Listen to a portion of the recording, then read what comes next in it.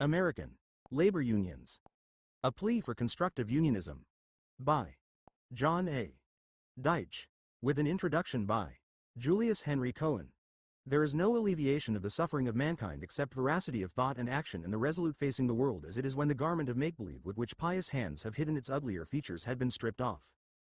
Tuomas Henry Huxley. N. Aryan Air. Copyright.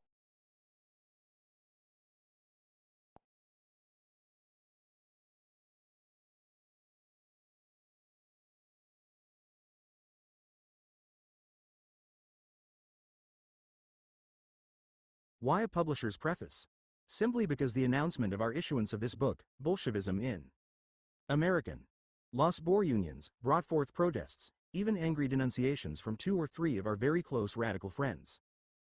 We were told that the author of this book is, himself, an employer of labor, something, of course, which we ourselves knew.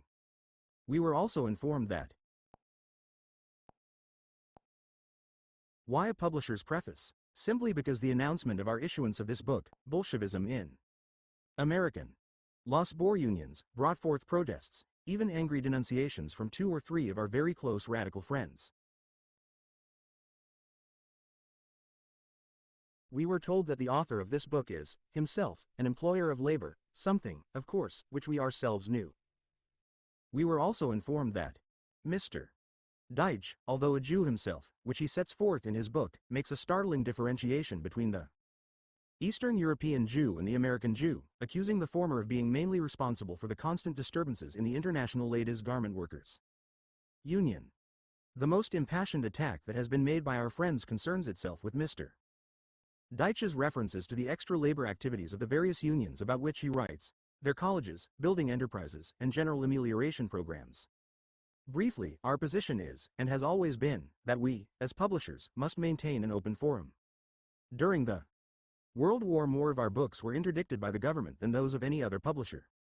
But at the time we were publishing Latsko's Men in War, John Reed's 10 Days That Shook the World, Albert Rees Williams's Through the Russian Revolution, Trotsky's The Bolsheviki and World Peace, we issued the government's own defense of its position on conscientious objectors written by Major Walter Guest Kellogg.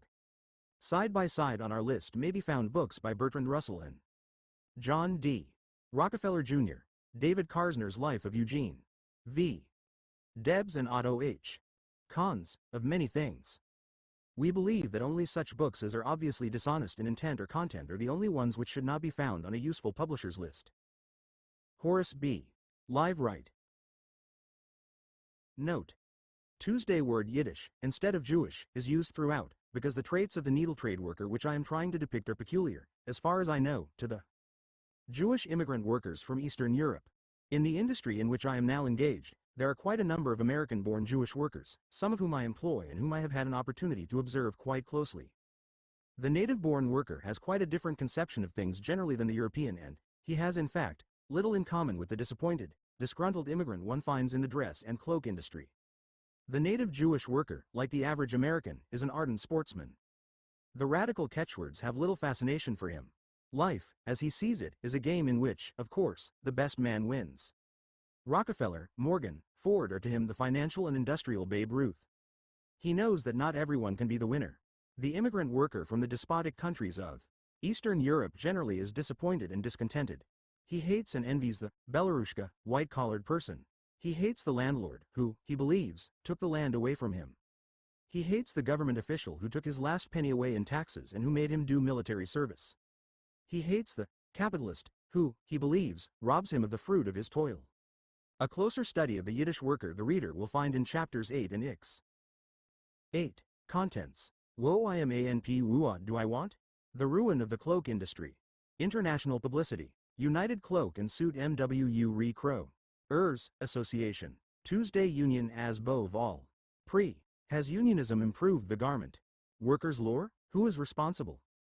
The human element Cal. Eon. The radicalism of the Yiddish worker. How SVU's ni sia goon ends we visa. Factured. Hoyt U Union is SM. AP. Wooey facts are wire white from the war arkers. Union agreements AEO problems of the EE. Tional. Tuesday discharge O Nenin. Tuesday theory of might and the AES of right. Capital and Te Rene, Tuesday Trouch, Ter Remedy 206.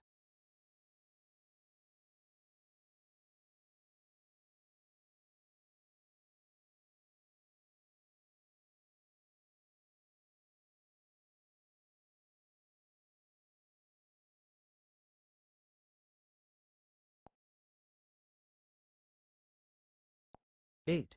Contents. Woe I am anp what do I want?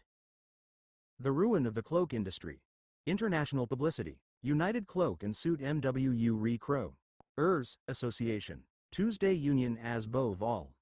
Pre. Has unionism improved the garment? Workers' lore? Who is responsible? The human element Cal. Eon.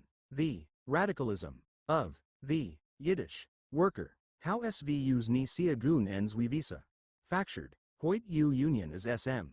AP. Wui facts are wire white from the. War Arkers. Union agreements AEO problems of the EE. Tional. Tuesday discharge O Nenin. Tuesday theory of might and the AES of right.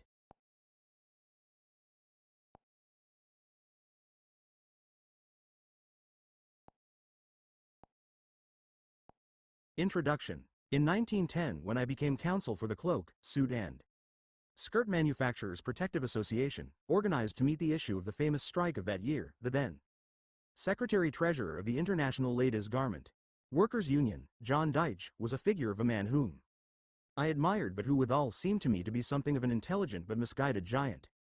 As we passed out of the stage of strike belligerency, I came to see him at closer range. Three outstanding qualities, as others did, I came to see were characteristic of the man. They were personal integrity of the highest order, personal courage of the red-blooded variety, and a self-sacrificing purpose to serve his people constructively. This trinity of virtues has always made him seem to me one of the greatest labor leaders this country has produced. He went down to defeat with high honor. Why? Let him tell his story himself. In 1913, when I helped to shape the protocol of peace in the dress and waist industry, John Dyche was then the outstanding figure in the union. It is not too much to say that at that time it was confidence in his leadership which led my clients to go into these epic-making agreements. It was faith in John Dyche which made for faith in John Dyche's union. That the plans should result ultimately in the disintegration of the constructive forces then working from both sides, result furthermore in the disappearance of the very leaders among the manufacturers who signed the protocol, as well as the disappearance from power of himself, minimizes not in the least my confidence in the principles he stood for nor in Dyche himself. I have seen the principles under other leadership take root elsewhere and rise to great height. Naturally, one looks for explanation. Is the type of man of John Dyche destined to fail as a labor leader? Is courageous, outspoken criticism in such a leader an asset or a liability? Dyche hates politicians. You can see that in his talk, in his writing. He hates truculence. He knows only the tact of outspoken candor. But it is fair to say that if he had continued in power, some of the worst of the present evils of the industry would not now exist.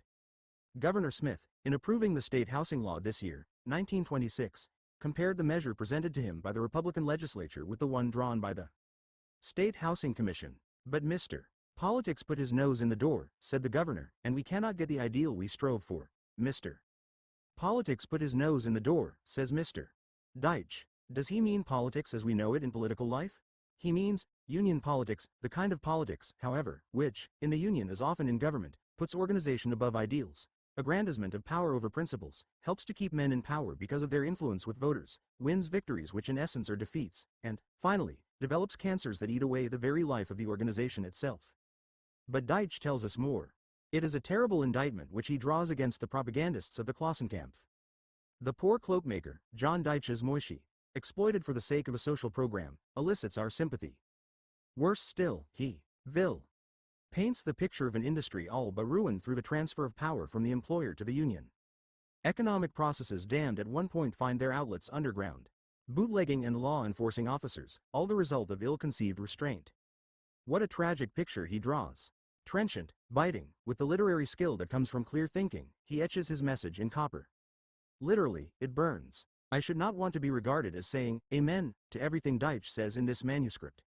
He would not, I am sure, expect me to do so. For example, his strictures on outsiders, and his strictures on the legal profession and the part lawyers played in the industry. While, of course, I do not take as personal these references, they do not win my concurrence. Hillquit and London were on the other side, but their sincerity of purpose I never questioned, though I differed with them 1,000 times. I was always persuaded and still believe that they willed to be constructive. Like other lawyers, however, like myself, they suffered from the limitations of their retainer. They could travel no faster than their clients permitted them to go. Nor do I agree with Dyche, as most everyone knows, in his strictures on the processes of arbitration as a substitute for the strike. The industry would have died but for these institutions. As for inside history of the union, I can vouch only for Dyche as a competent and truth-telling, if hard-hitting, witness. The facts he tells are the facts as he saw them. He ought to know. Others may contradict his testimony. But his testimony is his testimony. It is worth the telling and is much the most instructive of any testimony I have yet heard in the industry. Obviously, when I wrote Law and Order in Indus 1x. Try, 1916, I could but guess and surmise where Dyche would speak authoritatively. 10 years have elapsed. Time to allow the molten metal to cool and to look at it dispassionately. Dyche had to get out of the industry. So did most of the constructive leaders on the employer's side whom I knew and with whom I worked. Many of the things they prophesied have come true. Still, the mass of the workers are uninformed of these economic causes and results. If Dyche's diagnosis could be placed in the hands of every garment worker and employer, would they not know more than they do now? Truth is mighty and will prevail. 16 years have elapsed since the protocol in the cloak and suit industry was signed. It brought into existence, as Dyche points out, a powerful trades union, one of the most powerful today. It dominates the industry. In the sanitary field, conditions have been revolutionized. But on the economic side has the international union done what was expected of it. John Dyche, now himself an employer of men, is still a leader of workers. In these chapters he has justified the faith in his courage, his intellect and his sense of service to the cause in which he enlisted. To paraphrase, though they slay me, yet will I trust in them. This message is his message to the workers. But it is more than that. It is experience for the inexperienced. It is judgment and knowledge. It is a primer of facts, a casebook, for all who would try to organize industry for social progress. That elusive factor, the human element, is here revealed by an expert, a real expert. Let us hope revealed for good in the future. Juxius H. Cohen. Instead of a preface, the preacher is disliked the world over while the agitator is not. Why? Because the preacher criticizes, calls the attention of his hearers to their own personal faults and shortcomings, whereas the agitator criticizes, calls the attention of his hearers to the faults of others. Simple, isn't it? When trouble comes, we are all inclined to fasten its cause on others, rather than ourselves. And the more foolish we are, the stronger is our conviction that somebody else is the cause of that trouble. Yes, the more difficult it is to convince us that our own shortcomings are the cause of our misery.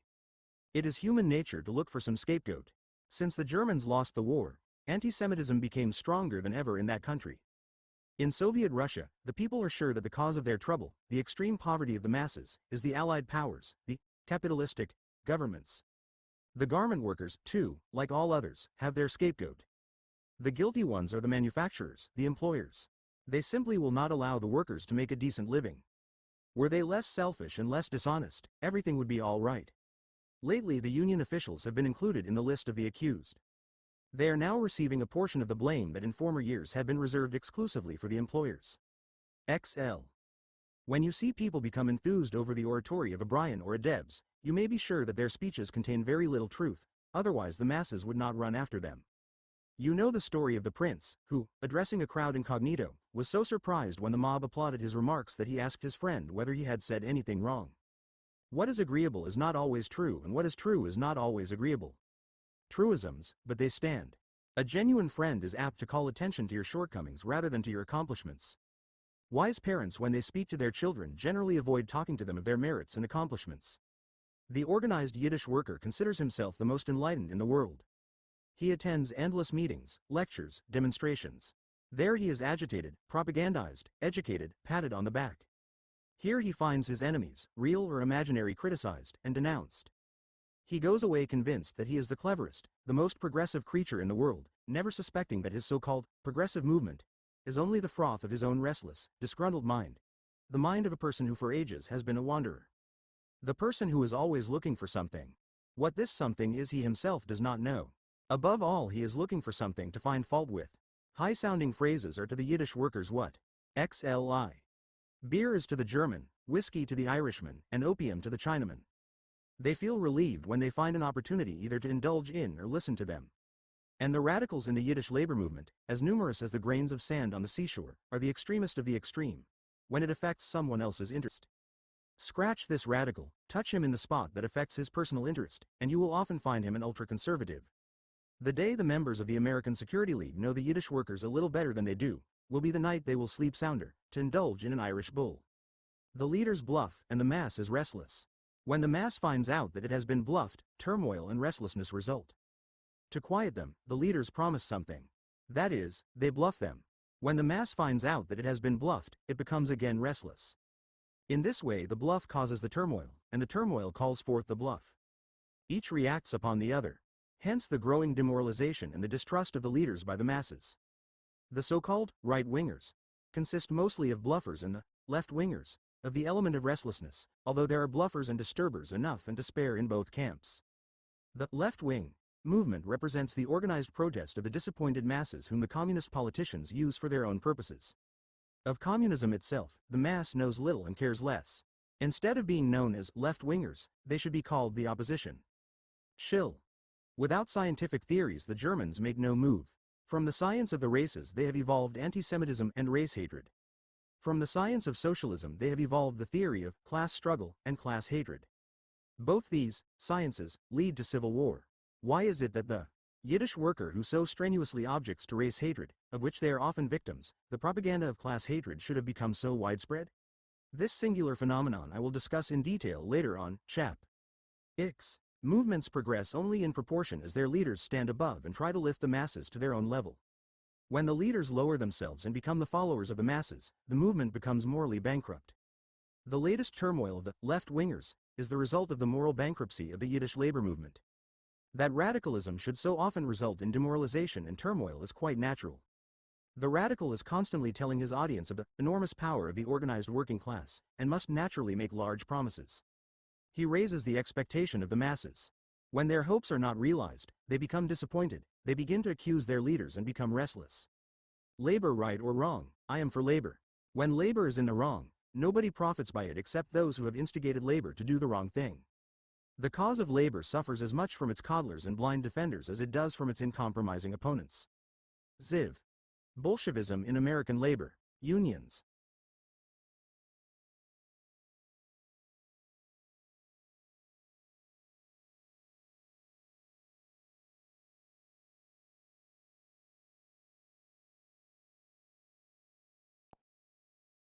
Bolshevism in American labor unions. Chapter I. WHOAMI and what do I want? I am after you, Mr. Cloakmaker and Mr. Dressmaker, because I feel I am intimately acquainted with many of the details which make up your problem. I know, too, that I am partly responsible for many of them. Also because I have a dream I have cherished for a long while of leading you out of your present chaotic condition. To lead you away from what you have been propagandized to believe is the right path. I know it is difficult, perhaps impossible. But I believe with that French thinker who said, the impossible is sure to happen. I do not expect that you will derive a great deal of pleasure from what I am putting down here in black and white. I do not know who will most resent my words, the right or the left-wingers. To me, they are 6 of one and a half dozen of the other, with the leaders of both showing their greatest earnestness in their denouncements of each other. Nor will the members of the Union who have come to me bitter with complaints against their officials enjoy my opinion. The officers and the members are all cut of the same piece of cloth. They don't deserve any better leadership. In treating disease, the all-important task is to determine the nature and the character of the illness, diagnosis, as it is called, while the method of medications is almost standardized. I am going to try to make a detailed analysis of conditions in your trade, then follow up their developments, and later describe in detail significant incidents of your organizations, analyze the work of your officers, representatives, lawyers, etc., and finally bring to life some facts which many of you, I am afraid, would like to forget. I am not anxious to rub it into somebody. I do not want to get even with some old colleagues. But I do want to indicate to you what form of organization, of unionism, the cloak and dress industry needs so that it should be of benefit, not only to a limited number of paid officials and their hangers-on, but to all its members. To approximate this, I must call your attention to the causes which brought about the present situation. I must enter into many details which I otherwise would have left alone. I must show the inner side which hitherto has not appeared in the press. Not considering myself a strong Yiddish patriot, I am not afraid to confess that many disagreeable things now existing in your trade are largely a result of Yiddish shortcomings. This applies to both Yiddish employers and workers. At the same time, nobody knows better than I do the excellent qualities Yiddish workers possess, namely the absence of blind obstinacy, a mental agility, a capacity to change, to adapt themselves to new environment. These traits they possess in larger measure than the other workers of this country. Directed in the right channels, they should have brought about a most desirable change in the methods of your organization, and even, eventually, have contributed something new in the way of solving the industrial problems of the whole country. Personally, I have no special cause to love the Yiddish workers, nor any selfish aim to attain. This much I do want to be credited with. I am not selfishly interested in them any more than their paid officials, whose number increases daily. I am not looking for a position in your organization, nor am I a lawyer looking for a fat fee, or a politician looking for their votes. I can luxuriate myself in the privilege of telling openly many things that their leaders themselves talk to one another behind closed doors. I make no apology for my absence of figures or quotations from government authorities on the subject. Neither will I drag in hearsay allegations of facts which someone has heard someone else relate. I have restricted myself to such facts and such incidents as I myself have witnessed, facts I have lived through. Many of you have participated in what I am about to relate. When an investigator knows his human material, the human element, and the psychology of the people engaged in an industry he is studying, then only do facts and figures of industrial life possess vitality and power. I do not pretend to possess the scientific equipment of the writer of the official history of the International Ladies Garment Workers Union which appeared recently. Neither do I pretend to be a simple workman, as my former colleague, Mr. Rosenberg, the former president of the I.L.G.W. Union did, who recently published a book dealing with the reminiscences of a cloakmaker. Some facts about myself are due, I think, the general reader. I entered the tailoring trade in 1886 in Yorkshire, England, as a machine operator. A few months later I joined the labor union in my trade, which I then helped to organize.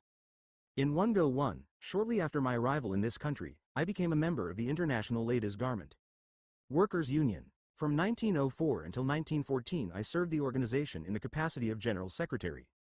When I first took office in the International Ladies Garment Workers Union, its membership was less than 1,000. When I left it in 1914 it was in the neighborhood of 100,000. And the union was enjoying contractual relations with the bulk of the manufacturers in the various branches of the women's garment industry. During the past 10 years I myself have been an employer of union labor. In this way I have had the unusual opportunities to study the labor problem from these different and distinct points of view. I have also studied at the London School of Economics and Political Science for several years while still working at the trade. My work there on alien immigration was noticed even on this side of the Atlantic. Unlike so many of your class-conscious lawyers eager to fight the cause of organized labor for a high fee, I did not learn a profession. Unless you are in possession of these simple facts about myself, you will be utterly unable to understand the paradox of a person who has devoted the best part of his life to the labor movement, now being forced to pick a fight with his own union colleagues. But the fact remains that almost from the first day after the signing of the Protocol of Peace of 1910, when the International became a power in the cloak industry, I have been against the Union, to quote some of my old colleagues. Seeing that my constructive efforts for the welfare of its members were thwarted by officials who loved their jobs better than they did the truth, I was forced eventually to enter the business world, a stranger in a strange land. In the English academic circle in which my mind received its training I have lost some of the narrow prejudices of my fellow worker. I did not, for instance, consider my employer as my natural enemy, nor look with distrust or suspicion at anyone who was not a member of my own class. I am quoting words popular with the Yiddish workers who use it to designate all those non-wage earners who do not belong to their socialistic sect. It is this acquaintance with social and economic problems which made it then possible for me to realize the senselessness of the fight of the Union against the Cloak Manufacturers Protective Association.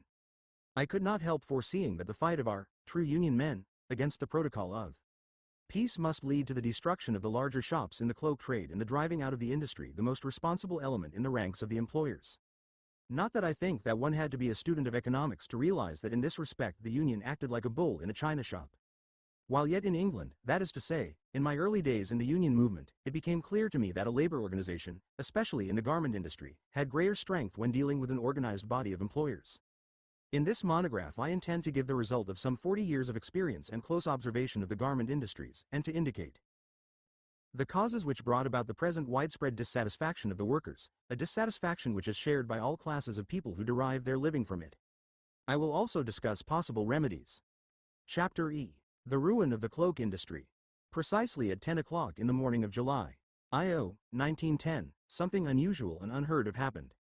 50,000 workers in the cloak and suit industry in the city of New York, the majority of whom were Jewish immigrants from Eastern Europe, responded to the call of a handful of trade union agitators, left their machines and enrolled one after another in the ranks of organized labor. Workers from the sweatshops of the East Side joined hands with the highest skilled and best paid artisans of the exclusive Fifth Avenue cloak and suit houses. More than this, they kept out on strike for weeks and months without funds, without proper organization, without trained leadership. During this walkout, the leading cloak manufacturers in the city formed an association under the name of the Cloak and Suit Manufacturers Protective Association, resolving that their workers must return to work as individuals based on a determination that under no circumstances would they recognize the union, or deal with its leaders. But such was the determination of the workers that after 3 months had elapsed, the employers became convinced that there was no possibility of securing the return of their work people except as an organized body. Thus the union. It was September before the strikers agreed to return to work. By that time, a revolution in the labor conditions in the cloak industry in the city of New York had been brought about. What legislators, social reformers, philanthropists and all kinds of friends of labor had failed to accomplish during years of agitation, the strikers themselves obtained in these intervening weeks. And they succeeded effectively, thoroughly. The change in their status was so radical, so sweeping, that everybody was amazed. Socialist wiseacres who hitherto pinned their faith in political action, and who had assured the workers that the economic struggle was dead, were taken off their feet.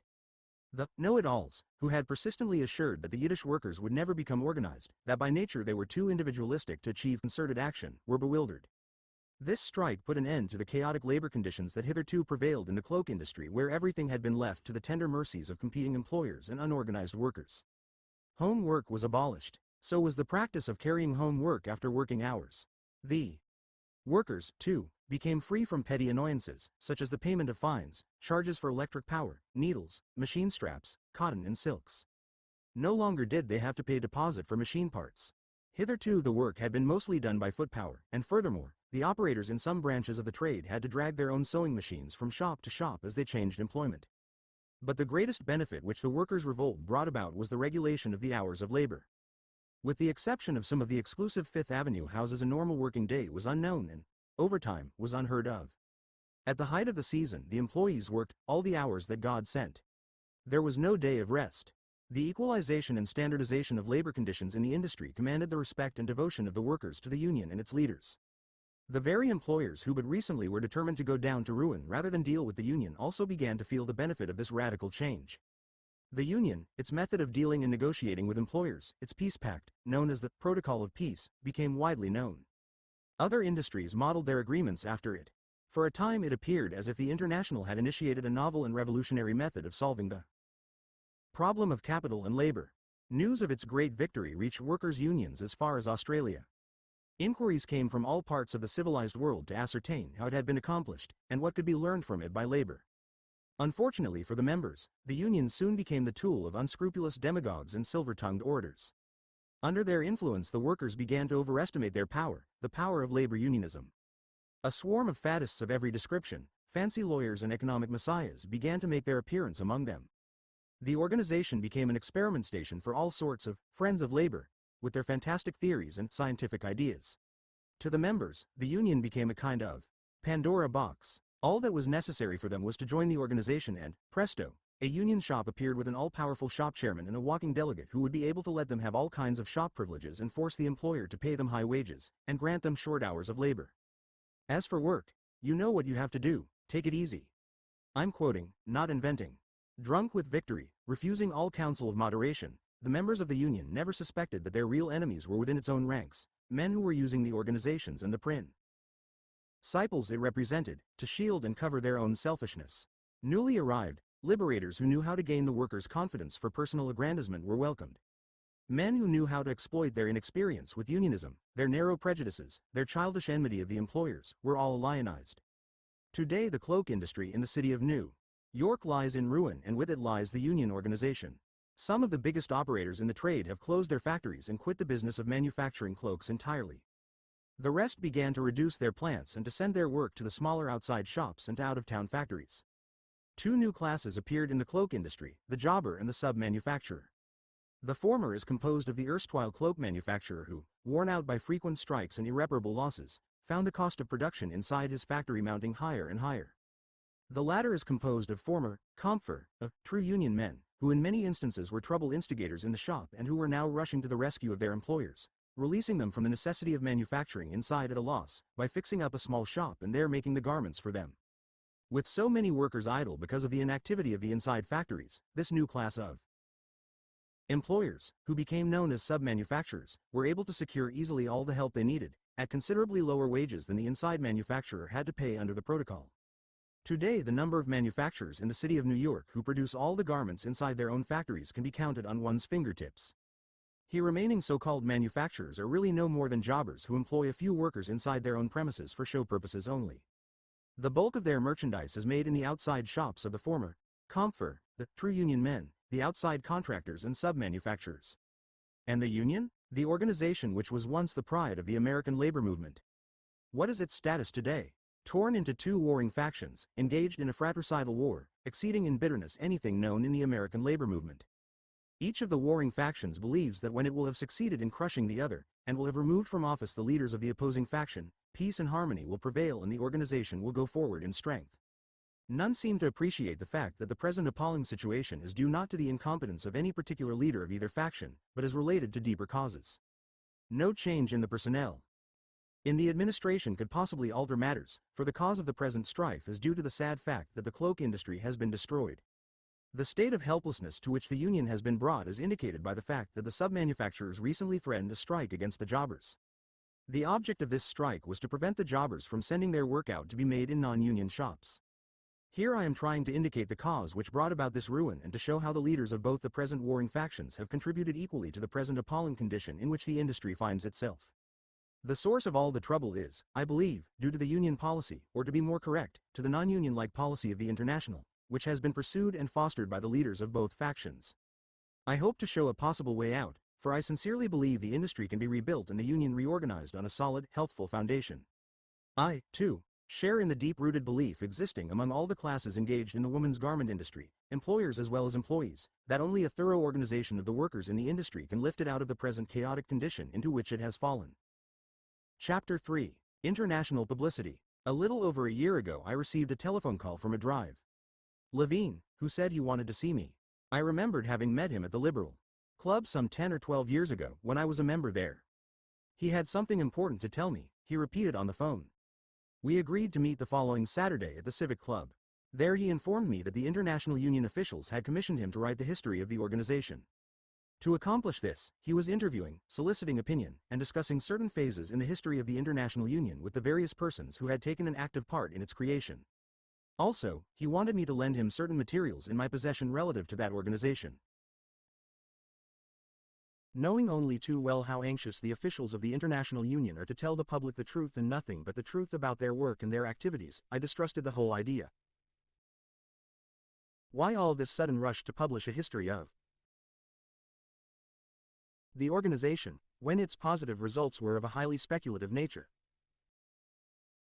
I knew that the union was not growing stronger, and that there was much discontent in the ranks of the members. There was as yet not enough perspective, in my humble opinion, to write an impartial record of its activities and achievements. The actors in this economic drama were, for the most part, still alive. How could their contributions be impartially appraised when there had been so much discord and so little agreement among them? By way of answering this, the historian of the International explained the necessity, as he saw it, for collecting all materials as soon as possible in view of the fact that the actors were disappearing from the scene, one by one. To overcome my mistrust, which he right away sensed, as to his impartiality in the proposed history, he assured me, on his word of honor, that no facts relating to my person would ever be printed without proof sheets being submitted to me in advance of publication. On this reassurance I forwarded to him a mass of material which was in my possession. I also answered several questions he put to me relative to the well-known Howard affair, explaining to him the many knotty points that led up to the abrogation of the Protocol of 1910. Now, he commented, I understand many things relating to this important period in the history of the International Union that were obscure to me. During the course of our conversation, Levine informed me that when Mr. Schlesinger took office as president of the International Union, he had destroyed many records which related to the history of the old administration, which were in the files of the General Office. He was told the same by Mr. Rosebery, then in charge of the archives of the International Union. In this way there was not left a single copy of the Cloakmaker which was issued by Local No. 1, New York Cloakmakers, during the years 1907-1908. Neither were there left any issues of the Wecker which took the place of the Cloakmaker. This Wecker had been the official organ of the International Union. To be sure, this journal has been impolite enough to criticize the members of the Socialist Party for their indifference to unionism. At one time, the United Hebrew Trades had entered into a fight with the Workers' Circle, a socialistic and radical benevolent society, because of the latter's hostility to the union movement. The cause which compelled us at that time, when the International Union was so poor financially, to issue a journal of our own, was the fact that the Jewish Daily Forward, a widely read socialist newspaper, refused to print anything relating to the cloakmakers and their efforts to organize themselves. Mr. Cahan, its editor, said to me, "It is of no use to take up our space with the cloakmakers and their so-called organization. Nobody except a handful of trade union fanatics are interested in it. In this country you are still a greenhorn. Our manager knows the situation much better than you, and he assures me that it is useless for the Forward to be bothered with it." I am relating all this to inform the general reader what then was the attitude both of the socialists and their press toward the labor union movement. Their battle cry was, "The economic struggle is dead, and the leaders are corrupt." Their argument was that in former years, when capital was still weak, not as well fortified, unionism might have been of some use to the workers. Now, with capital so strongly entrenched, both unions and strikes were futile means of improving workers' conditions. A member of the executive board of the Socialist Party told me at that time that it was his firm belief that the union movement was nothing but fake and bluff. All this indicates the exact value of the opinions of those socialist theorists. As editor of the Wecker, I was, naturally, persona non grata to the Forward. It hated independence of thought worse than it hated being crossed in its editorial dictatorship. The very idea of criticizing the socialists because of their attitude to unionism. The audacity of agitating a general strike in the cloak trade without consulting or obtaining the sanction of the chief rabbi of the Yiddish labor movement, Mr. Abraham Cahan. To return to the official history of the International Union and its historian. Weeks and months passed by, and I heard not a word from Dr. Levine, nor was the material I lent him returned. The man is writing a history that may take him a year or two to finish, I thought. Imagine what a great undertaking it must be to write a history of the development of the women's garment industry and the progress of its organization throughout the United States. Imagine my surprise, when a few months ago, I happened to read in the New York Times Book Review section a review of the book, wherein it was referred to as a wonderful history. Nothing like it had been accomplished in the labor world. One superlative after the other was dragged in by the reviewer, whose enthusiasm for the book was so great that he called it the Iliad of the women's garment workers. The wonders accomplished by the organization, the heroism of its members and leaders the reviewer showed by quoting incidents from it that I know never took place. A few weeks after this I read an advertisement on the last page of the New Republic citing its praise by several university professors. Similar expressions of opinions have appeared from time to time in various publications. Everybody seemed enthusiastic about this work. I no longer wonder that the scientific world questions whether there is such a thing as a social science after this poppycock. Why of late, they have been asking how is it so much progress has been made in every branch of science, whereas sociology appears not to move at all? When sociologists like Dr. Levine draw their conclusion and base their theories on such facts and such data as he has gathered for his official history. It is quite possible for a thinker to be objective when he is dealing with dead figures, such as those of heavenly bodies, atoms, molecules, etc. Second, as scientists begin to investigate the behavior of human beings, they at once lose their objectivity. The historian becomes a writer of fiction. I was not really surprised at all this. Since the new administration came into office in 1914, the International Union undertook an advertising and publicity campaign both in the Yiddish and English press, the like of which was unknown to the American labor movement. The watchman of the anarchist weekly publication, Die Freie Arbeiter, Stimme, was made the watchdog of the General Office of the International Union. He became editor of the official journal and there took care that not one word of criticism of the doings of the officers should appear in the official press, but kept on telling the workers of the struggles and victories of the International. Facts and instances were related illustrating the trade union statesmanship, the foresight, the business ability of its leaders and officers. In the English press their business ability was stressed, in the Yiddish their radicalism. Why did Drive Levine forget to send me as he promised the proofs of that part of his history relating to my person? After reading all the puffs it received from a friendly press I became curious to see what kind of a history it was. I read the book and found it to be nothing but an advertisement of the General Office of the International Union sent out in the form of a scientific publication. No doubt it will serve as material for social science. And, who knows, but new social theories may be built, based in the facts and data gathered in this book. This history may even become a textbook in American universities. Stranger things than that have happened. This history is really a book full of tittle-tattle, of anecdotes and happenings that the historian, picked up in offices of the Union and East Side cafes. At the same time, he left out such important events as actually did take place in the organization, and which had a great influence on the development of the women's garment industries in this country. Events that, if stated, give quite a different conception of the real character and the nature of the methods and tactics adopted by the Union and the exact results achieved. And these events, if brought to the surface, would throw quite a different light on the whole situation in the women's garment industry and the real results achieved by the International Union. Chapter IV. United Cloak and Suit Manufacturers Association. In this official history drive, Levine left out many things that actually should have been chronicled, while recording many events that never happened. For instance, he made absolutely no reference to the existence of the United Cloak and Suit Manufacturers Association of New York City, of which a Mr. Orentley was manager, who at the time of which I am writing dealt with Mr. Abraham Bisnow, who was representing the Union. For reasons of state, the existence of this association had to be left out of the official history of the Union. How otherwise could the author conceal the fact that the Union's victory against the Protective was barren and bitter, for it had no other result, as far as the workers were concerned, than throwing them back into labor conditions that were worse.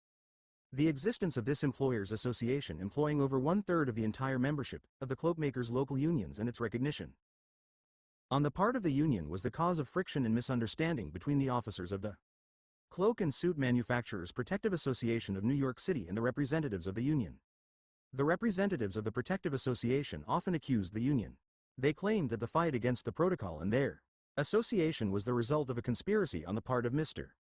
A. Bisnow and the United Cloak Manufacturers Association to injure and destroy their organization for the benefit of the United Association. Similar events has happened in the labor union movement. In proof of their complaint, they called our attention to the undeniable fact that the Union was directing its energy against the members of their association representing the best and the largest cloak factories in the trade where labor conditions were admittedly superior to that of the United Association. Of this damaging accusation on the part of the representatives of the Protective Association, the Union officials were unable to clear themselves. No doubt this idea in their mind contributed to and hastened the abrogation of the protocol on the part of that association in 1915. That Mr. Bisnow's agitation against the Protective Association and the protocol had any sinister motive could only be believed by those who did not know Mr. Bisnow's extraordinary honesty and straightforwardness. Nevertheless, some of the officials of the United Association had influenced Mr. Bisnow, through his naivete and simple-mindedness, to take a stand against the Protective. Why he ever picked out the body of employers in whose shops labor conditions were the best, for the object of his attacks, will ever be a mystery to me. If I did not know that the greatest number of my readers would be cloakmakers engaged in the cloak trade, I, too, might be tempted, like the official historian, to leave out all mention of this unhappy event. In the building trades there were corrupt leaders, like Brindle and Sam Parks, whose tactics were overlooked by some of its members because their wages were increased. Regret this moral standard as much as you please. It did not destroy the building trades if it did blast a few reputations. This crazy fight which brought victory to the Union, brought also defeat to its members. For its one tangible practical result was to drive the work from the shop of the Protective Association where wages were highest and working conditions the best, to the shops of competitors where wages and earnings were considerably lower. In an organization whose sole object is the improvement of the conditions of its members, such a blunder should have been impossible. But before the reader finishes reading this monograph, he will have become acquainted with elements and forces of the so-called progressive Yiddish labor movement, which make anything and everything seem possible. Then it will become clear how it was possible for an organization as large as the Cloakmakers' Union to undertake a fight as quixotic as Don Quixote's. There is this difference. The Spaniard was trying to destroy windmills, while the Union officials were trying to destroy the improvements that had been made in the working conditions and wages of their members. Nor could this criminal fight against the best shops in the trade ever have been conducted without the co-6D-peration, active or passive, of the present officials of the International Union. It is senseless to say that Mr. Bisnow and later Professor Howerwich were able to carry on this tragic fight alone. The others fought behind a smokescreen, taking good care to do nothing that would compromise themselves, one way or the other. Sitting on the fence, with an eye on their own jobs. Had the interest of the cloakmakers been so dear to the officials of the Union, as their interest in their own positions, the cloak industry would today be quite different. Alas, what will people not do for the sake of earning a living for their families? Do you understand why such an important economic phenomenon as the existence for 5 or 6 years of the United Association is entirely left out in the official history of the International, which is so full otherwise of fiction and incidents that never occurred? On the other hand, the historian, when the opportunity presents itself, tries to get the best of the cursed traitor, who had the audacity to fight openly against the slaves of the protocol. When, for instance, Drive. Levine in his History speaks of the ultimatum which the Protective Association sent to the Union, in which they demanded the resignation of Professor Howard. The historian made the following statement. It is said that this ultimatum was suggested by Dyche to Julius Henry Cohen, the lawyer of the Protective Association. If it were not for the words, it is said, I would have compelled the historian and the publisher of this history to prove this in a court of law. In making this statement, the historian makes the accusation that while being an officer of the International Union, I had conspired with the attorney of the association against the Union. Chapter V. The Union above all. Why is it, readers will ask, that writers and investigators of labor problems and labor organizations have not yet cared to find out what really is taking place in the garment industries? Why do they skip over the evils there existent, although they seem to see through magnifying glass the better side of it? Why, for instance, should a group of university professors come out with an incorrect declaration in the daily press favoring the Union? Can it be possible, one naturally asks, that the whole faculty of a university could be guilty of making a false public statement? Let us see. You may remember that in 1916 there was a lockout of the cloakmakers. I will indicate some of the events that led up to it. At the end of 1915, the Cloak and Suit Manufacturers Protective Association, the first employers' organization to sign a collective agreement with the Union, and which has been instrumental in the signing of several other collective agreements in the women's garment industries, abrogated the protocol of peace with the International. It is true that all the reforms and changes in the protocol originally demanded by Mr. Bisnow and later by Professor Howard were won by the Union. Mr. Bisnow's cure-all, or hobby, the impartial chairman, was instituted. The employers conceded an increase in the number of arbitrators from 3 to 6. This was a main defect of the protocol according to the contention of the Learned Council of the Union. Despite these concessions, the protocol was abrogated, and with the breaking of the protocol the workers in the biggest shops in the trade remained without a union agreement. The Employers Association abrogated the protocol because of the increasing number of unauthorized strikes and stoppages against which the union officials, contrary to the spirit of the protocol, took no stand. It could not have been otherwise, for these numerous stoppages were the inevitable result of the reforms demanded by the radical element of the Union, first headed by Mr. Bisnow and later by Professor Howard. The realization of these demands acted as a sort of boomerang to the Union in many cases, the workers losing many privileges they had hitherto enjoyed. Neither for that matter did Mr. Schlesinger, then the president of the International, dare to take firm measures against the strikes. The radical followers of Dr. Howard, who had succeeded in getting rid of the old administration, the members of which they had accused of being agents of the manufacturers' association, succeeded eventually in making Mr. Schlesinger the president. He rode into office on a radical platform. Therefore he could not take energetic measures against the very people who had put him in office. To have done this would be to resume the policy of the old administration, whose members were called strikebreakers and traitors, because they would not tolerate illegal shop strikes, being true to the protocol they had signed. The Protective Association was the greatest factor in the industry at that time, and the Union had not as yet conquered it completely. To leave such shops in the air, so to say, without a union agreement was too dangerous, because those shops employed the majority of the workers in the trade. Therefore, something had to be done. A general strike was the only way out of such a desperate situation. But to call a general strike at that time would have been very dangerous. Public opinion was against strikes. The World War was at the height of its fury, and anything like non-cooperation would be frowned at. People began to talk of an armistice in the cloak trade for a year. The position of the administration became very shaky. The agreement in the shops of the Protective Association. The leaders of the Protective Association took the union leaders out of their predicament by lockout. As they say in boxing, they beat them to the punch. While the union was wondering whether to call a strike in the month of July, when the fall season would be in full swing, the employers declared a lockout in the month of April, at the end of the spring season. They figured that by the time the fall season began the workers would be so hungry that they would be able to dictate their own terms to them. Public opinion, which hitherto had been against the union, suddenly turned against the manufacturers, because the employers had begun an industrial war at a time when everyone wanted peace. In defense, the manufacturers declared that a lockout was only an act of defense because of the union preparation for a general strike.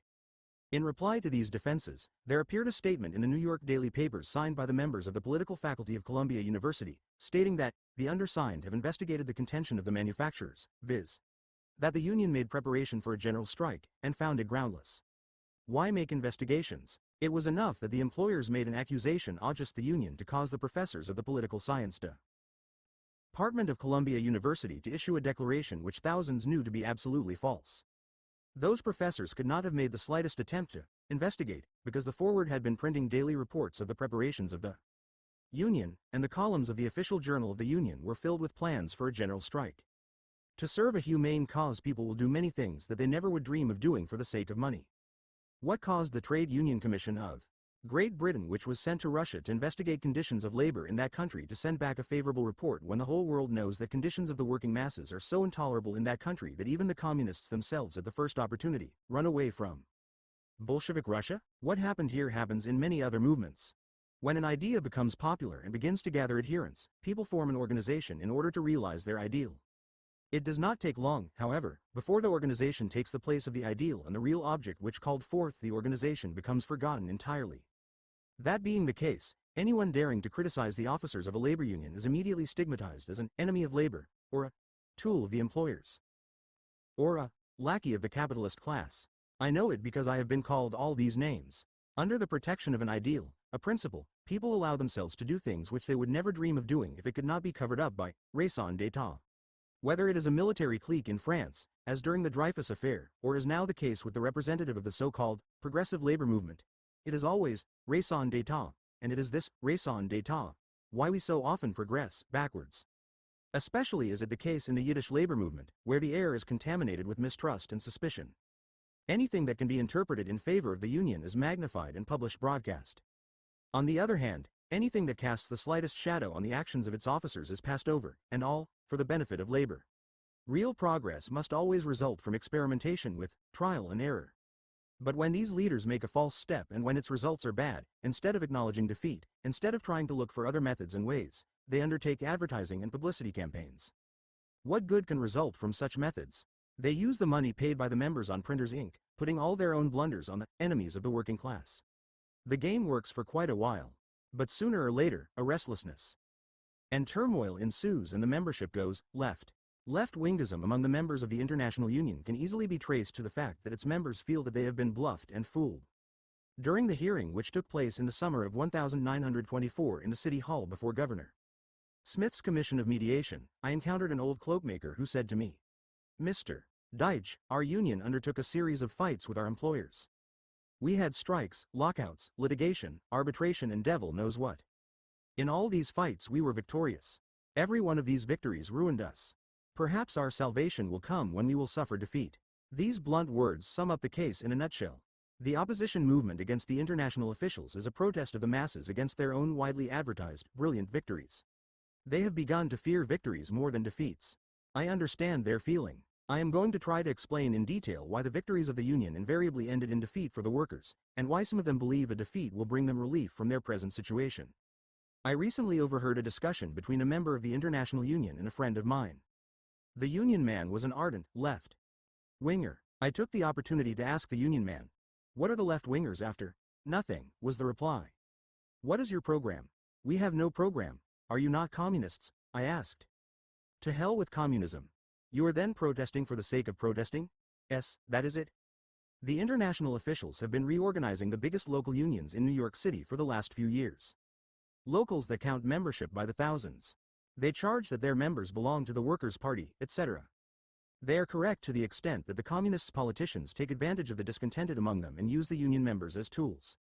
And since the International Union became so strong and so rich, the number of people solicitous of its welfare is growing daily. It should have little trouble ridding itself of its left-wingers. Let the administration of the International Union be turned over to the left-wingers and they will soon disappear. They certainly could not pursue the present policy of advertising and publicity campaigns with its arbitration proceedings and its hysterically announced victories. And when called upon to deliver the goods, they, too, would find themselves in a hopeless, helpless position, and their whole troublesome movement would collapse like a pack of cards. The primary cause of all the mischief from which the organization is suffering is its paid officers, which are growing daily in number. Wherever you turn, whenever you look into the policies and methods employed by the union, you can always trace it to some paid officer or official who is doing his stuff. The French have a saying, "Cherchez la femme." I say, find the official. Why was it that the mass of the workers all of a sudden became enthusiastic over Professor Howard? That cry, "Slaves of the Protocol," spread like wildfire? Because for 4 years the officials of the union had carried on a cowardly agitation against both the Protocol and the Protective Association. By doing so, they found they were winning favor with the members and shielding themselves against all tests of their real incompetence. Fight when you can't reason is another old dodge used by all leaders, whether it is in the needle trades industry or the government. According to the provisions of the protocol, in case of an unauthorized strike, or stoppage, as this is called, arising out of any dispute with any employer, workers' claims were not to be adjusted prior to their returning to their jobs. Naturally, the workers felt sore in these cases. They felt that they had made fools of themselves. What makes matters worse is the fact that the Yiddish worker will always bargain where monetary considerations are involved, but also that he is ready to strike for weeks or months when a point of satisfaction or principle, as he calls it, is involved. Then you will realize what it meant to him to have to go back to work and let the boss get the best of him. What did the walking delegates do in these cases? Did they inform the workers, as was their duty, that as union members they had no right to stop working without the authority of the union? That in so doing they had committed a fundamental offense against the principles of unionism? That in accordance with their own constitution, stoppage from work in a union shop without an express order from the union constitutes an act of treason against the organization? No, they did none of these things. This unfortunate official, in order not to jeopardize his job, in order not to get the worker of a particular shop against him, would address the workers in the following manner. It is a shame and a disgrace that I have to tell you to go back to work. Until you do so, the union can do nothing for you. The international officers have a protocol. They need associations. The protective association with their protocol ties our hands. Only when we will get rid of this damned protocol with the protective association will we be free men. Then we will be able to act in union shops in the same manner as we do in the shops of the United Association and the independent shops. In such shops, how do we act? We tell the employer to behave himself, otherwise he cannot get a single worker back to work. First of all, the matter in dispute has to be adjusted, before we even talk of going back to work. But in a protocol shop, if you are stubborn, you are sure to lose your job. The international officers will do with your shop the same as they did with the firm of Garfinkel and Rosenblatt and others. They simply filled up these shops with other men. Therefore, the sooner you go back to work the better for you. Such propaganda against the protocol was carried on by the union officials for 4 years in succession. You see, they were afraid of losing the members' votes when they came up for re-election. How is that the masses were aroused by the cry of black treason, and that committees of workers rushed to the general office of the International Union to throw the arch traitor through the window of the 10th floor? This attempted assault did not come from the blue sky. This outrage can be traced back to the unfortunate delegate. I know, for I was the villain they wanted to reach. Under the protocol, all complaints were adjusted by a board of grievances consisting of an equal number of union and association representatives. Board. When the union had established its case, the chairman of the employers' association was to call upon a member of the board on the side of the employers to make a motion in favor of the union. This was always possible because the mover was never a paid official and could act independently in accordance with the dictates of his conscience and the facts. If his constituents became displeased with his action, he would only lose an office when his term expired. Nothing else, for he was not a paid official like a walking delegate. You, my readers, can imagine such an instance, can't you?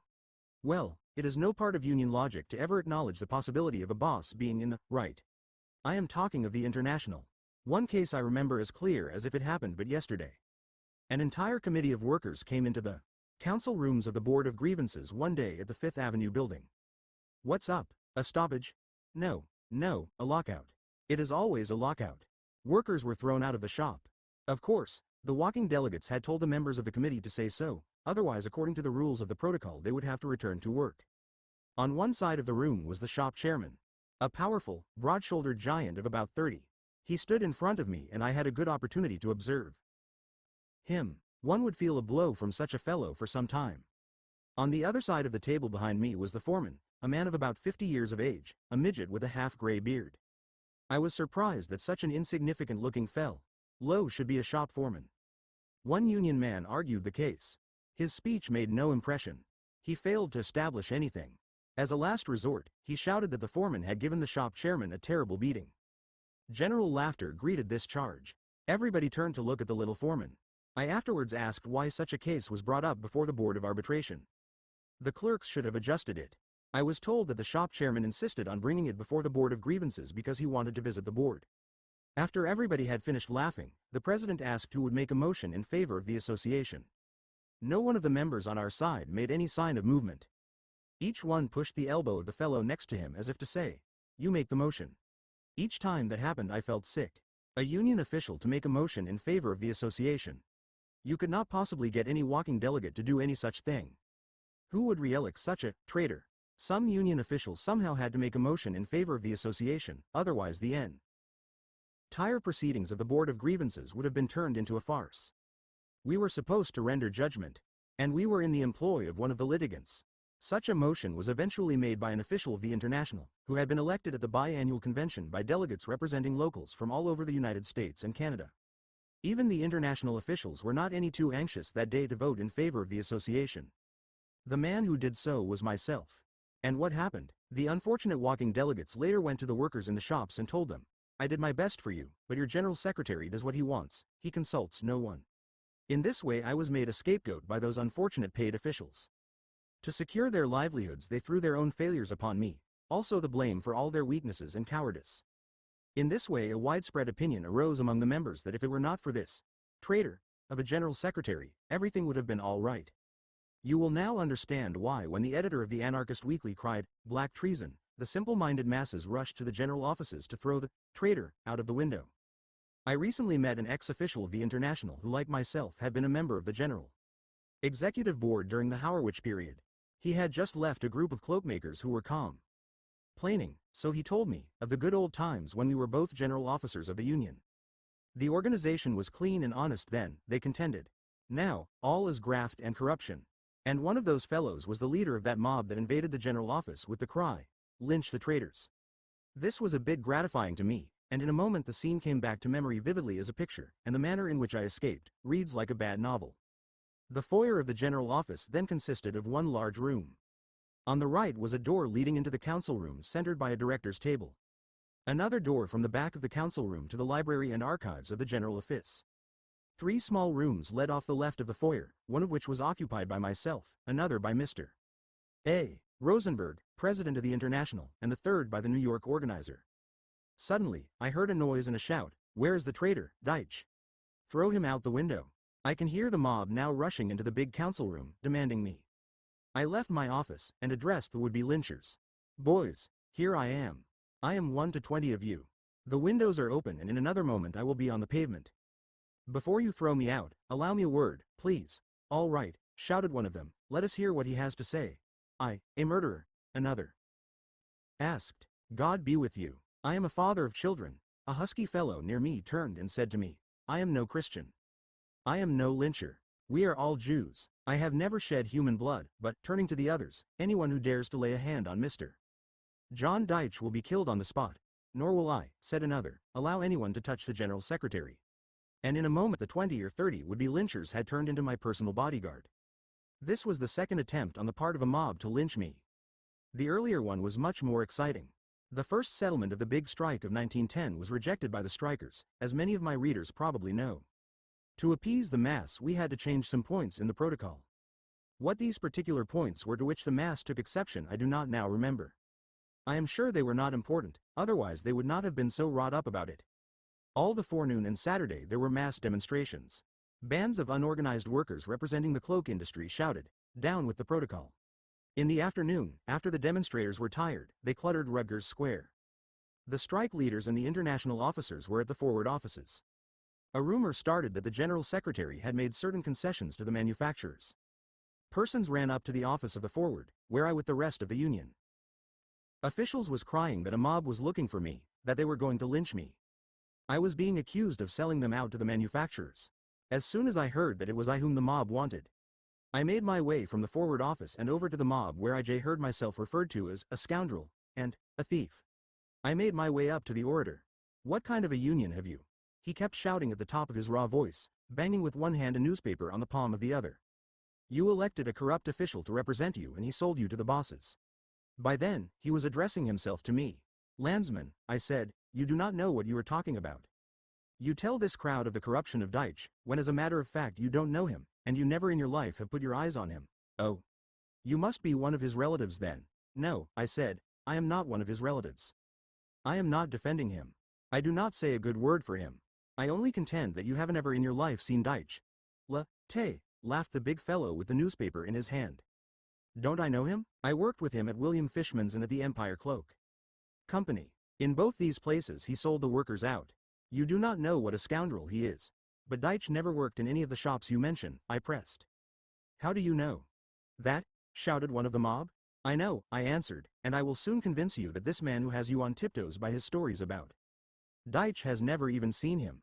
He does not know whether he is tall or small, thin or fat. The fellow with the newspaper began to get shaky. Prove it, cried someone. I will prove it to you right away, said I. I put my hand in my pocket and pulled out my union card and said, you see the name on this union card. You see the inscription. The name is John A.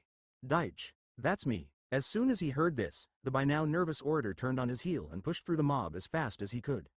Silence reigned. They opened the way for me and I went back to the forward office. During the Howarwich affair I again had the pleasure of seeing this leader talking to a group of cloakmakers. I have no idea what he was driving at, but as soon as he observed me coming in his direction, he sneaked off. It was because of the tactics and the methods of those short-sighted officials that such a big organization as the Cloakmakers Union opened a fight which ended in a tremendous victory against the Protective Association. The natural result was that the bundles began to roll out from their shops into the worst-paid shops of their competitors. A closer investigation into the causes of strife and strikes between capital and labor will disclose that it is not always due to the selfishness and narrow-mindedness of the employers. The self-seeking union politician and demagogue has at times also something to do with it. My acquaintance with the garment industry convinced me that the cause of the trouble, turmoil and strife in that industry is due chiefly to the job-hunting union politicians who became so numerous since the organization became so big and so rich. Chapter V. Has Unionism improved the garment workers' lot? To correctly estimate the value of unionism in the women's garment industries, also to understand to what degree it has contributed to labor improvement, let us examine conditions in the city of New York, the most important center, and where the cloak trade is its most important branch. What has taken place in that particular trade since 1910, since unionism became a power there? In taking a survey of the trade we should not overlook a very important fact, viz. that until 1914 there was little restriction of immigration in this country. Before then, new arrivals from Europe entered the garment trade every year by thousands. From 1914 to 1919, during the World War, there was practically no immigration into the United States, and, since the war, new immigration legislation has made it a negligible quantity. Immigration has ceased to be a problem for the organized workers in the United States. For that matter, the World War had the effect of strengthening the forces of organized labor throughout the world. Even in a country like France, where labor unionism never amounted to much, where industrialism has not made much progress. France is largely an agricultural country, where small handicraft still flourishes. The workers have obtained an 8 hours workday. And the cost of living and the standard of living there as elsewhere since the war has risen considerably. How much then has unionism in the women's garment industries really contributed toward this general improvement of labor conditions in this country? As a result of a very costly advertising and publicity campaign inaugurated by the president of the International Union, almost the very first day he entered his office, there exists a widespread belief that labor conditions in the dress and cloak industry before the general strike of 1910 were absolutely intolerable. That the Union had actually taken the workers out from sweating slavery into economic freedom. It is true that the strike of 1910 brought benefits, a resume of which I made in the second chapter, traces of which are still felt by the workers and the employers alike. A few months after that strike, and before the introduction of the system of investigating shop disputes by clerks of the association and union officials, the members of the Board of Grievances themselves had to do this work. This brought me into close personal contact with the leaders of the Employers Association. I want to say right here, that it is my firm belief now as it was then, that if we had on our side men with even a small part of their broad-mindedness, business ability and real belief in unionism, the cloak and dress industry would be quite different from what it is today. Also, the present destructive fight between the various factions inside the organization could never have taken place. While adjusting disputes with an employer, a member of the Board of Grievances, he said to me in words somewhat to this effect. I devote a good deal of my leisure to charitable and communal work, and nothing gives me so much satisfaction as this work I am now engaged in. We understand your difficulties. You are up against a huge, untrained, undisciplined mass which enlisted in the cause overnight. Naturally, they have no conception either of unionism or the nature of the problems which confront the industry, or the new problems which their strike created. We must find the solution. Not only your members, but the employers also find it very hard to adjust themselves to the new economic order of things. However, I believe that before very long we will succeed in bringing order out of this present chaos. I am sure that in the near future, people will begin to look up to the cloak industry instead of looking down upon it. Neither he nor I could foresee the disturbing forces soon to manifest themselves, which were to have such a destructive effect on the whole industry. A few months after the general strike of 1910, I had a luncheon invitation with one of the leading clothing manufacturers in this city. I was accompanied by Mr. R.S., one of the executive members of the Protective Association. His factory was then one of the largest in the city. I heard a good deal of your strike and your union, began our host. Would you please tell me what the union has accomplished and whom did it benefit? Allow me to inform you, intervened Mr. R.S. What benefit we manufacturers, what benefit I personally gained as a result of the recent big strike in the cloak trade. Until then, in the busy season, I had to be in my factory from early in the morning until late at night. I knew no rest. I had to be there Saturdays and Sundays. Now conditions are changed completely. At 1 o'clock on Saturday afternoon, I close my plant and I do not see it until 8 o'clock on Monday morning. This, I can afford to do because my competitors, all other employers in my line, are also compelled to have their plants closed.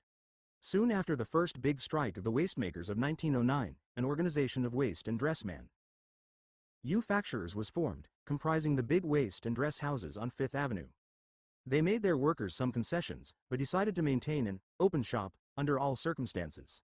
On the 12th of December, 1912, the same association signed an agreement or protocol with the International Union and instituted what was known as a demonstration.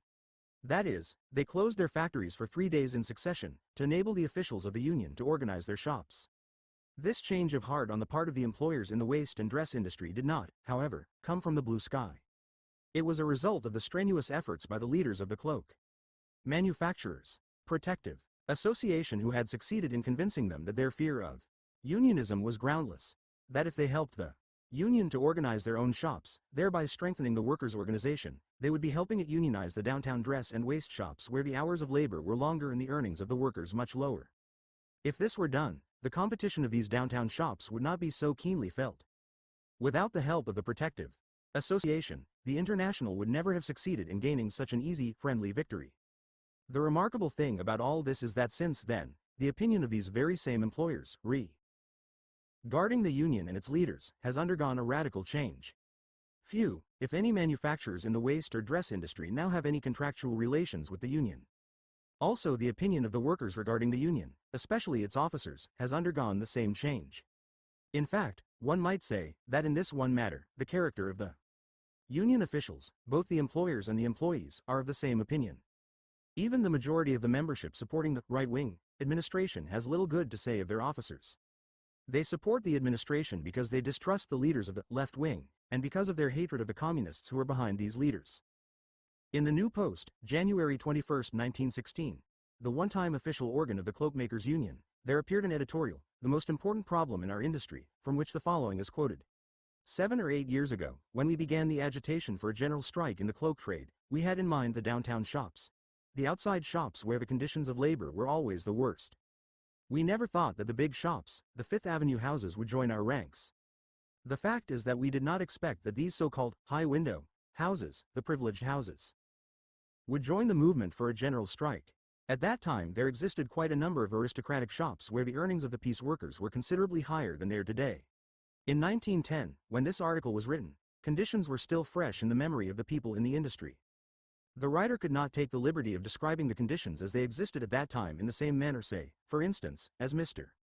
Hillquit does when addressing a meeting of the Board of Arbitration. I was the writer of that editorial.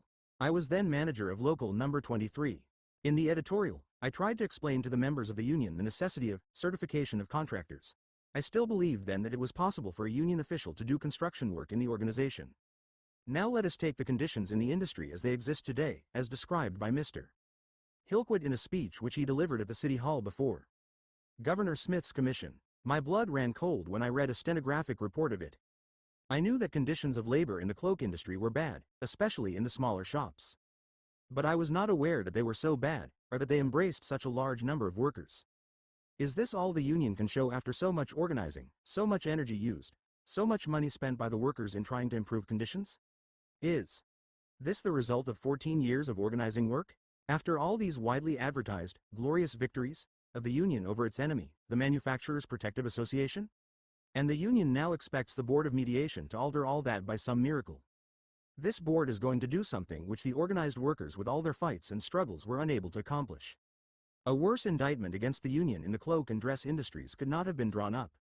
Are not your banks, your properties, your tenement houses, your workers' universities, sheer camouflage, an imposing facade to cover the evils behind them? Before 1910, it was considered that about 90% were working in inside factories.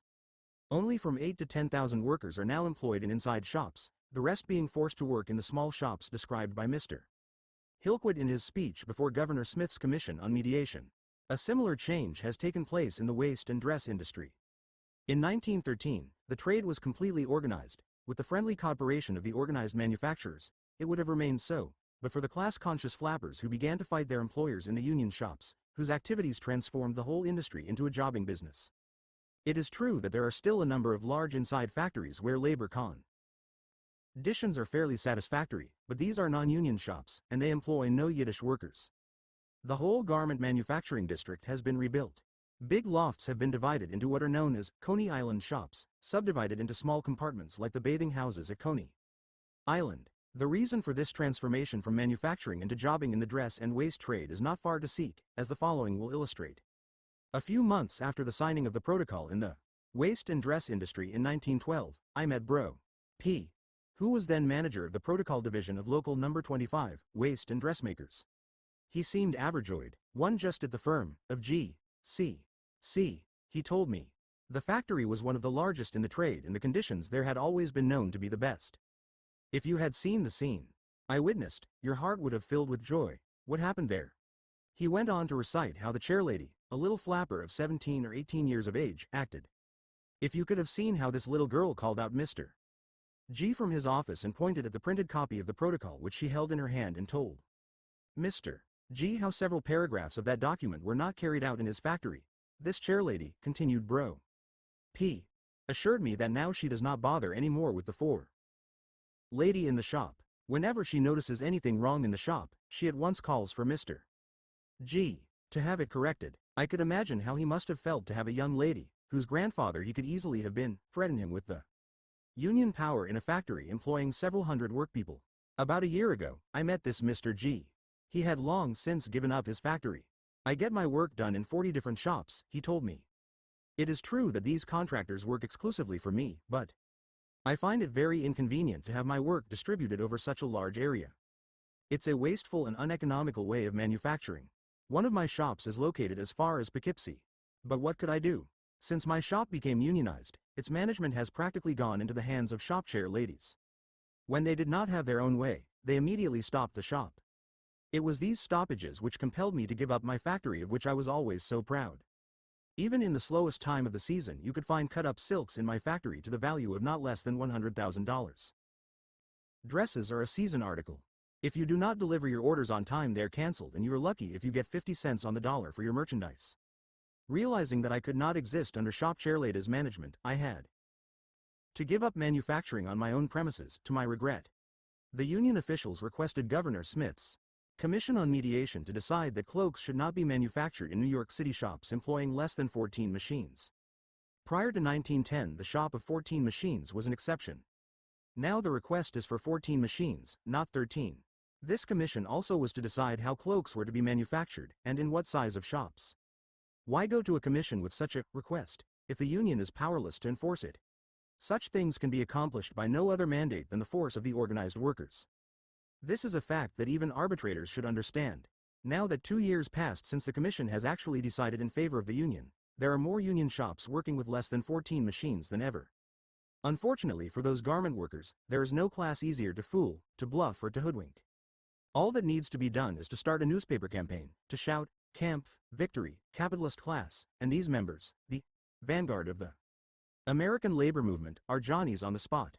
According to the conclusions reached by Governor Smith's Commission on Mediation, it appears that the earnings of the workers in the inside cloak factories are about $2.50 per week more than those employed in the shops of the outside submanufacturers. The inside worker is employed about 8 weeks longer during the year. This means that the inside worker earns on an average of $500 a year more. This investigation also found that every year about 1/3 of the submanufacturers close their shops and quit business. This means that about 10,000 workers lose their jobs every year, not infrequently with the loss of a week's wages.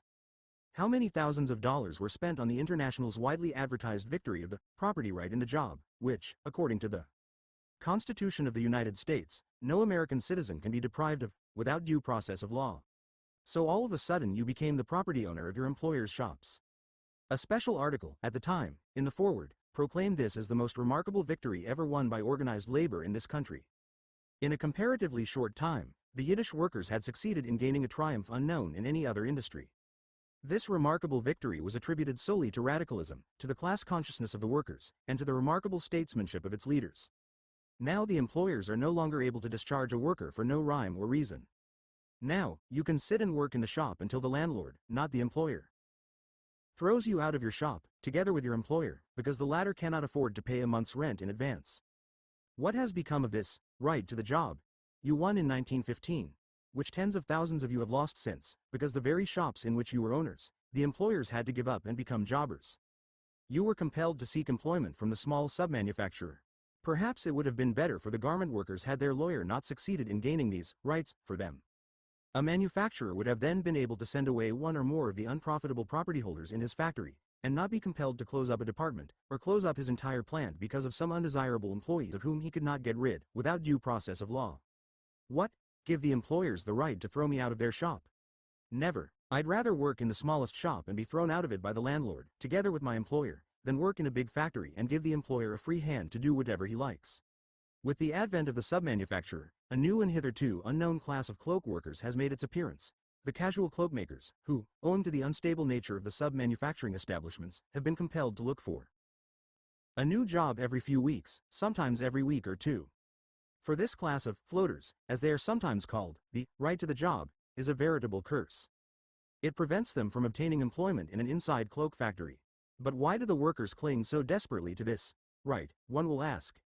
My answer is that the union cannot afford to relinquish any of its acquired rights to the employer, no matter what the results of these rights may be. The policy of the union is never dictated by the needs of the great mass of the members, but by the privileged few, the men who can put up the biggest fight and make the biggest noise in the organization. In Chapter 8 the reader will learn how it all works. I understand that it is quite ethical for a lawyer to defend a client even when he knows him to be in the wrong, morally. But I question the ethics of a lawyer who tries a case for a client when he knows beforehand that even if his client wins, he will gain nothing. To the International's lawyers I would say, had the union always lost its cases, or, for that matter, ever lost one case, try again. But it has always won its cases before the boards of arbitration, and while it may mean glory for you, it has always resulted, eventually, in economic loss for the union, for the worker, for the industry. So why sue again? I was an interested witness at those hearings for Governor Smith's commission. How the off-seals and their hangers-on watched their lawyer, Mr. Hillquit, how they hung on his lips. How anxious and eager were their faces. There he was winning another case for the union. Everything would be all right again. All that was necessary was to prove the dreadful conditions of the worker and the commission would issue a decree in favor of the union, imitation of contractors. The jobber would no longer be able to discharge any of his contractors in the middle of the season. This would mean that not only workers, but submanufacturers, would have property rights in their jobs. It also would provide for the establishment for the contractor of a standard of production, with an impartial chairman. Workers have already been provided with such an official. Much good it has done them. After the union gained all those privileges for the workers, it now became the turn of the sub-manufacturer to gain similar advantages. If the union had a few more lawyers like Mr. Hillquit, the New York City cloakmakers could ride around in their own limousines. When I was against Professor Howerwich in his fight against the Protocol and the Protective Association, my union policy was then to obtain advantages for the workers by means of friendly conferences with this powerful organization of manufacturers, the main power in the cloak industry. And for this, I was denounced as a black traitor. Now the union, with Mr. Hillquit at its helm, is fighting in the open for the American Association of Sub-Manufacturers, the very dregs in the cloak industry. Now everything is kosher, because the union has the entire East Side press on its side. Or, perhaps, it is only right and proper that the union should combine with the American Association, because it is composed, in the main, of former, true union men, former Kempfer, walking delegates, their own people, and blood is thicker than water. Or, is it because this organization of sub-manufacturers consists of pure proletariats, like themselves? Therefore, it is right and proper for these two organizations to unite and fight the capitalist employer. Chapter V. WHO is responsible?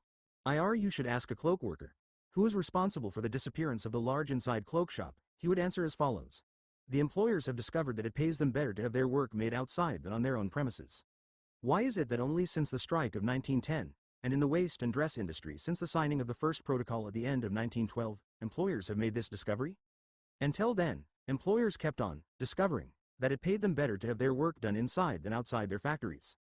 The migration of bundles of work until then was from the outside contracting shop into the inside factories. Why is it that this process has been reversed since these industries became unionized? Is it a mere coincidence? 40 or 50 years ago there were no factories in the cloak industry. There were inside warehouses only. There the cloth was cut and sent outside to be made by bundle contractors. The styles were few, and ready-made cloaks were low-priced. At that time hundreds, sometimes thousands of garments were made up of one style. There were very often runners. That is, thousands of garments of one style would run a whole season. Sometimes such garments would run 2 or 3 seasons at a stretch. Under such conditions, the manufacture of cloaks in outside contracting shops was profitable. When the quality of the ready-to-wear garments began to improve, and the number of styles to multiply, the inside factory began to grow at the expense of the outside shop. The manufacturers found it more profitable to have their work made on their own premises, under their own supervision. Rapid change in style made it imperative for them to ship their orders as soon as possible. When they had their orders executed on their own premises, they could cut in the morning and ship in the evening, thus saving 2 days, the time it would otherwise take to send the goods to and from an outside shop. Hence the migration of bundles from the outside contractors' shops to the inside factories. The same conditions prevail today, even more so than prior to 1910. The quality of the ready-to-wear garments has improved and keeps on improving. The multiplicity of styles keeps on increasing. Every woman insists on being dressed differently from her neighbor. Some people contend that a new method of buying, known in the trade as immediate delivery, has appeared. The buyer gives no orders, but buys what he finds on the racks in the so-called stockhouses. As a matter of fact, the buyer seldom finds in these stockhouses all the styles and garments he needs. The real buying from the racks takes place only at the end of the season, when the manufacturer or the jobber has to get rid of his accumulated stock at a sacrifice. The big inside factories of years ago had more goods hanging on their racks at any one time and were in a position to make quicker deliveries than many of the so-called stockhouses are capable of today. There are many jobbers today who do a much smaller business than an average-size cloak manufacturer of a few years ago. I know of a jobber who, 10 years ago, when I began doing business with him, had an inside factory.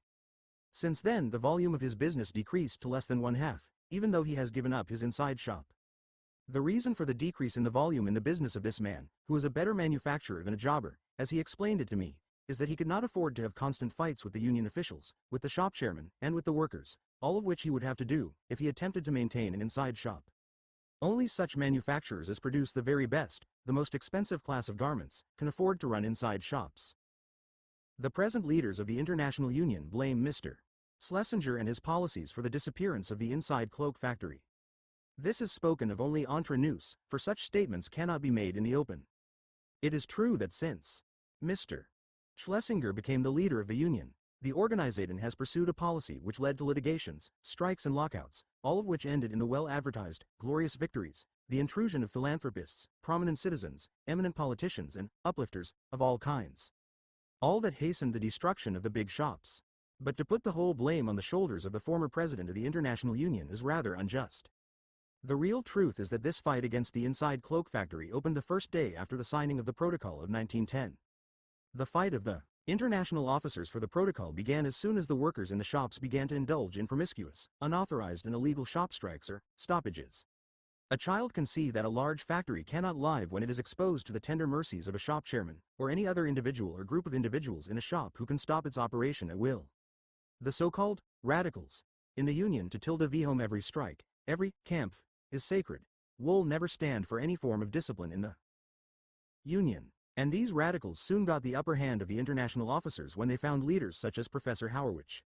My argument with the present leaders is all that the workers could gain from the cloak industry could be accomplished by means of friendly conference with the leaders of the Protective Association, who then represented the most stable element in the industry.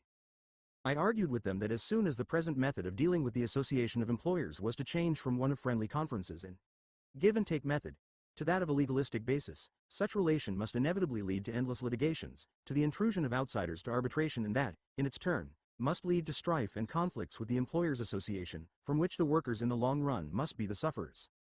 TF, you continue your present fight against Professor Howard. If you stand out against the wish of the masses, you will find yourself outside of the organization.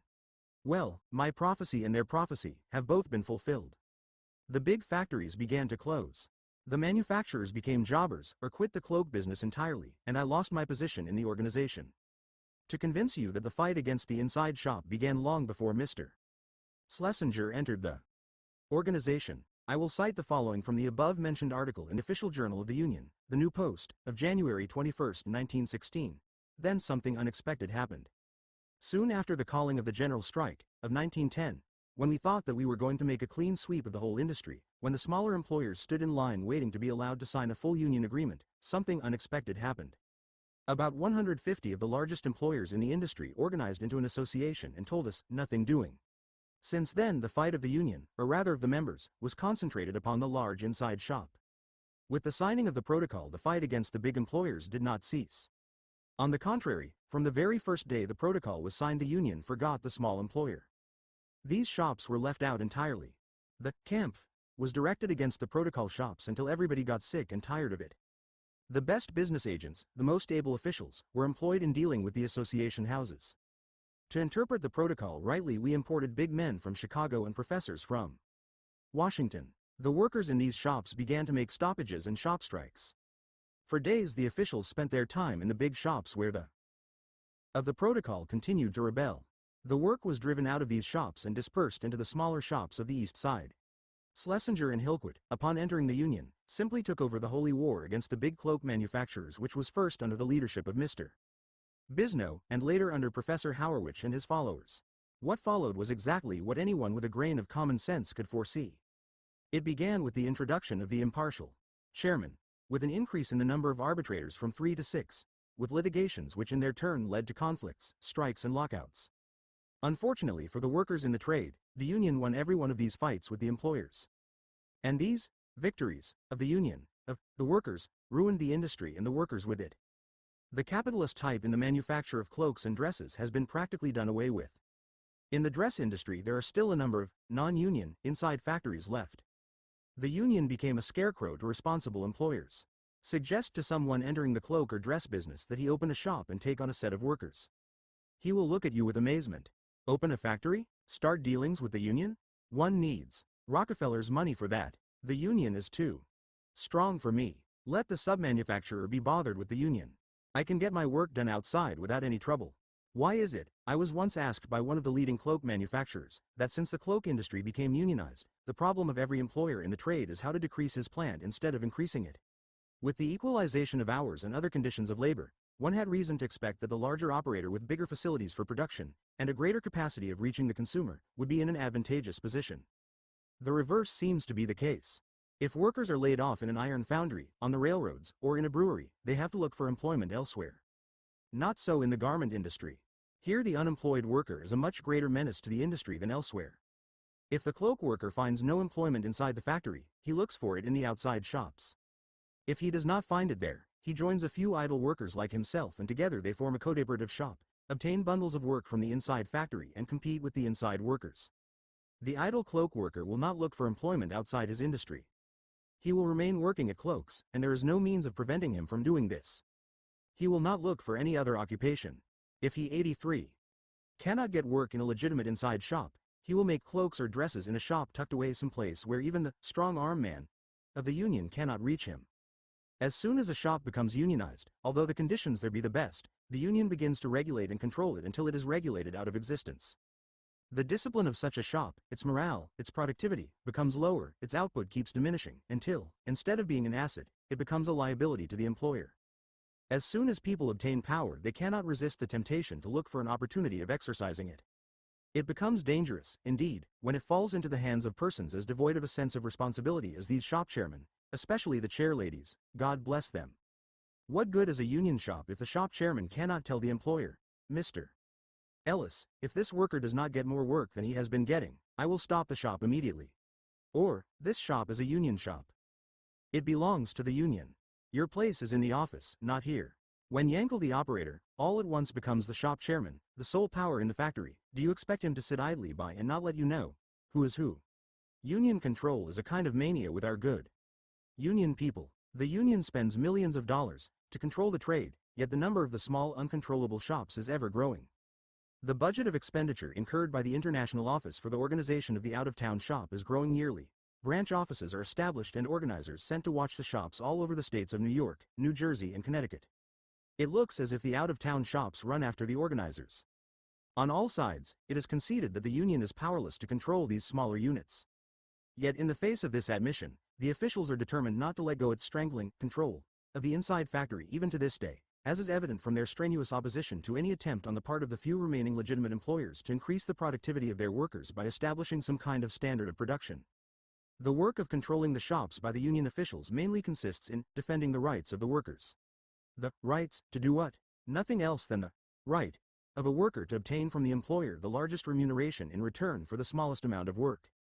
That the worker does not get his remuneration from the employer, for the employer has nothing of his own to give, but that it all comes from the industry, never strikes the minds of these trade union statesmen who direct the activities of the members of the garment workers' unions.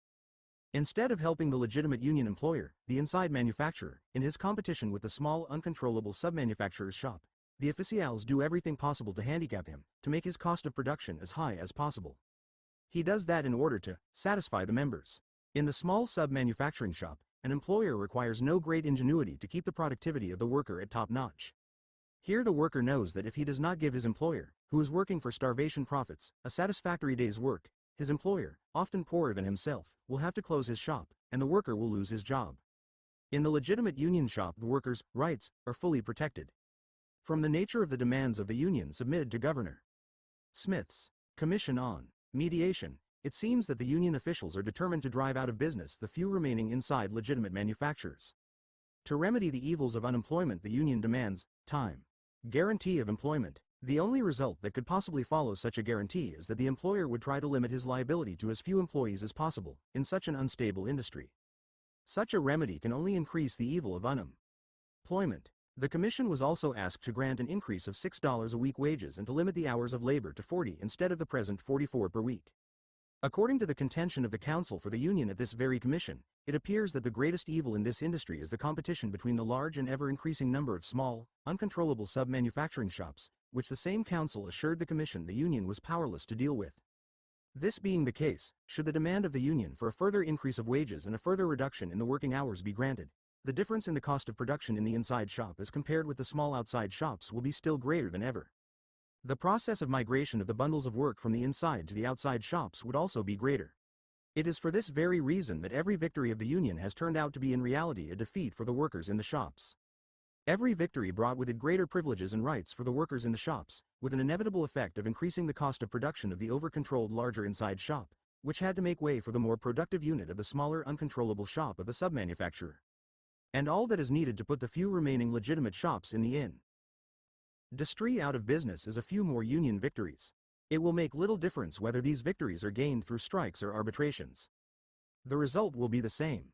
It seems to me that a victory for the union obtained through the medium of arbitration is worse for the industry than when it is the result of a strike. For strikes today are a very expensive undertaking. This holds true especially in the women's garment industries. Arbitrations, on the other hand, are comparatively inexpensive and can, unfortunately, be resorted to frequently. In fact, this arbitration business has proven itself to be a veritable godsend to the union officials. They take no responsibility. They need not expose the organization to any risks or to any tests of strength. It is so easy for the officials to raise issues, make promises to the members although they know that they cannot possibly get all they have promised, and yet feel reasonably certain to get something from these arbitrations. The arbitrators are sure to make it 50 FFTY. The union officials know that from experience. Each time the union has to renew its agreement with the employers, the cloak industry goes into the hands of a receiver, to commissions, to philanthropists, politicians and all kinds of distinguished gentlemen, disinterested outsiders, who investigate the cloak industry and hand out decisions. An industry which is being conducted with the aid of politicians, philanthropists and friends of labor, of various kinds, must sooner or later go to ruin. An industry can grow and prosper only through the friendly cooperation of the various elements who earn their living in it. Under the present system of production for private gain, the employer, in his eagerness to keep down the cost of production, to gain a wider market for his merchandise, is too often tempted to accomplish it at the expense of the worker's earnings, his leisure and even at his health. Hence the conflicts and strife between capital and labor. But in the women's garment industries, the person who suffers most from this constant fighting with the capitalist employer is the poor devil at the bench. It is he who always gets the wrong end of the stick. For, after all, a person with capital and business ability can find a way of making money in this business. Quite different is the case with the poor fellow, the artisan, who possesses no other capital than his skill. This union has become so strong, so powerful, it has put the fear of God into the hearts of the capitalist employers. A person with responsibility and business ability is afraid of it, runs away from the workers. Only a poor devil without capital or business ability, one who has nothing to lose, can afford to open a cloak or dress shop and employ. Union labor. Only such a fellow is not afraid to deal with the union. Many of you, perhaps, still recollect my talks on this very subject when I was still with you. If anybody would ask me what would be better for the 50,000 cloak makers in the city of New York, should they work in 50 shops and have no union, or have a very strong union and work in 500 shops, I would not hesitate one moment to say, let there be no union and work in big shops, rather than have what you may call a strong union and work in innumerable small shops. It appears that your present officers entertain a quite different opinion on this matter. They are satisfied that you should work in 10,000 small shops. But these shops must be union shops. The unionism in these shops, as is generally known, consists in seeing that the workers in them shall be financially in good standing with the union. In the smaller shops here, pull committees, or as you sometimes call them, organizing committees, can compel the workers to be members in good standing with the union. Did you ever hear the story of the fisherman and the golden fish? I will tell it to you in short. Once upon a time a poor fisherman lived in a broken hut and his furniture consisted of an old trough. He had the extraordinary luck one day to catch a golden fish. Let him go, and as a reward it would grant him anything he might desire. The fisherman let the fish go, and went home to tell his wife of his wonderful experience. The old lady got cross and told the old fisherman to go back to the ocean and ask the golden fish to let her have a new hut and a solid new trough. The fisherman did as he was told, and asked the golden fish for a new hut and a solid new trough. All right, said the golden fish, she shall have it. On his return home the fisherman found the new hut and the solid new trough. The old lady was still dissatisfied. She sent him back to the sea to ask the golden fish to let her have a big new house with a new stable. The old man obeyed his wife, and when he returned from the sea he found her desire had been fulfilled. Again she was dissatisfied. Go back to the golden fish, said the old lady. I need a palace with stables, with servants and lackeys. The old man again obeyed the command of his wife, and when he returned home from his errand, he found her in the front of a big palace scolding her servants. When she noticed the old man she began to find fault with him, called him an old fool and told him to return again to the golden fish and ask that she be made the queen of the realm, and the golden fish come and be her servant. 96. Fish the desire of his wife. The golden fish made no answer, shook its tail and disappeared. When the old man came home he found his wife sitting in an old hut at a broken old trough. Chapter Vile. The human element. It is essential to get closer acquainted with the human element of which the union of the women's garment industries is composed, so that its inner workings, its motives, its methods, and tactics can be understood. Also, that its difference from other labor organizations in the United States may be appreciated. To begin with, from 70 to 80% of the workers engaged in the women's garment industries in this country consist of immigrant Yiddish workers. They are in fact the predominating majority, and most of them are of the type well known among Jews, of Shlomiel, or Moishi the ass. That is the docile, timid, quiet fellow, the fellow who impresses you that he is afraid of his own shadow. His opposite is Yankel the Chotzef, Jacob the arrogant, that is, the loud-mouthed, aggressive fellow who has very much to say in the shop or at the union meeting. This fellow always carries the cross of unionism on his shoulders. In the shop he is a veritable martyr. He, and he alone, has the attempts on the part of the firm to violate the union rules and regulations, against all attempts of the employer to encroach upon the rights of the workers in the shop. Why, if it were not for him, the shop rules, nay the whole union, would go to the dogs. This Yankel can, and too often does, terrorize a whole shop of moishes. I once had an opportunity of conducting a shop meeting where there was a stoppage, a lockout. It is always the employer who throws the worker out of the shop. Yankel, the shop chairman, was shouting away, banging with his fist on the table and relating with all his crude eloquence how he had undergone endless persecution in the shop because of his loyalty to the union. You see, he was always on guard that neither the foreman nor the employer could violate union rules. Am I not telling the truth?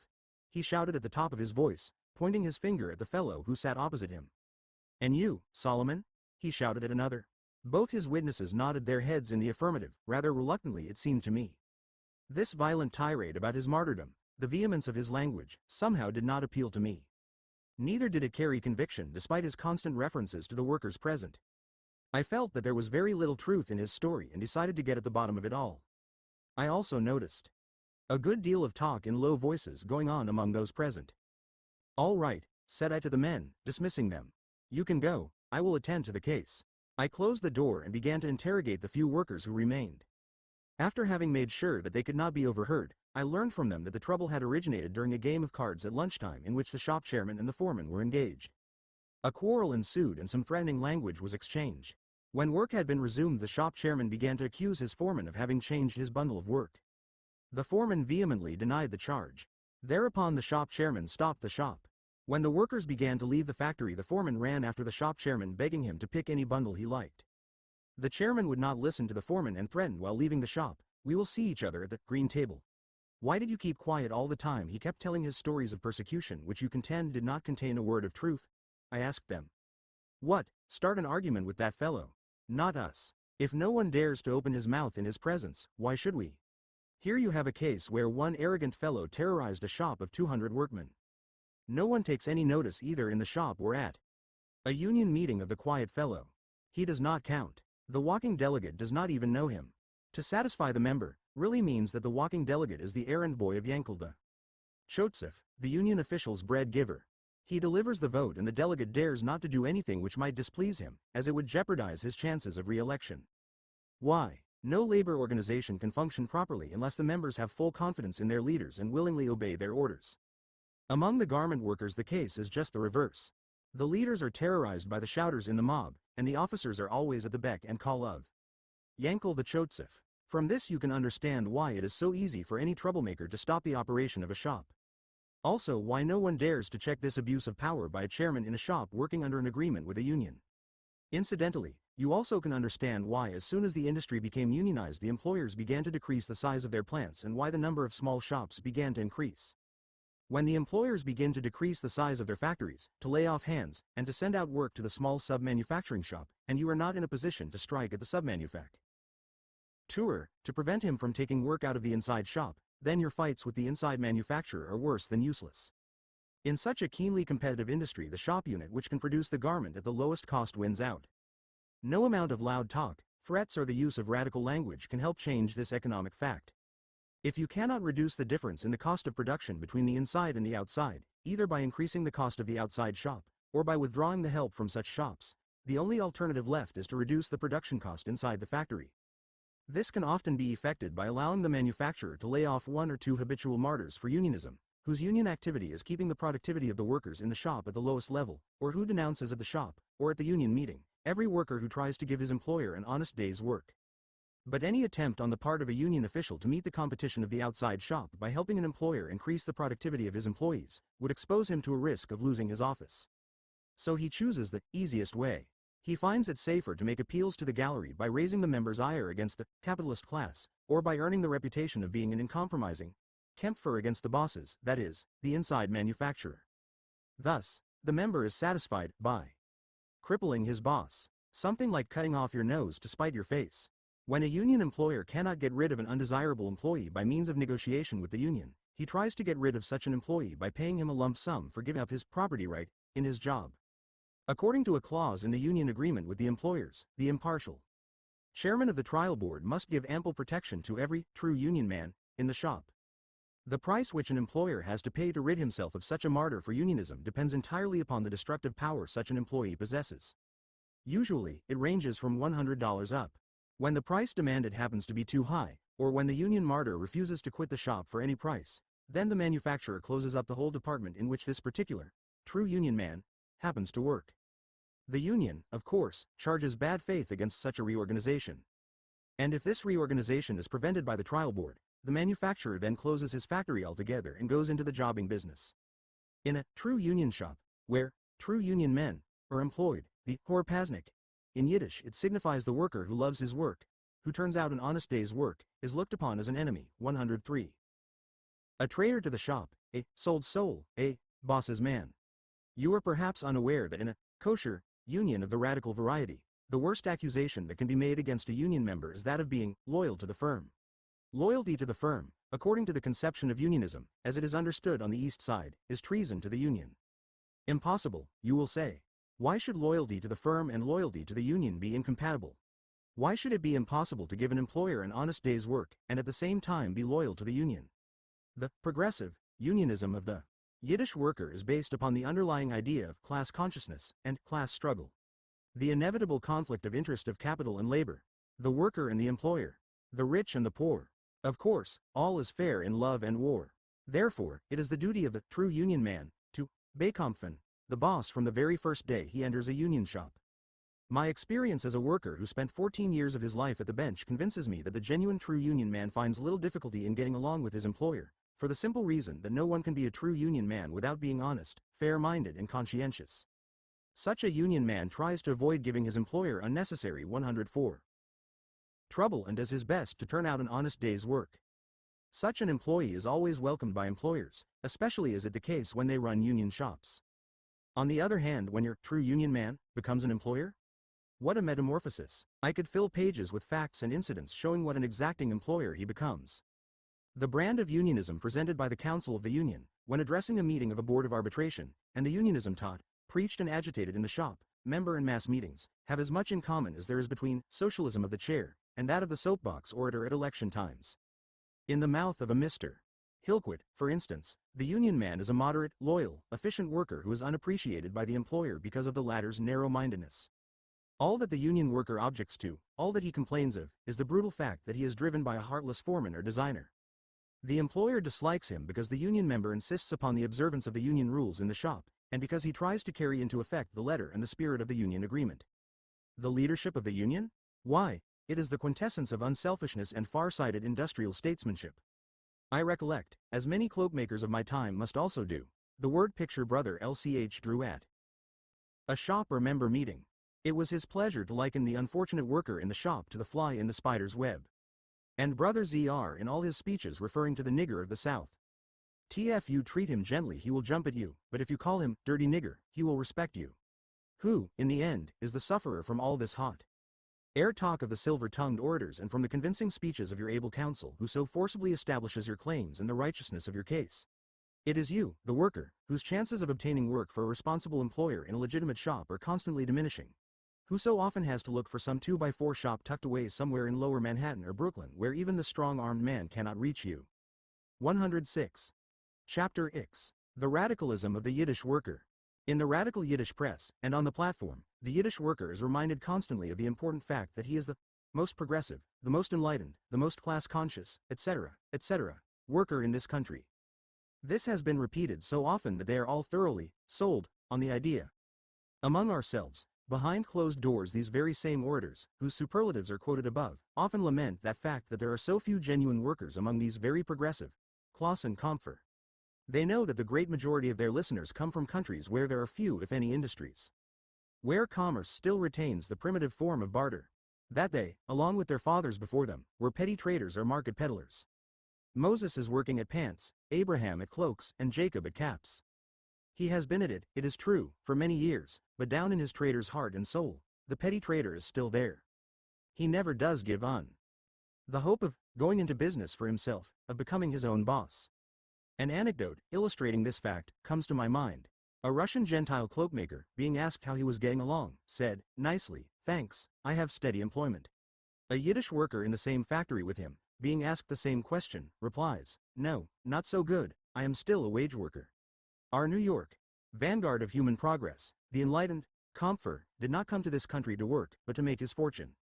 He had been told of the Golden Land, America.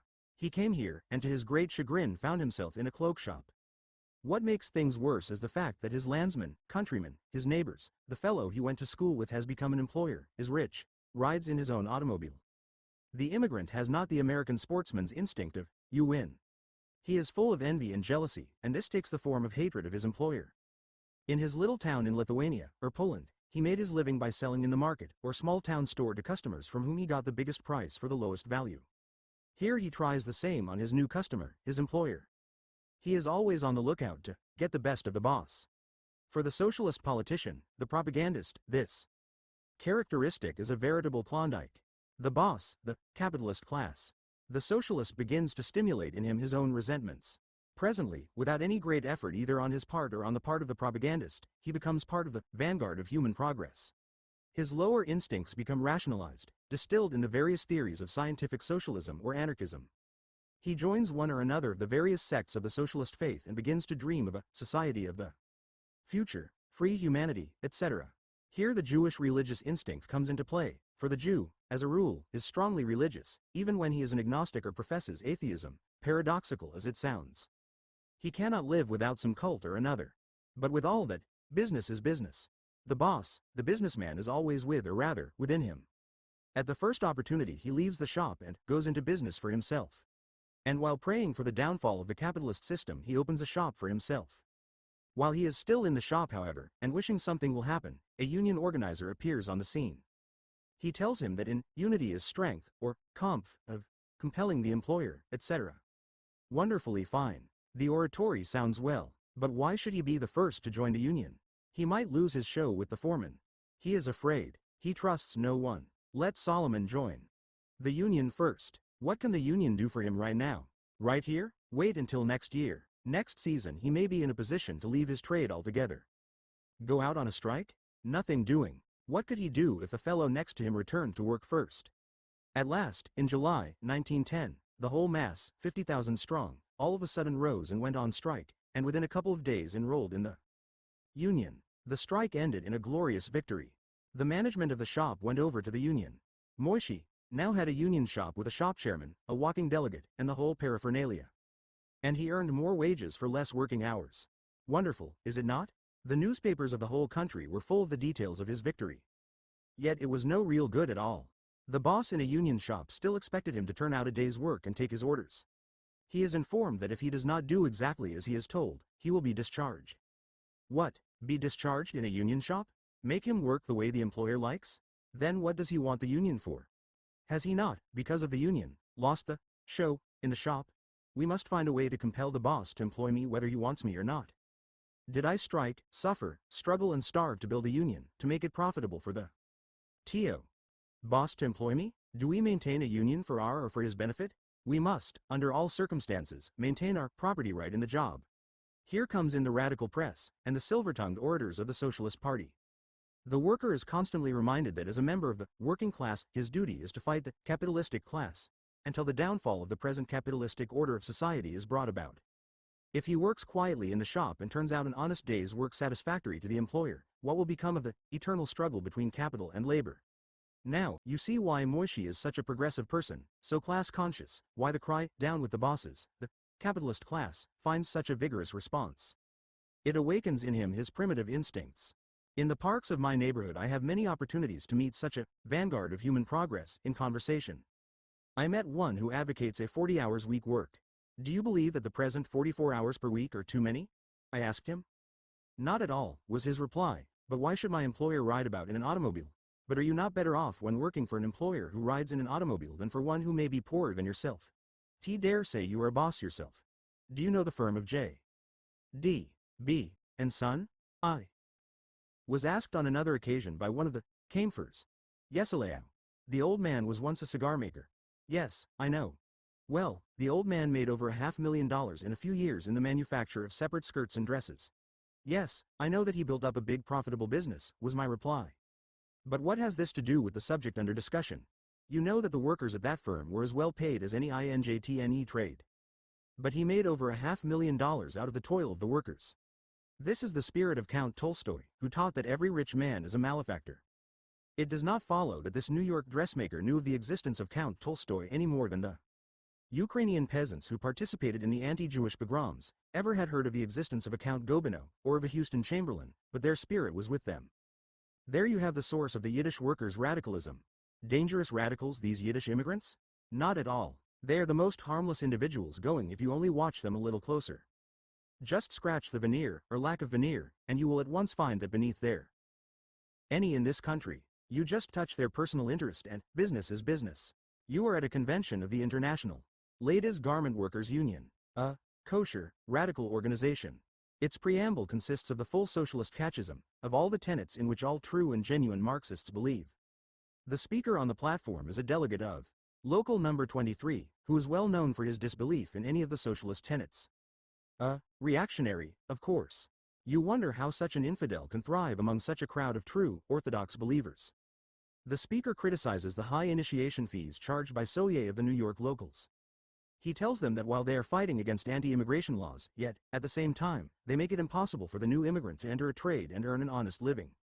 He calls their attention to a large picture of Karl Marx, hanging at the entrance of the hall, bearing the inscription, "Workers of all countries, unite," and asks them how they can reconcile the action of their locals with the words of their teacher.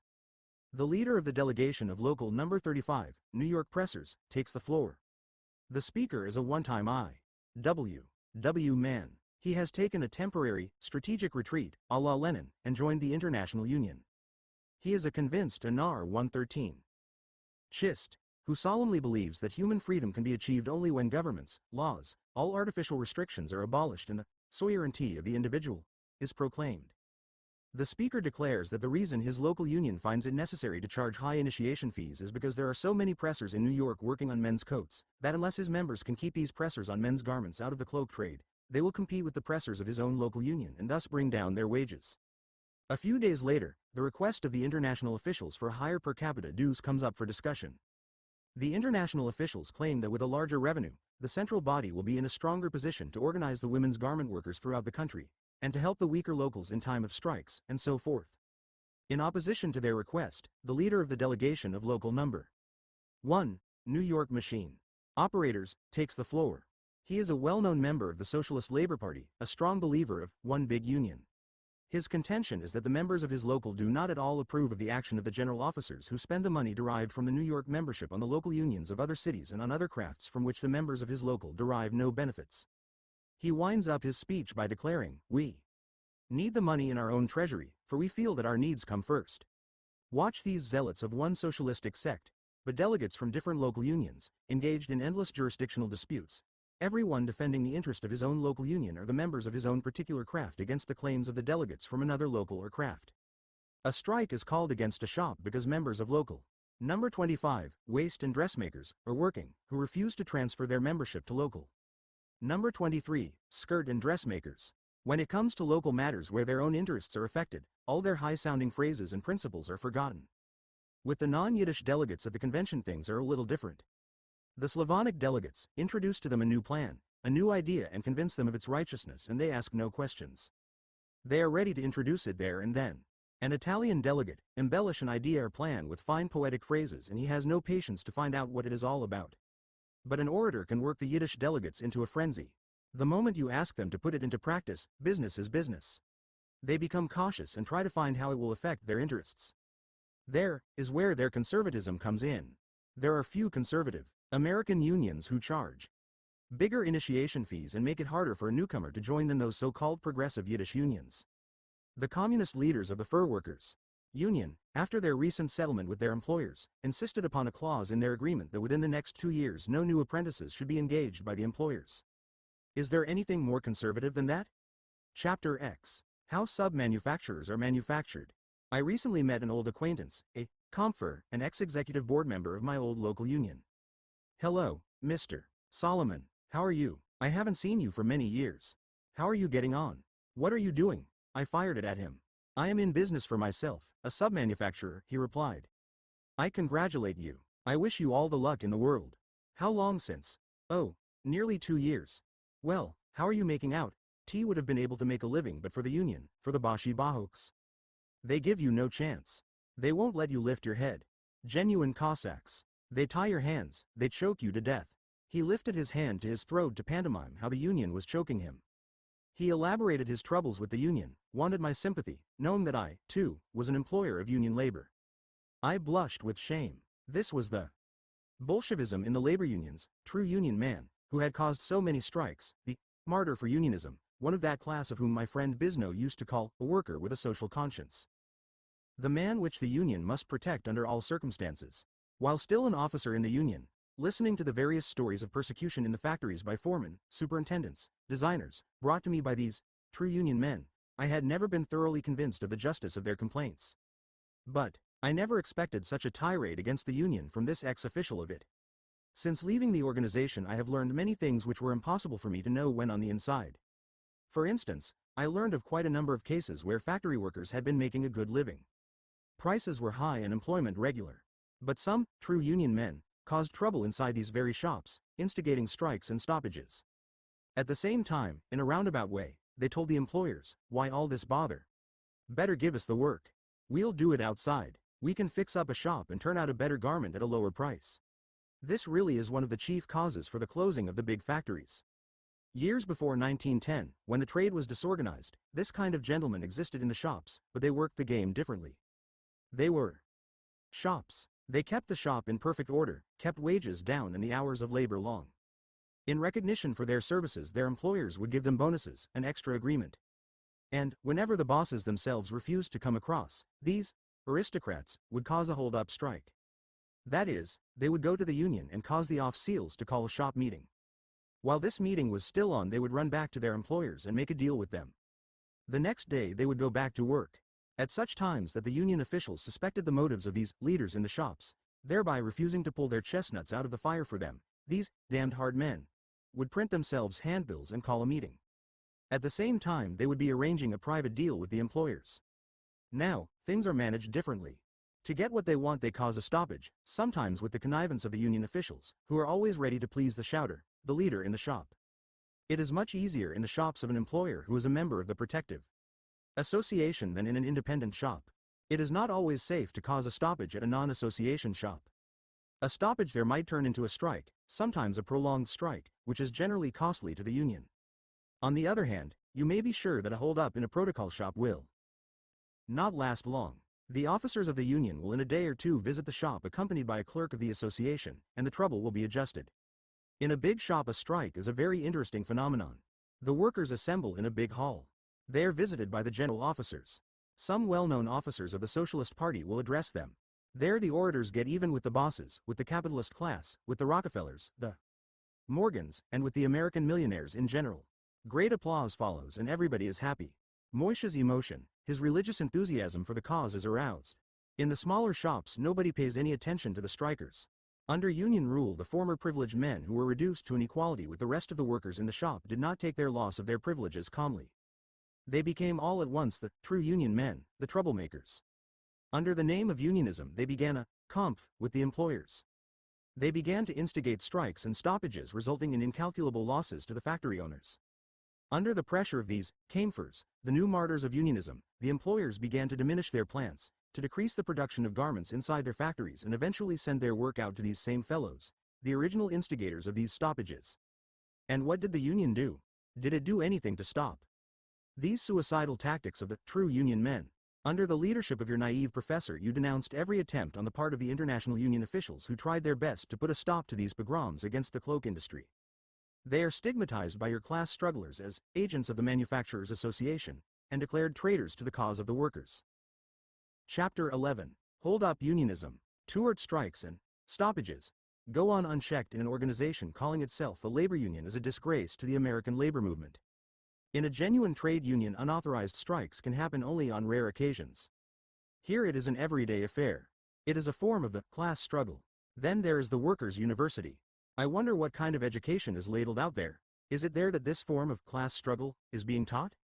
Under present methods, or rather want of methods of conducting the union, every would-be contractor or submanufacturer, every scoundrel who is dissatisfied with being a simple employee and aspires to start business for himself, can make a hold-up on a shop working under contractual Rel 1T. I can imagine a class of class-conscious flappers listening to a lecture delivered by some professor on the materialistic conception of history.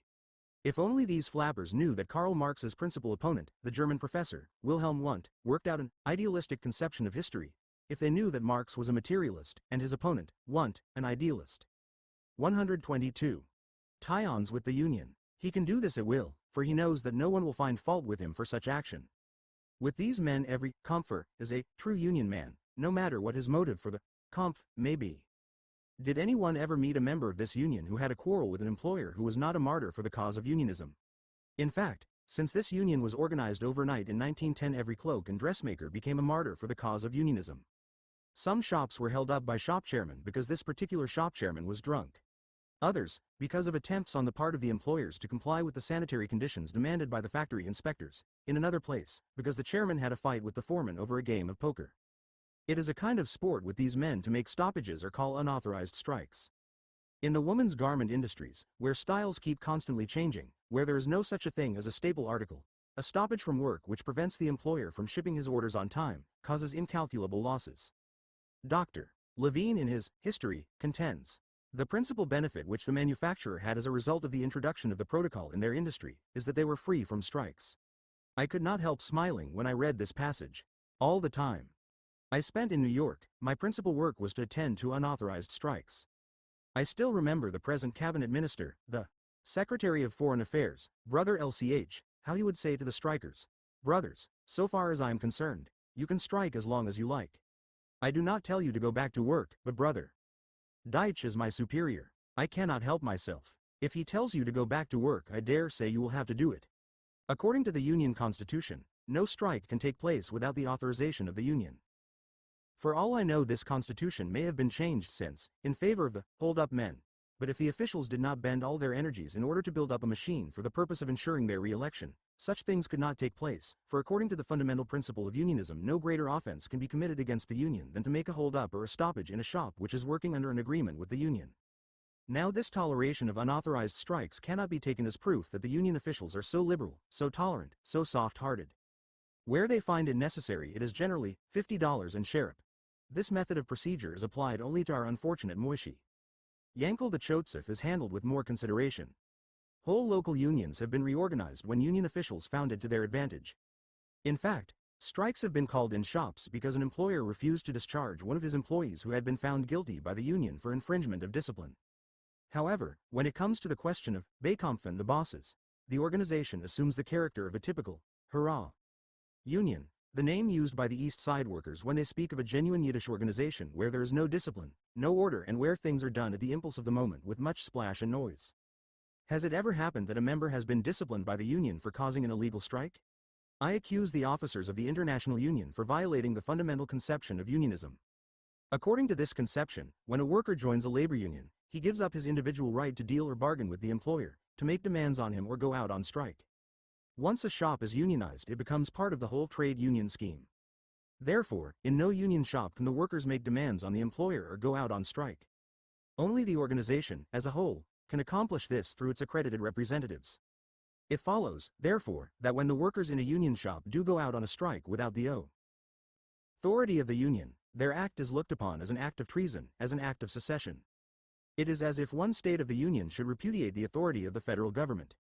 Such strikers are looked upon as rebels and are considered greater offenders than strikebreakers, for the consequence to the organization of such union treason is more serious.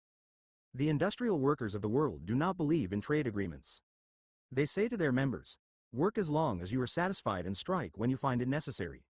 The I.W.W. can well afford to allow its members to engage in spontaneous, promiscuous strikes. After some 20-odd years of existence, this organization enjoys a membership of some 12,000, consisting mostly of lumberjacks, that is, of semi-itinerant workers, mostly single fellows, free from family responsibilities, engaged in an industry which is carried on in a simple, primitive method where there is little interdependence of operations, each scattered group of 2 or 3 working independent of the other. The discipline of modern industry and modern unionism is here out of place. And the policy of strike when you please is undoubtedly the most suitable in an industry which is carried on in such a primitive way. This policy of strike when you please, of laying the weapon of strike to the discretion of the workers in the shop, is a form of unionism which was prevalent when the movement was in its infancy. It is suitable only to such industries as are carried on in a simple method, such as the lumber cutting industry of the Northwest, or the small cloak shops of the submanufacturers in New York, where the employer's capital consists of a few sewing machines, a few chairs and a table or 2. It is also undoubtedly the most suitable method of dealing with the employers in such undeveloped countries as Lithuania, the country from which most of our Yiddish radicals hail. Instead of the strike when you please method being advanced or progressive, it is in reality a primitive and an obsolete method which unionism had to abandon in order to adjust itself to the modern industrial system with its large productive unit, and to the complicated nature of its operations. One cannot expect the operation of a modern industrial plant to be left to the discretion of an irresponsible shop chairman or shop committee. Some international unions do not leave it even to the discretion of a local union. The right to call strikes is reserved for the national body as a whole. Modern unions realize the seriousness of strikes, and from bitter experience have learned that one cannot be too cautious about them. No person of any responsibility would care to invest capital in an undertaking which could be made valueless through the whim or caprice of a shop chairman or shop chairlady. Modern unions, therefore, adhere to the policy of entering into trade agreements with employers for a specific length of time. They believe the sanctity of contracts must, under all circumstances, be carried out in accordance with the spirit and letter of the agreement. There must be no strings attached to this, and it must be accepted with no mental reservation. This belief in the sanctity of agreements is not, as the East Side radicals contend, due to the conservatism of the A.F.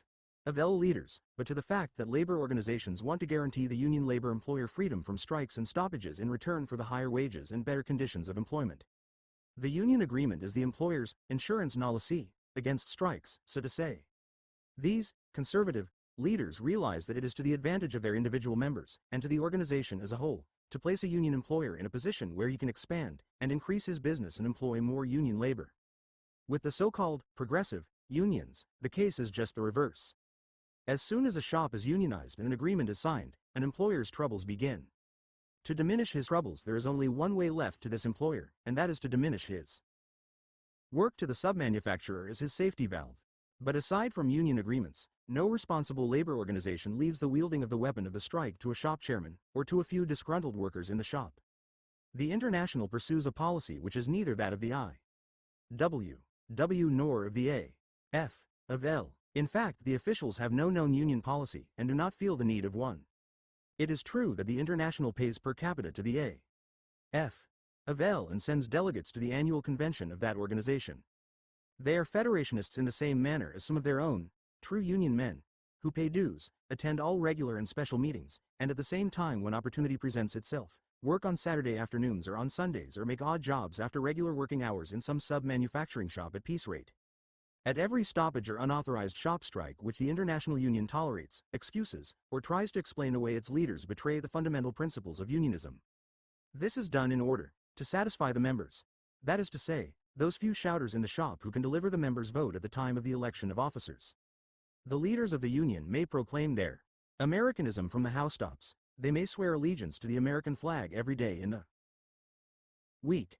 Their demand, however, for time guarantee of employment, which means that the employer will have to pay his workers wages even when he has no work for them, and the persistence in the right of the worker to his job, which means that the employer must keep and pay the worker's wages even after the employer finds that he has no use for such an employee, is anything but unionism.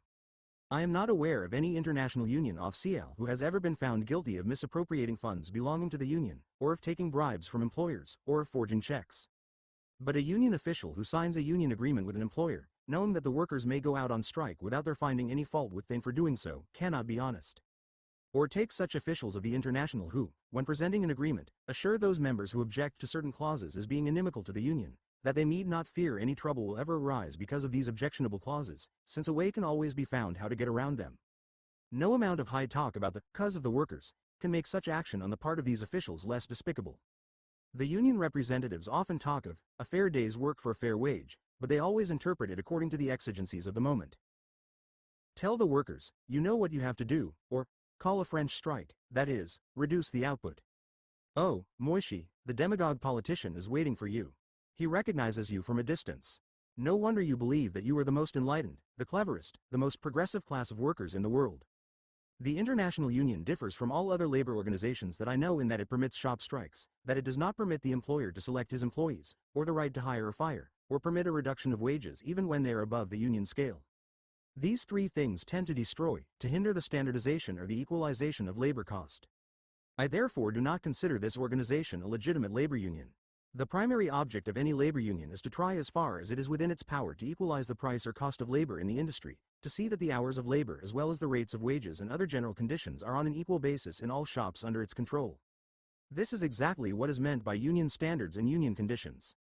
Not as a question of abstract justice and fairness to the employer, but because it is of vital importance to the members of the organization.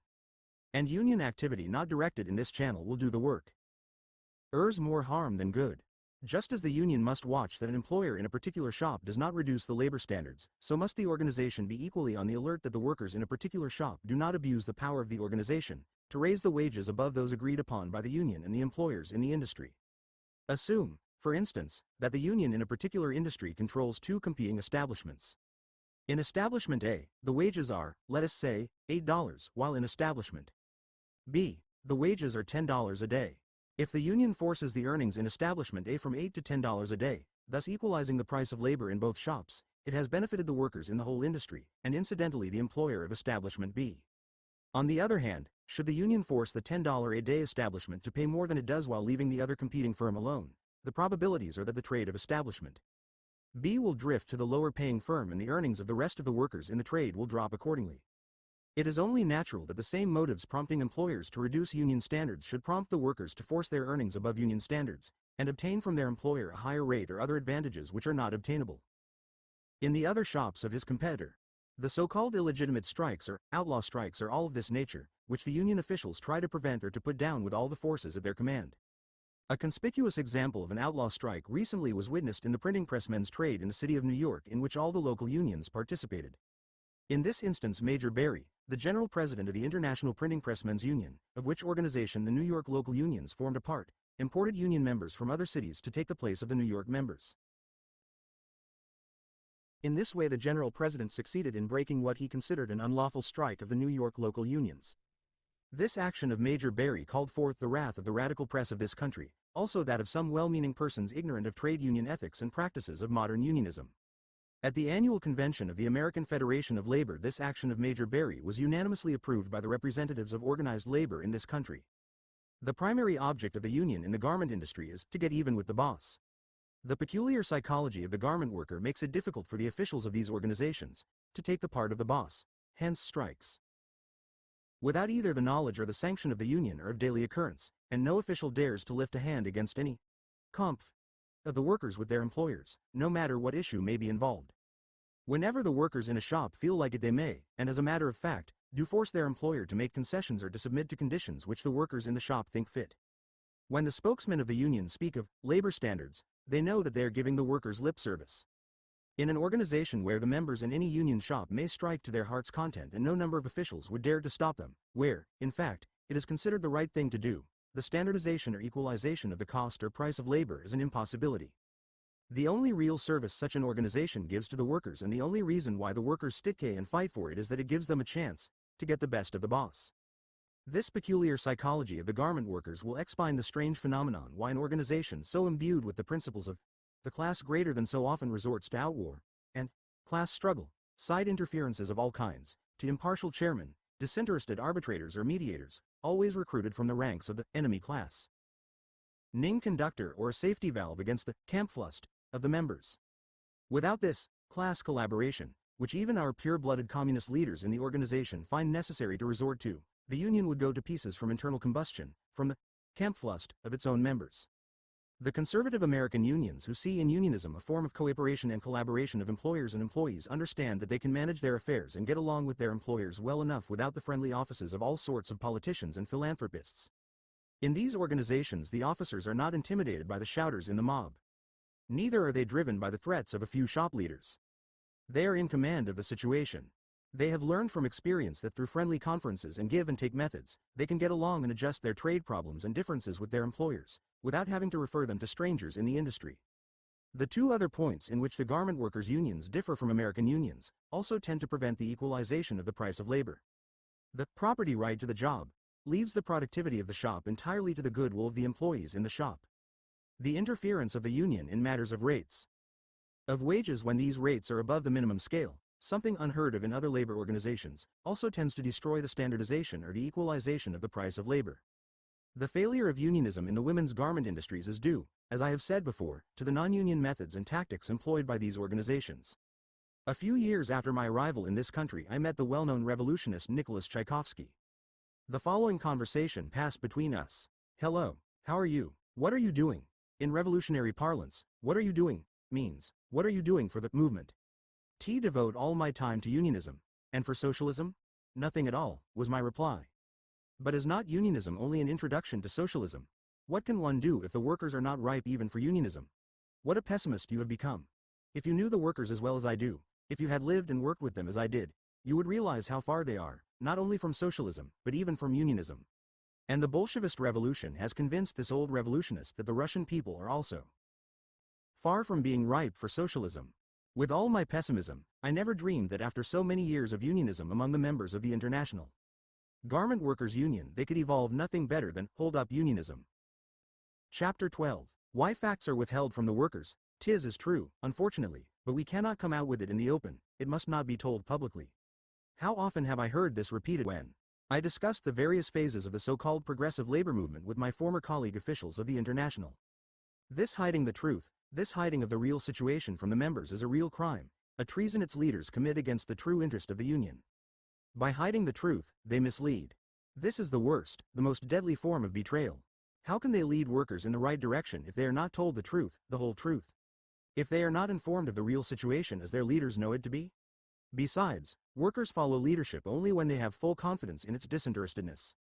The moment anything is hidden from them, they begin to feel that they are being mistrusted, and sooner or later, as effect always follows cause, they cannot help but mistrust and lose confidence in their leaders, who automatically, so to say, become useless to them.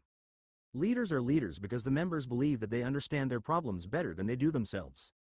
They are in office so that they may have free time to study the needs and various economic problems connected with the industry, so as to have an opportunity to appraise the labor situation more clearly than the worker sitting at his bench. They are in office so that the workers in the shop may be in a position to profit by their experience. Yet in all matters of importance, leaders find it expedient to withhold the truth from them, and do so simply because today they are afraid that if it is told, then they will come into disfavor with the membership. In order to retain their friendship and votes, leaders tell them something that they themselves know not to be true, or else they withhold from them something that is true, in both cases, putting a false aspect upon the situation. In other words, they bluff them. And they do this because it serves their political interest. A worker in the shop knows only his own problem, he knows what he is short of. An official, possessing the necessary ability, understands that the problem of each individual worker constitutes a part of the problem of the whole industry. This knowledge comes to him from going about from shop to shop, attending to the needs of many individual workers. This is an economic fact that the individual worker himself finds it rather difficult to comprehend. In fact, he can rarely, without the aid of his union official, learn that the cause of his own troubles sometimes lies outside of the shop in which he is toiling, that his employer, like himself, is caught in economic forces over which neither has control. A union leader really is the industrial advisor of the workers. He is their industrial specialist. That is, he should be. Imagine a physician knowing that his patient is suffering from indigestion but keeps this fact from him, while he tells him that he is troubled with lung disease. What would you say of a physician who, in fear of losing a patient by forbidding him to indulge his appetite, permits him go right on eating the wrong kind of foods? How is it that in the Yiddish press, and on the open platform, one reads and hears so often of the high degree of intelligence and the progressive character of Yiddish workers, the vanguard of human progress, while behind their backs, their union leaders refer to them as the Begramatnaya Swoloch, Russian equivalent for illiterate trash? Why do these leaders talk of class consciousness, while privately lamenting the fact that there are comparatively few real workers among them? That the majority of them retain the psychology of the petty bourgeois, the employer, the businessman. Why at the shop and member meetings do they keep dwelling on the sufferings of the workers, the persecutions they suffer at the hands of the foremen and employers, when among themselves they refer to the workers by the popular name of Paskoutniak, nasty fellow, blockhead? Why is it that instead of informing the members of the situation as they find it, do they decide at a caucus meeting just what to tell them, and what open declaration to make to them? Learn to think aloud. I used to repeatedly warn my union lieutenants, now superior union of H. SEALs. Their opinions may prove erroneous, their estimates of the situation may not be correct. They may be mistaken. The conditions in this industry are highly complicated. It is difficult to tell beforehand with any degree of certainty how things will turn out, but as soon as they find out that they are in error and have made a mistake, they should be the very first to inform the members of their findings, while notifying them that they are looking for other remedies, and are about to adopt other methods of dealing with the problems confronting them. But what are these leaders really doing? They are eternally busy with publicity campaigns. With the East Side press at their behest, which keeps shouting, "Victory," they bluff the union members, and the result is tumult. Tell the members the truth, for this is the surest way of keeping order in your ranks. The truth of the matter is that their whole campaign of propaganda, of enlightenment, actually consists in miseducating the workers, an expression used by Louis D. Brandeis while sitting on the Board of Arbitration, when referring to some editorial articles which appeared in the New Post, then the official journal of the Joint Board of the Cloakmakers' local unions. How is it that when these leaders talk among themselves, they lament the eternal discharge troubles in the organization? In their own offices, they wish employers had the right to discharge or lay off their workers when the circumstances made it necessary. They wish employers were not forced to appear before an impartial chairman or a trial board to prove they are not exercising discrimination when they fire an incompetent or idle worker. In their own offices, they wish employers were free to hire and fire workers, the same as in other industries and other labor organizations. In their own offices, they regret the endless disputes and restlessness in the shops, and the unauthorized strikes and stoppages caused by this discharge business.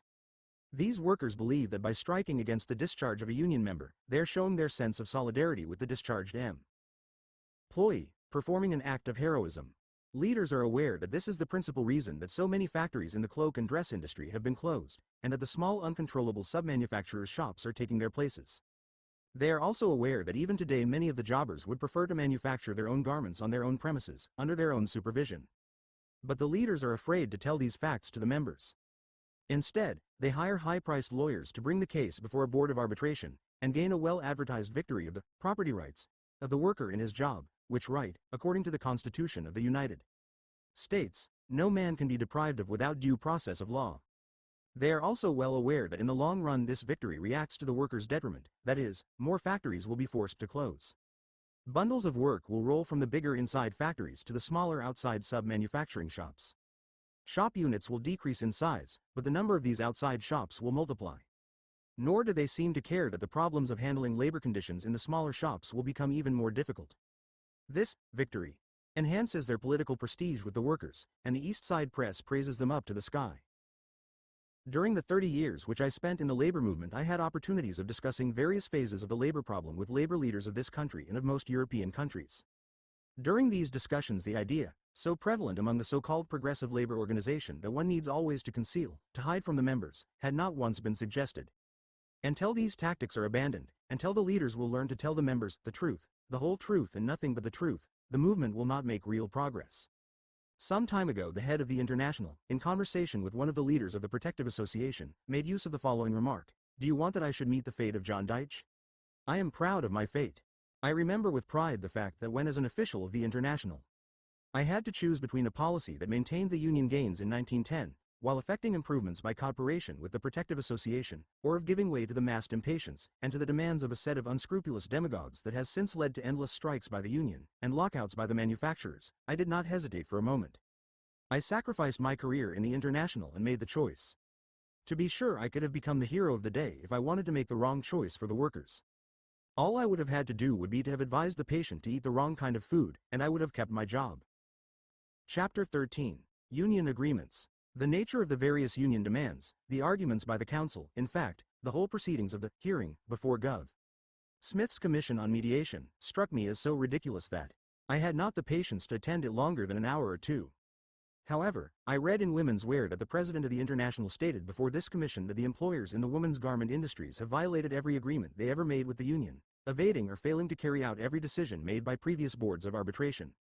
It is strange, indeed, that such an accusation should have come from the representative of an organization in which unauthorized strikes are the rule rather than the exception, an everyday occurrence between it and the employers with whom it is supposed to have contractual relations. Under such conditions, as I have said before, the whole business of writing and of signing agreements is a farce, in fact, a fraud, and can have but two effects, viz., to demoralize both the employers and employees, and to disorganize the whole industry. Such practices make for bad faith and duplicity and double dealing between employer and employee. The signing of agreements without any intention of ever living up to them is an original gesture which has been worked out by the so-called progressive unions of the East Side. In fact, in the minds of these workers, a union agreement signifies not only a pledge on the part of the employer to fulfill the various clauses stipulated, but one to be interpreted strictly in accordance with the ideas, wishes and desires of its walking delegate, shop chairman or any other member working in these shops. The fact that such signatures of such documents are always exacted from an employer under the stress or the threat of strike, will supply you with some sort of notion of the amount of moral obligation that goes along with his unwilling signature. This being the case, the president of the International naturally stated the truth when he complained that the employers in this industry were guilty of violating all the agreements they had signed with the union. It could not be otherwise. And if these employers have been so successful for so many years in evading their obligations, in breaking their pledges, and if the union has failed to make them live up to their own signatures or the decisions of the previous other boards of arbitration, of what mortal use is it to arbitrate again the demands of the union? What exactly does a victorious strike mean, if not a pledge from an employer that in the future he will grant certain improvements in his employees' conditions? When a union can find no means to enforce an employer to live up to his promises, of what use is it either to call strikes or to bother with arbitration? It is a comparatively easy matter to get hold of a manufacturer at either the beginning or the middle of his season, when his whole capital as well as that of his creditors has been invested in cut-up woolens or silks, and compel him to sign some document submitted by a union official, known as a union agreement. It is still simpler for a union official to raise issues and submit them to a board of arbitration. The official is sure that the arbitrators will decide some points in favor of the men. For it is not the primary object of all arbitrators to avoid a conflict from which the community and the innocent bystander must suffer. Besides, the responsibility for any strike that may occur is thrown on the employer. I have witnessed so many arbitration proceedings in my time, of one sort or another, that I have come to the conclusion that once friendly efforts at negotiations have failed, you might better toss up a coin than engage in these cumbersome, expensive siders are impartial, does not make their ignorance of the intricacies of the methods of manufacture, and of the psychology of the human element engaged in the industry, any the less profound. I realize that such well-meaning gentlemen are capable of deciding disputed points connected with an existing trade agreement. But I deny that they can legislate, lay down rules and regulations for an industry touching complex issues, such as inside shop conduct, the exact relations between employer and employees, what terms workers should demand for labor power, etc. How far could any businessman get on in the business world if he had to submit every deal, every business transaction to outsiders? At times he has to drop a customer or even take him to court, but he knows that his success will depend on the number of friendly and mutual beneficial deals he can make. Henceforth, the old slogan of the trade unionist that the strength of a union depends on the number of strikes it can avoid. After all is said and done, the employer always remains the worker's customer to whom he sells his labor power. But in the minds of the rank and file of the workers there is a fixed idea that their strength depends entirely upon the number of conflicts they can provoke. Whenever and wherever the leaders recognize that the weapon of strike is too dangerous, they call in outside arbitrators with the hope that in their anxiety to avoid a strike the arbitrators will make it 50-50. But does it work? It is easy to gain victories on paper, or in a written agreement, or to obtain a favorable decision of a board of arbitration. The utility to the worker of the newly acquired rights or gains, however, can only be seen when the worker actually returns to the shop. If, as it often happens, an employer perceives that his anxiety to avoid a strike is costing him considerable, that sooner or later, his creditors will drive him into the hands of the receiver, he will naturally try to find ways and means to free himself from conditions leading him into bankruptcy. It may be that his action is not entirely ethical, not in accord with the high moral standards set by the President of the International Union for Employers in the garment industry, but with his customary human weakness the cloak and dress employer does not care to sit idly by and look on as his capital, credit and business vanish without some effort on his part to save it. He begins by curtailing the volume of his business, closes departments, sends part of his work outside. If this is not enough, he closes up his plant entirely and becomes a jobber. Not all of them are in the position to do what Weinstein Bros or A.E. Lefcourt have done, leave the industry entirely. Neighborhood, joining groups of conversing cloakmakers, trying my best to find one to which I am a total stranger. This time the subject under discussion was piece versus week work. One in the group lamented the fact that piece work had been abolished. It was becoming harder than ever for older and slower men to obtain employment. Week work forever, replied another, who said he was the shop chairman at Kleinfield and Renner. One day the workers had called his attention to an operator at the other end of the department who was shooting, that is, working fast. He walked up to him and said, "Landsman, keep your hands in the following characteristic incident in illustrating what a set of shrewd gentlemen the officers and leaders are, how they manage to get the best of the capitalist employer. It happened in the winter of 1915-1916. I was then manager of Local 23. There was a stoppage, or a shop strike, at the firm of A.E. Lefcourt and Company. The case was argued before a full meeting of the Board of Arbitration. The spokesman on the part of the union was Bro. W. He described the conditions of labor at the above-named firm as one of the worst in the trade, the earnings the lowest, and the treatment intolerable. He finished his speech by telling the board that the immediate cause of the strike was due to the fact that the foreman gave the shop chairman such a beating that he had to be taken home and the workers left the shop to visit their beaten-up comrade. This made a strong impression on all present. With this speech the hearing ended and we, the officers of the union, retired to an adjoining room to wait for the decision. As soon as the door of our room was closed, Bro. W. burst into laughter. For a while he could not draw his breath. We all looked with amazement at him, trying to guess the cause of his mirth. The case is just the reverse, he said after a while. The shop chairman landed the foreman such a wallop in the jaw that the poor fellow went reeling. The laughter became general. Bro. W. became the hero of the day. I never felt so small, so humiliated in all my life. I thought to myself, get away from these people, there is no place for you among them.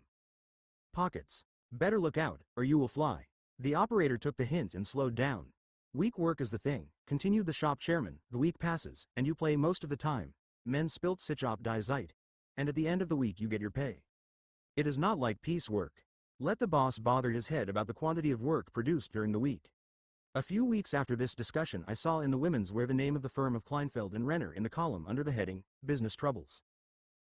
Chapter 14. Leadership Problems of the International. Union leadership in the International hitherto concerned itself with three things, viz. To satisfy the members, to fight, campaign, and to gain victories.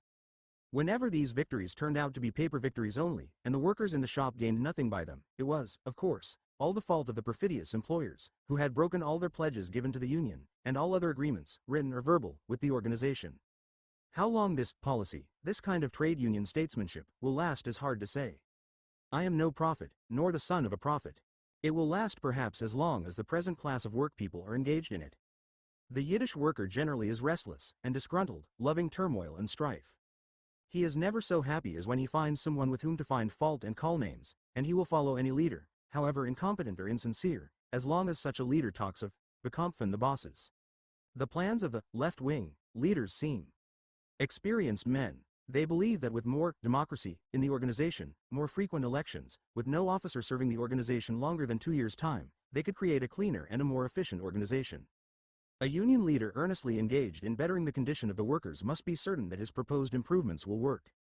Before he starts an agitation for new demands, or changes in working conditions, before he raises new issues in order to demonstrate his solicitude for their welfare, he must be certain that his proposed improvements will work, that they really are beneficial to the workers, and what effect they will have on the industry as a whole.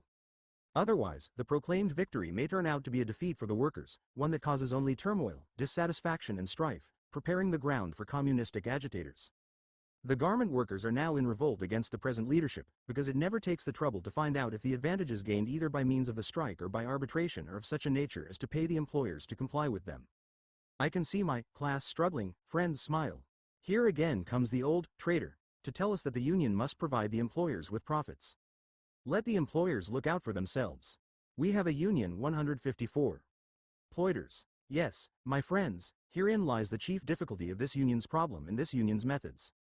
Under the present industrial system based on private initiative and private undertaking, the worker can gain nothing from the industry, nothing from his employer, unless he leaves the latter a sufficient margin to make it profitable for him to keep his plant going, to stay in business, to provide for the employer, if you insist on phrasing it that way.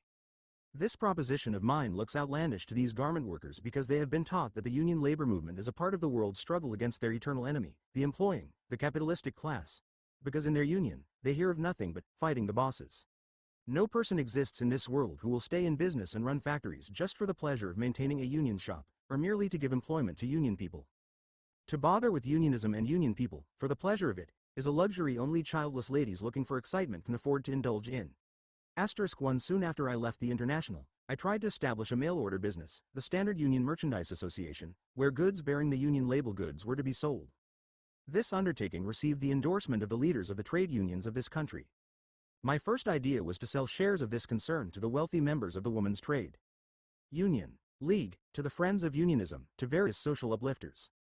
I never suspected that all those ladies and gentlemen who showed such anxiety and more complicated than they appear to be on a platform or at a mass meeting, when they come from the mouth of a silver-tongued orator who uses high-sounding phrases, rubbing them into the left or the right wingers, as the case may be, and setting even, at the same time, with the American capitalists, the Morgans, the Rockefellers. It is simple enough here to be told by the speakers that all the workers need is to be true union men. That if they only stick together, everything will go on swimmingly. When I speak of the necessity of providing sufficient profit for the employer, I do not mean it in the same sense that their present leaders use it, or even as Mr. Hillquit understands it, namely, to provide the sub-manufacturer with limitation of contractors, to provide him for a whole year with SUFI were so solicitous about the welfare of the labor masses in this country, so energetic on picket lines, who even went to jail for the cause of unionism, could show such indifference to the cause as they did when the question arose of investing $1 in an undertaking having for its sole object, in a practical way, the strengthening of the organized labor movement in this country. I will never forget a conversation I had with a wealthy lawyer in Chicago, an investment lawyer who had helped the International, the Amalgamated Clothing Workers, as well as other labor organizations, in time of trouble, and who claimed that he was the wet nurse of the American labor movement. He told me frankly that he would neither himself invest, nor advise anyone else to invest a penny in such an undertaking, for it was his experience that when labor unions became strong, they invariably misused their power to the injury of the community. From this and similar conversations I had with many well-wishers and friends of labor, I came to the conclusion that this friendship for labor was only a fad with them. 156. To get his own price from the jobber and manufacturer, provide him with a standard of production, an impartial chairman, etc. I want to point out here that this limitation of contractors' business constitutes a clumsy deal, or a conspiracy on the part of the union officials with the officers of the American Association, against the cloak workers, as well as against the jobbers and manufacturers in the industry. The only redeeming feature about it is that the whole plan is so clumsy that it is impossible to realize, impossible to put into practice. Limitation of contractors means that the union officials would be in a position to tell the jobber to whom he might or might not send out his work to be made up. It is thought that if the jobber is limited to sending out work to only a limited number of sub-manufacturers, then the sub-manufacturer will be in a position to get a better price per garment from the jobber in the first instance, and the union will then be able to press a demand for better wages from sub-manufacturers. The union will then fight first for the sub-manufacturer, and in this way the worker will indirectly be benefited. You will then have two classes of sub-manufacturers: those within the limit, those outside of it. The sub-manufacturer, within the limit, will be the lucky one. He will be in a position to charge the IOBR a higher price than the one outside the 157 limit. Naturally, every sub-manufacturer will be anxious to get into the limit. This will mean thousands of dollars a year extra profits to him. This at once opens an extra source of temptation for the union officials.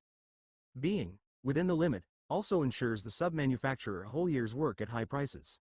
The union then will be required to increase its already enormous staff of strong-arm men to harass and keep away the work from the shops which have the misfortune to be outside the limit.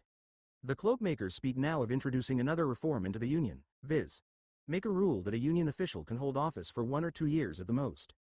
Why? Such an official, if he cares, will be able to provide himself with financial means to start business for himself after 1 year's service. This remedy of limitation means that the union will become a branch of the American Association of Manufacturers. Moishi is at present happy over this fact, but I am sure that if his officials ever try to introduce it into practice, and begin to make the cloakmaker the tool of his sub-manufacturer to pull the chestnuts out of the fire for him, he will soon realize his mistake. Here, I believe, is a much better plan wherein the union may benefit by this limitation business. Let every sub-manufacturer become a member of the union, and let every sub-manufacturer pay into the union about $50 a week dues. This will ensure the sub-manufacturers a whole year's work and good prices. $2,500 dues a year from each of 2,000 sub-manufacturers. This would mean that the union would have an extra income of $5 million a year. With this money the union would be able to establish banks, workers' universities, build tenement houses, acquire property and whatnot, and at the end of the year it would be in a position to pay to each of its members an extra few dollars in dividends or bonuses.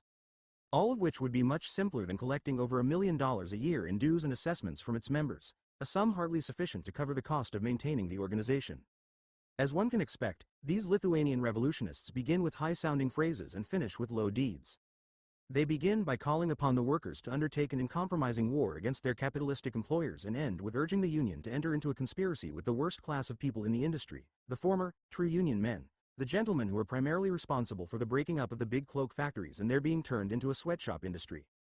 For it is these very gentlemen who, while working in an inside factory, have instigated shop strikes and have proposed to the manufacturer in a roundabout way to take the work outside, they themselves becoming the outside contractors or sub-manufacturers. I wonder, Mr. Moishi, how long you will remain the dupe of the loud-mouthed demagogue who knows your weakness, your fondness for beautiful oratory and your childish enmity for your employer. Although I am arguing that it is in the interest of the union to see to it that, in any arrangements it proposes to enter with the employers, the latter is left with a margin of profit, I do not mean it in the way the present officials understand it, but quite in another sense. I mean that the union should try to create a condition which should attract men with capital and business ability to open factories and employ labor directly, that they should be able to make enough profit so that they could make their work inside their own factories, instead of constantly looking about how to diminish their plants, and send their work to be made outside. Also, the present sub-manufacturer should be made to go back to work in the shop where he came from. He will then know what it means to be true union men. I recently read of the greatness and the trade union statesmanship of the Amalgamated Clothing Workers. The writer related how this organization found it necessary to send its accountants to the shops of some of their employers to straighten out their books for them. For, says the spokesman of the Amalgamated, we have employers in the Indus of a peanut peddler, they do not know how to handle their own books and accounts. The union in its great generosity and wisdom takes care of these unfortunate employers and teaches them how to conduct their own business. I can see that the trouble among the men's clothing workers is similar to that existing in the women's garment industries. In the men's clothing industry, too, The union succeeded in driving the responsible employers out of the business of manufacturing men's clothing, and they are being substituted by men with the business ability and capital of peanut peddlers. No, it is not in the interest of the workers that gentlemen with the ability of peanut peddlers should be in the business of manufacturing garments. 161. Chapter 15. The discharge question. Only in the Yiddish unions is there such a thing as a discharge question. Workers are employed, not because their work is satisfactory to their employers, but because they have a right to the job. Need it be said, that no person with any degree of self-respect would ever think of claiming such a right. I once explained to one of my employees, an American-born Jew and a staunch unionist, during one of the strikes that periodically convulsed this industry, what it was all about, why the garment worker was insisting upon this right. He was amazed at it, commenting, "Do you think I would work for you 1 minute longer if I thought you did not want to have me in your place, or that you were not satisfied with my work?" He also expressed a hope that Congress would pass laws to prevent the immigration of such people into this country. This so-called right really has been the main cause which has closed up so many big factories in the cloak and dress industry and which has caused 162 touring shops, as is known to everyone who has watched the situation as it works from the inside.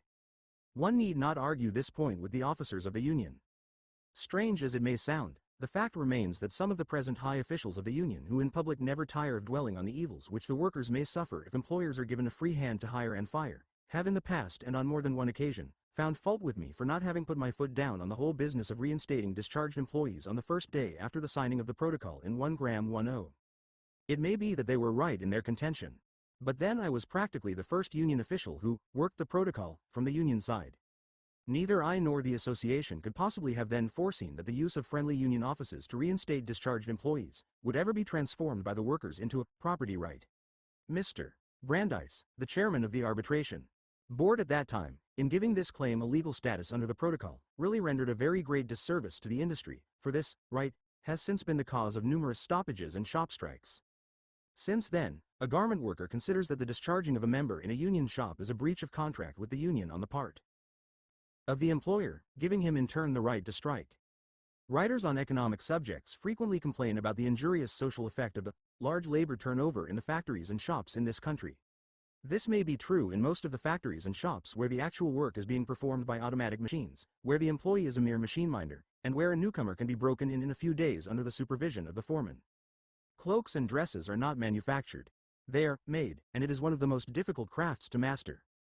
The one who lacks delicate fingers, a proper eye, and inborn taste can never become a proficient worker in that trade. If the American woman is the best dressed woman in the world, it is due chiefly to the inborn artistic taste of the immigrant worker. From an endless number of small pieces of woolens or silks, he or she often has to turn out a most complicated garment. Here the style varies with almost every garment. There is nothing automatic about its creation, no repetition of mechanical processes, and careless discharges by employers soon land them elsewhere than in the cloak or dress manufacturing business. To replace one employee by another is a very serious matter. Before a new employee get used to the new class of work, before he learns how the garments are made up the way the designer wants it, the season is over. Previous to 1910, when there were numerous single shop strikes, the union never lost a strike, except in those shops where the employer had persuaded his old employees to return to work. The constant cry of discrimination for union activity is raised mostly by these workers who take advantage of this property right, and who believe that it is the duty of the union to enable the workers to get the best of the boss. The moment the cloak trade was organized, all of this type suddenly became martyrs of unionism, and all this is known to the officials who often discuss it among themselves when no one is around. This prevailing cry among the Yiddish unionists of discrimination is due to the fact that they come from the ranks of the old country market peddlers, who, like their fathers before them, earned their living by trying to get from their customers the biggest price in return for the smallest value. They cannot get used to the idea that even in a union shop they have to give their customer, their employer, a satisfactory day's work in return for higher pay and shorter hours of work. Years ago, when the garment workers were employed 50, 60 and even more hours a week, this talk of being driven, of having to lay, may have had some justification. But now lo, when these workers are working 44 hours a week and still persist in taking it easy, who is going to make cloaks? I will tell you who. Women and girls who work longer hours for less pay in out-of-town shops will make the cheaper class, the plainer garments. The enormous sums of money which the International Union spends on organizing these shops in itself proves to be money wasted. The medium class of work is being done in greater volume in the small sub-manufacturing shops whose number grows daily, and where the enforcement of union conditions is becoming harder all the time, despite the efforts of numerous and expensive volunteer committees, pull committees, and an increasing army of strong-armed men. Only the better class of work is being done in union shops, and even that is leaving the inside shops, migrating more and more to the smaller sweatshops. No wonder that the work seasons are yearly getting shorter than ever, and that its unemployed problem is more serious than ever. When you begin to ask any one of the rank and file who realizes the gravity of the situation, it makes no difference whether he is a left or a right winger. What the probable solution to the curse of the multiplicity of the ever-increasing small shops is, you receive the same stereotyped answer. More strikes, more Kampf, more Bekämpfen the bosses. They seem not to realize that in their eagerness to Bekämpfen the bosses, they are at the same time Bekämpfen and ruining the industry. Did you ever notice the big fly known as the blue bottle, how it tries to get out of the house through a closed window? It rushes with all its might head forward, to the window, strikes the pane of glass, and falls down exhausted. Undismayed, it repeats the process. It keeps on repeating the process until it falls on the window sill powerless, motionless. If this fly had more sense than a fly, after a few bumps on the head it would try to find other means of exit, or else give up the process of bumping its head on the solid window pane. The garment workers in their senseless efforts to improve their positions through Bekämpfen the bosses remind me of these blue bottles. Year in and year out, they keep bumping their heads. It is true that this Bekämpfen business does not improve matters in the least. In fact, it makes things much worse. During every strike a new crop of bosses, of true union men, open contracting and sub-manufacturing shops. And every year Providence in its great wisdom provides the garment industry with a new set of radicals and revolutionaries from Eastern Europe who learn of things American from the Yiddish publications of the East Side, and who get their unionism from socialists' publications. Coming from countries where industries are little developed, these radicals naturally have no knowledge of orderly trade union movements. Yet they know it all. They feel sure that they know it much better than all the conservative union leaders of the advanced industrial countries. So they gather about them new forces, and begin the process of Bekämpfen the bosses either by calling strikes, or when they are afraid of the issue, they take the employers before a board of arbitration. Paradoxically, too, there are more discharges in this industry than there are in those industries where the right of employers to discharge employees is unquestioned. This pernicious discharge question has been and still remains the main cause of the strife and turmoil in the garment industry since its organization, and is the principal cause why so often legitimate employers have to close their factories and turn to jobbing. And Governor Smith's commission, by its recent decision in limiting the rights of the employers to reorganize their shops and lay off only 10% of their employees at the beginning of the season, once a year, has not in the least changed the situation. Under such conditions, the inside factory will not, and cannot, grow in spite of their best wishes. Chapter 16. The Theory of Might and the Theory of Right. The basis of Mr. Bisnow's activity in the Union, the foundation of his policy, was the theory of might, compulsion, coercion. The Union, according to this theory, by obtaining a written agreement with the employer, could throw upon him the full responsibility for carrying out all the conditions laid down in the signed document. This is the theory of the left-wingers, those people who believe in the uncompromising fight between capital and labor. An agreement in the opinion of these people means that the employer undertakes to comply with certain conditions by which he must abide under the constant threat of a strike. The Damocles sword of the strike must constantly hang over his head, otherwise the Union is helpless. When they so often use the words Kampf, they either bluff or they imitate the methods of right-wing officials, or they blindly follow the communist politicians. Years ago, when the cloakmakers talked about Kampf, it really meant something. Times have changed considerably. Nowadays a cloakmaker Kampfs no more without a solid guarantee of COD. He knows that his union is rich, possesses banks, properties, builds tenements, maintains workers' universities, traveling throughout Europe and Soviet Russia. Nowadays the cloakmaker does his Kampfing with the aid of hired help. But they are not aware that if the administration fell into their own hands and they had to deliver the goods, that they, too, would be lost, would be unable to make good, would have to get off the stage. The present administration keeps its regime by means of publicity campaigns, arbitrations, conciliations and whatnot, but the workers will have to do the actual Kampfing, and then there will be finita commedia. The essence of every organization, be it an anarchist organization, is based on some form of force. Abstract ideas have no need of organizations. Force implies some form of compulsion. Every labor union, every organization, in fact, must possess some force, otherwise no one will take notice of it. Without some power of compulsion it may exist only as a sect of pious idealists similar to the Cloakmakers' Union as it existed prior to 1910. Thus far the idea of compelling the employer contains some sense. But before you compel someone to give you something, you must make sure that he is in a position to give it to you. For instance, compel me to send representatives. Give you the Woolworth building. It therefore follows that before submitting demands to an employer, the workers, that is the officials, must make sure that the employer is in a position to give his workers the condition demanded. Take, for instance, one of the recent demands of the guarantee of employment.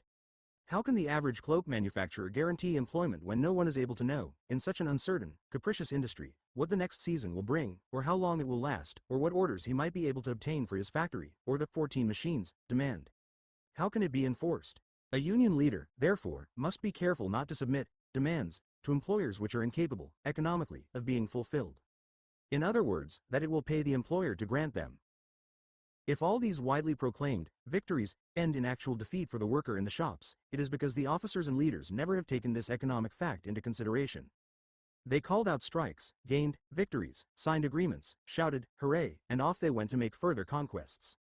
This idea of compelling the employer, an idea so popular among the masses of the workers on the East Side, has a certain ground for justification, but the idea of rights, which Mr. Hillquit brought in and fought for, on which the organization spent so much money, upon which so much hope has been based, and which has called forth so much enthusiasm, is altogether senseless. Acquire rights in such a speculative, highly competitive industry? What rights really has any employer acquired in this industry which he can give or share with his employees? The idea that the cloak worker can improve his position and earn better wages by means of wresting rights from the employers could only originate in the brains of those politicians who introduced the phrases and catchwords of politics into the economic and industrial field, where they do not belong. Bisno tried to rationalize, tried to give a theoretic justification for the popular cry of the masses, coercing the bosses. Hillquit did the same with the demands of the workers for rights, property rights, in the job, the right of the worker to earn a certain wage, to work certain hours, etc. These rights one can acquire in the courts or at the boards of arbitration. But once these rights are won, they turn out to be paper victories. Who says that a cloakmaker has a right to work as he does now, 44 hours a week, when reformers are trying to legislate an 8-hour day for women, or 40 hours a week, as was recently demanded by officers of the International Union? The members of the Typographical Union Local Number 81 are working 36 hours a week. Is it because they have a right to it, or simply because by force of their organizations they gained it? Whatever improvements a worker gains, he does not gain from his employer, as is commonly imagined, but from the industry.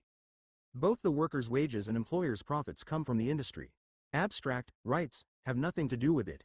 They may wrest from an employer all the rights imaginable, but if these acquired rights are of such a nature that they tend to decrease their own productivity, if they tend to decrease the value of their labor, these rights will soon become a curse instead of a benefit to them. The primary reason why the working season in these union shops is becoming shorter and unemployment constantly increasing is because this union is doing all it possibly can to decrease the value of the workers' labor and to decrease the productivity of the controlled shop. Union control, having no other effect than to increase the cost of producing a garment in a union shop, is the loser in competition with the non-union shop. It keeps increasing the wages, shortening the hours, insisting upon the property rights of the worker in his job, and defeating every attempt of a union employer to obtain a standard production or comparative production.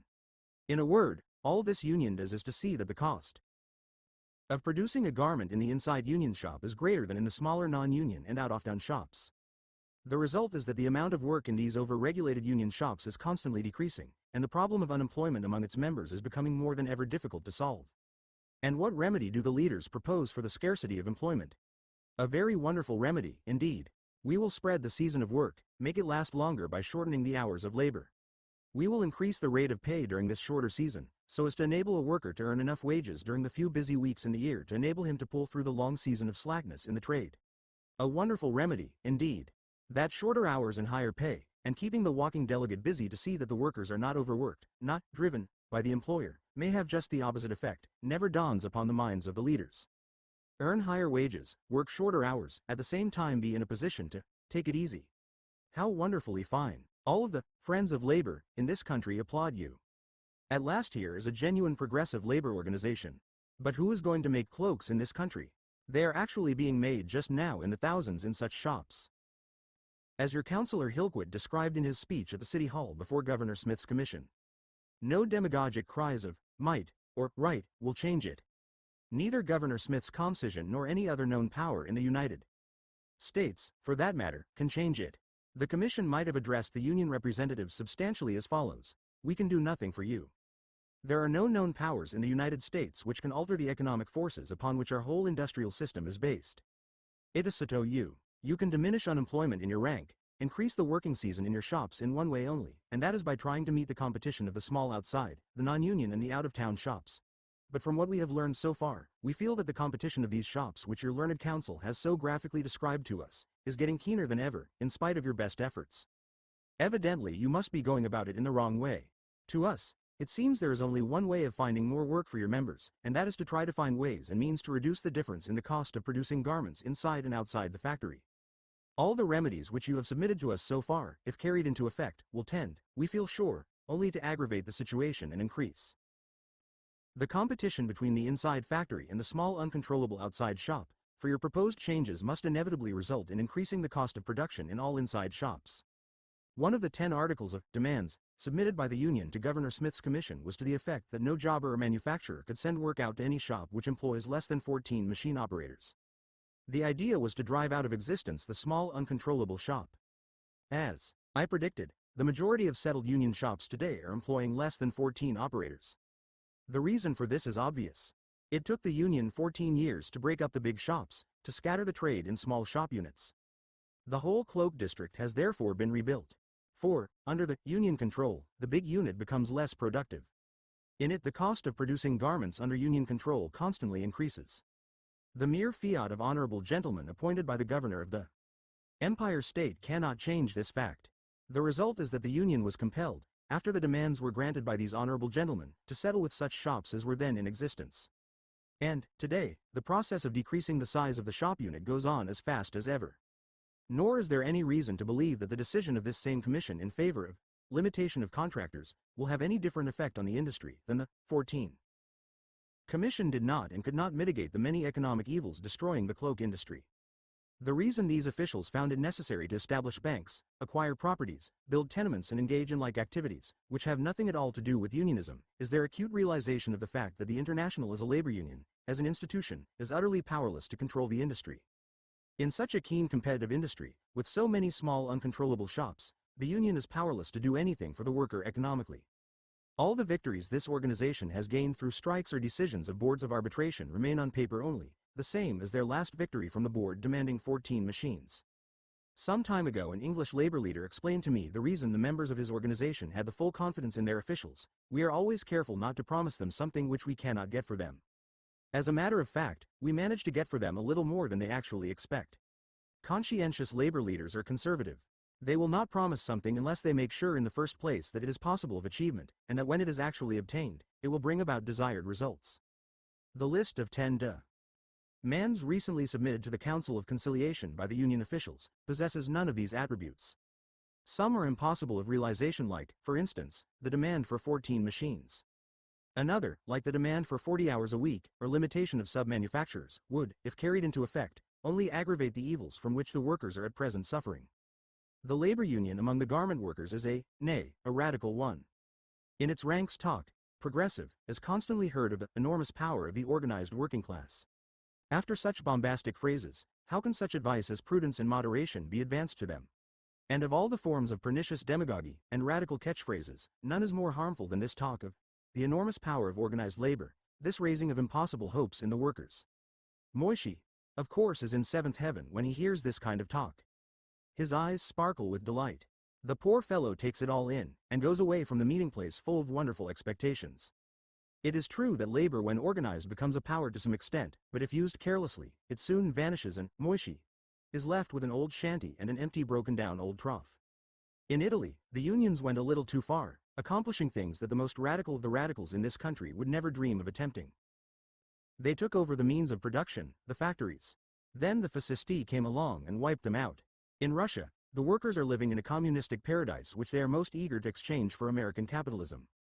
Since the International became big and strong, demagogy has become one of the best-paying professions on the East Side. Here gather cranks from all over the world, all with one object, one aim, to defend the poor downtrodden helpless Yiddish workmen. And they all make a very good living out of it. The truth of the matter is that there is no such thing as an organized working class, except in the imagination of these hotheads. The so-called working class consists of a most heterogeneous element. Among the cloakmakers, for instance, a large number of them cherish all their lives the hope of starting in business for themselves. A considerable number of the working class can never be reached, cannot be organized, and a greater part of those that are in the union are there by compulsion. hence the demand for the closed shop. At the first test or crisis, the members are ready to turn against it.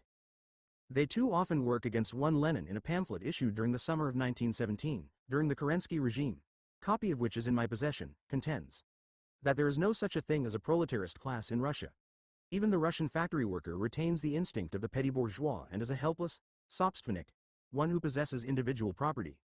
It would appear from this contention that the only genuine proletariats in Russia are the Trotskys and the Zinovievs, for whose benefit the October Revolution was ushered in, and betray the organization's interest even while in the shops. Knowing the weakness of his constituents, earnest and experienced trade union leaders are very cautious before making any move, especially before starting a kampf with the employers. The strength of a union consists in the number of strikes it can avoid, is an old watchword of sincere union leaders everywhere. With the cloakmakers, the constant clamor is for strikes and kampf. The experienced leader tries all ways and means to avoid conflicts and strife and, wherever possible, he enters into agreements or understandings with the employers, either individually or collectively. Moving slowly, cautiously, he forges ahead gradually. Improvements and gains are recognized after a lapse of time, nor can they be effected by following any abstract theories or sweeping generalizations. Every situation must be handled on its own merits. It, therefore, often follows that the theorist whose knowledge of the labor problem is purely academic is unfit to handle practical, everyday shop problems, as the case of Professor Hauerwich clearly illustrates. It is rather difficult to explain the great popularity the late Professor Hurich enjoyed among the garment workers. Did they understand that his policies were the best? The exact fact is that not even his nearest lieutenants had an opportunity to witness his dealing with the employers, nor were any of them in the council room with him when the broad policies of the Union were discussed with the international officers. His popularity, like that of A. Bisno, came from quite different causes. Moishe is well known for his cleverness. You cannot bluff or fool him. He knows that what is good for the worker is bad for the employer, and vice versa. From this rule, his mind does not deviate. He sticks to it with the tenacity of a bull terrier. It forms the mainspring of his union activity and union policy. He knows that when employers entertain a good opinion of a union leader, that such a leader is, ipso facto, no good. On the contrary, when employers cannot get along with a union official representative, this in itself proves his fitness to serve the workers. On the third or fourth week of the general strike of 1910, I received an invitation to a conference to meet Mr. Lefcourt, then president of the Manufacturers' Protective Association at the Knickerbocker Hotel. With me were Mr. John B. Lennon, the representative of the A.F. of L, whom Mr. Gompers had sent to help us along in the gigantic struggle, and a Mr. A. Bloch, a member of Local Number 10, Cloak Cutters. At this conference Mr. J. D. Posner, the gentleman who was instrumental in bringing us all together, produced a sheet of paper containing conditions upon which Posner believed the strike could be settled. I well remember requesting Mr. Posner to lay his paper with the propositions for settlement aside, and turning to Mr. Lefcourt, I spoke to him somewhat as follows. Mr. Lefcourt, this is not just a question of settling a strike. In this strike a whole social problem is involved. The trade is unorganized. Until this strike was declared, there was no union of the men strong enough to have any influence on the conditions of labor in this industry. There was no organization of employers. Everything was left to the will and whim of an individual employer, and the bargain he could strike with his working people. The result of this unbridled competition between employers and employees is that the industry is in a complete chaotic condition and, so far as the hours of labor and the earning of the working people are concerned, complete inequality exists. TT is also true that the conditions of labor in your members' shops are fairly satisfactory. But you represent a minority of the cloak shops in the city of New York. In most of the shops a normal working day is unknown. When the busy season sets in, people work until the small hours of the night as well as Saturdays and Sundays. Our object is to abolish night work, the sending out of work to the homes of the workers after working hours, the carrying from shop to shop of sewing machines, and the elimination of many other evils of which you are well aware. I am convinced that the union by itself will never be able to introduce these desired reforms in the industry and make them permanent. However victorious the issue of this strike may be for the men, we realize frankly the difficulties under which our union labors. The workers are a heterogeneous body of men and women, and the industry spreads over a large area with employers composed of an equally heterogeneous class of men. I doubt very much, Mr. Lefcourt, whether we shall ever be in a position to retain any length of time the fruits of our victory. Only by the cooperative efforts of a strong union and a strong manufacturers' association can order be brought into the present chaotic condition existing in the industry, all of which is a result of unregulated competition. I then went to explain how the union, by regulating the hours of labor and leveling up the rates of earning in the factories of their competitors, would benefit, as well, the best firms in the industry, as represented in their association. Mr. Lefcourt was frankly surprised at my talk, for both he and his colleagues in the Protective Association were of the opinion that the leaders of the strike had only one object in view, the ruin of their business. On parting, he assured me that he would put the views I had just expressed before his colleagues on the executive board, and he hoped he would be able to induce them to extend to the strike leaders an invitation to address them. However, the Employers' Association, for the most part, was so distrustful of the union leaders, they refused absolutely to deal with them. Weeks later, thanks to the strenuous efforts of Louis D. Brandeis and the friendly offices of Lincoln Filene, these officials of the executive board agreed to a meeting with the union officials, and a settlement was arrived at. Who knows? Perhaps if a cessation of hostilities had been reached much earlier in the struggle, if the workers had not returned to work so embittered and hungry, the feeling engendered among them by that prolonged struggle would not have persisted so long to the injury of all concerned. And, if the ideas of the better element of both sides in the industry are ever to be realized, it will not be the result of the efforts of disinterested outsiders, of the interference of eminent citizens, philanthropists, politicians and all sorts of friends of labor. Nor will it be through the efforts of our class strugglers, of the left-wingers, but it will be through the earnest cooperation of all the constructive forces within the industry. Chapter 17. Capital and Labor, again. Two wings from a distance look quite different than when under close observation. The worker tries to sell his labor power to the highest bidder, to the employer, to the person who pays him the highest price, to the capitalist. The employer, the buyer, on the other hand, tries to obtain labor power at the lowest possible price.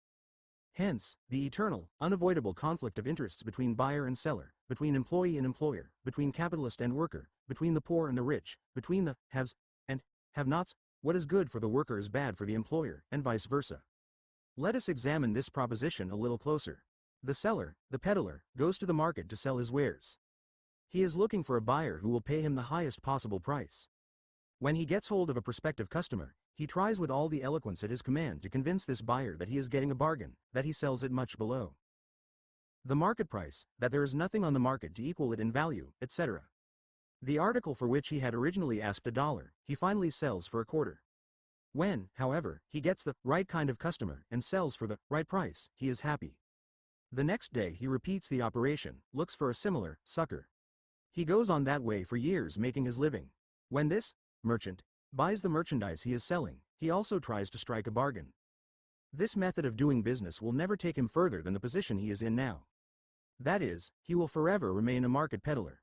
If this peddler should ever be struck with the ambition to become a merchant, to establish a permanent business, he must immediately change his methods of doing business. He will not try to sell old, worn-out or useless merchandise for the genuine articles. He will not then try to talk a prospective buyer into purchasing merchandise regardless of its intrinsic merits.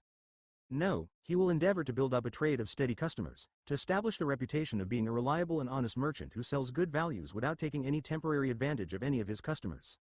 Talk to any successful businessman and he will tell you that one of the chief reasons for his success is the fact that he has gained and enjoys the confidence of those people with whom he is in business contact. His customers may realize that they could buy merchandise at lower prices elsewhere, but they prefer to place their orders with him because they are sure that he will deliver the stock in exact agreement with the character and quality of the samples which he submitted to them, and from which they ordered. They also know that deliveries will be made on time. Instead of his salesman trying to get the best of his customers, they are trying to serve them. You see, then, that the eternal and unavoidable conflict between buyer and seller is not always so unavoidable or so eternal, or so scientific, after all. The more industry, business and commerce develop, the more must the relationships between buyers and sellers become businesslike. That is, it cannot continue to retain the character of primitive barter, where each one tries to take away all that he can from the other, and give as little as possible in return. Instead of trying to get the better of each other in bargaining, they constantly seek out new ways and means to be of service to each other. Mutual distrust and suspicion must be transformed into mutual helpfulness and cooperation, if industry is to progress. Yet unionism of the international type, however, is based very largely on these elementary conceptions of the relation of buyer and seller, and on the mistaken belief that the interests of capital and labor are antagonistic. While there is considerable cooperation between the employers and the union officials in the so-called conservative unions, there is little of this spirit in the so-called progressive Yiddish unions. Here the antagonism to the employer stands out in bold relief, because unionism, among the immigrants from countries so backward industrially and commercially, is an entirely new thing. In those countries from which this vanguard of human progress comes, commerce is still carried on in a form not far removed from primitive methods of barter. A sale, or a purchase of an article is effected there only after both parties have exhausted themselves in the process of bargaining. The progressive labor man in the cloak and dress trade remains at heart the market peddler which he and his father before him were in the land of their birth. Instead of these immigrant workers being taught to look up to study and adopt as far as possible the methods and practices of American unionism, they're taught the exact opposite. And it will take the garment workers' unions with their alien leaders years before they will be able to assimilate the constructive methods employed by the leaders of the so-called conservative American unions. It is only on the east side of New York that one can witness the spectacle of a trade union inviting a gentleman who has never been a member of a labor organization to become the editor of its official journal, a person whose one qualification for the position is his ability to earn his living by preaching anarchistic doctrines in Yiddish. Whether the theory of the class struggle is scientific or not, labor unionism has nothing in common with it. True, unionism in its first stages has to struggle and fight to gain recognition from the employers. But after this recognition has once been gained, it tries to enter into agreement with employers, which in plain English means it proposes such labor conditions as the latter can accept. For union leaders soon find out that in order to obtain better conditions from the employer, they must find points of agreement, not points of conflict and strife. All socialistic doctrines have one object in common, that the taking away of the means of production and distribution from the present owners and the transferring it to some other agency, either the state, or the community, or the operatives in the factory, in place of the present system of production and distribution of the wealth of the country. Socialism proposes to substitute an entirely different one of its own. Labor unionism has no such ambitious object. Nothing so grandiose. Unionism is concerned with the elimination of competition among the workers of a particular trade, so that they may be able to command a better price for their labor. Its problems and its difficulties are not so much with the employer as with the workers in the trade. It is really more of a struggle between union and non-union man, between the striker and the strikebreaker, than between the employee and the employer. Hence the whole theory of the class struggle and class war here does not at all fit in. The only thing socialism and unionism have in common is the fact that socialist propagandists and underscore politicians find in unionism a convenient field for their work, just as it seems to have an irresistible attraction for all sorts of demagogues. Take, for instance, the industry in which I am engaged, cloth examining and shrinking. When I notice a worker in my employ becoming indifferent, slothful, I do not immediately discharge him, not that his union in any way interferes in the selection of my help. The burning question of discharge and discrimination is unknown and unheard of in our trade. It is unknown among the rest of the labor organizations in this country. I hesitate to discharge an old and tried employee because I do not know if a new one will be any better. And as a rule, an employer always prefers an old employee to a new one. I remind such an employee of his shortcomings. If this has not the desired effect, I take counsel with the president of the union, see what he can do to get the backslider to attend to his work. This union official, if he finds it necessary, will not hesitate to call the attention of such a member at an open meeting and inform him that the organization will not tolerate, will not harbor, anyone who is either unwilling or unable to turn out a satisfactory day's work. In that union one does not hear those constant demagogic cries against the discipline of the shop, the heavy yoke, and such like talk. The union tries to cooperate with the employer to make its members more efficient workers and better craftsmen. The kind of propaganda, of education, or miseducation, as Mr. Brandeis once named it, which the members of the International receive from their officers and leaders, must end in sabotage of the worker in the shop. Yankel the arrogant becomes uncontrollable. The Horapoznik, the name in Yiddish signifies the worker who loves his work, has almost disappeared. The artist has lost interest in his art. The Yiddish immigrant ceased to be the most productive worker, the most efficient in this country. He is no more the slave he used to be. And the first to suffer from this kind of propaganda is the worker himself. The element engaged in the cloth sponging industry is approximately the same as in the cloak and dress industry, namely, workers of Jewish and Italian origin, with this difference, that they are mostly native-born Americans, and their union is an American union. Therefore, there is not the Siamese twin of bluff and turmoil, which is characteristic of the progressive Yiddish labor movement. In the garment organization, when a few weeks pass and the office hears of no trouble in a particular shop, its official becomes restless. A meeting of the workpeople of that particular shop is called. The workers receive a good dose of union propaganda, and the next day there is trouble between the workers and the employer. A walking delegate is immediately dispatched to try and sell the trouble. All this reminds me of a story about some firemen of a western city, who, becoming afraid of losing their jobs because several months had passed without any fire, themselves took care to earn their salt by setting the whole town on fire. In the Socialist Catechism it is written, and all true and pious socialists believe it, that the capitalist class is in need of a reserved army of unemployed, because its profits are derived solely from the underpaid labor of the worker, from the surplus value which labor creates and which the capitalist appropriates. The lower the cost of labor to the capitalist class, the greater their profits.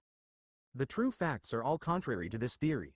When employment decreases, when factories close, when follow in their wake, the factory owners, in order to cover part of their overhead, accept orders at little or no profit. To meet their financial obligations, they sell their accumulated stocks at a loss. The stock and share market begins to drop and the capitalist class begins to feel its losses rather keenly. On the other hand, when labor is scarce, when the employers have more orders on hand than they can fill, when the demand for goods exceeds the supply, then the capitalist class begins to coin money. During the last war, when labor was at a premium and wages went up sky high, the capitalist class made money galore. For every extra dollar they pay in wages, they take 10 in profits, was the cry. You see then how much truth there is in the popular socialistic assertion that the capitalist makes his money from cheap labor. In the wealthy establishments, wages as a rule are higher and the earning of the workers better than in the smaller shop conducted by poorer proprietors. It is only when the employer is compelled to pay more for labor than his competitor that his losses begin. He makes money only when he succeeds in paying less for his labor than his competitor. This is something quite different, quite distinct from paying high or low wages. In China, where the cost of labor is so low that it other by human labor than the use of mechanical or animal power, there is practically no capitalistic class. In the cloth examining and sponging industry, wages have trebled within the last 8 years. The same workman in my employ who in 1917 received $20 to $22 per week now receive $57 to $70 per week for fewer hours of labor. This was accomplished without turmoil and strife, without having to resort to arbitration or litigation. Yet the profits of the employers in this industry did not diminish as a result of this trebling of the wages. In our industry, unionism is appreciated as much among the employers as among the workers, for we are all aware that our competitors can neither undersell us by paying lower rates of wages to their employees, nor by working them longer hours. It is evident, then, that for an association of employers in a particular trade or industry, it is much better to have labor well organized, and well paid, and its hours shorter. Whenever one witnesses a struggle between a well-organized body of employees and employers, it is generally the result of incompetent or dishonest leadership on one side or the other. The fault is apt to be on the side of the men, because there is, as a rule, less politics in the employers' organizations. The fights which constantly take place in the women's garment industry are not, as its members of the various socialistic sects have been led to believe, due to the inevitable conflict of the capitalist class and the working class, but are prompted by the self-interest of paid union politicians who make demagogy their profession and who are always trying to convince the workers that everything that has gone wrong is the fault of the bosses. We are at a meeting of the Board of Grievances of the cloak industry. On one side are the representatives of the Employers Association, none of them paid officials.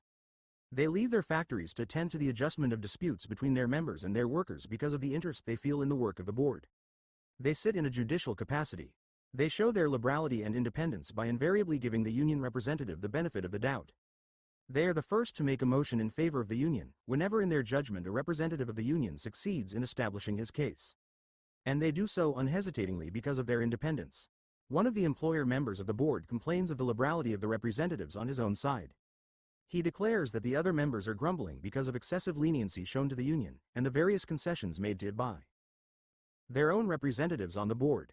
In reply to this, the employer's chairman on the board states that if their own members are dissatisfied with the action of their own representative, they know what they can do. He turns to the complaining one, and asks him to inform those disgruntled members, that while they, the grumblers, and kickers are free to attend to their factories and their business, they, the members of the board, are devoting their own valuable time attending to other employers' troubles. The officers of the union are paid officials. They cannot address their members in the same way. Neither are they free to act in a judicial capacity as the employers are. They cannot act judicially because they are paid by the plaintiff. I have said all this before, but I think, like some other facts I have stressed, that it bears repetition. I believe I have made clear my contention that the struggle between capital and labor is not at all inevitable when and where both sides are rightly organized. When the interests of both sides are clearly understood and no job politics obscure the issues, there is little room for antagonism. Especially is this true in such a competitive business as the manufacture of women's garments. I feel sure that the failure of unionism in the women's industries is due chiefly to the fact that the workers invariably look out upon the individualization of employers as the enemy's country. You see, Moishi is a fellow whom you cannot bluff. His unionism is based upon the solid ground of what is good for the worker is bad for the employer and vice versa. The empty-headed blatherskite, the unscrupulous demagogue, has no difficulty in finding out what most appeals to Moishi, and directs his mischievous activities accordingly. And it does not take him long to find the best way to satisfy him. A union official in reality is a sales agent of the union of the workers. Imagine a salesman or sales agent being unable to make any sales for his employer. Would the argument that the customers are a bad lot hold good with the employer? In radical unions, this is exactly the kind of argument that is used. When a leader cannot make good, when he lacks the ability to argue his case, or to convince the employers of the justice of his contention, then it is the boss, the capitalist class. So what can you expect? And all this poppycock satisfies Moishi.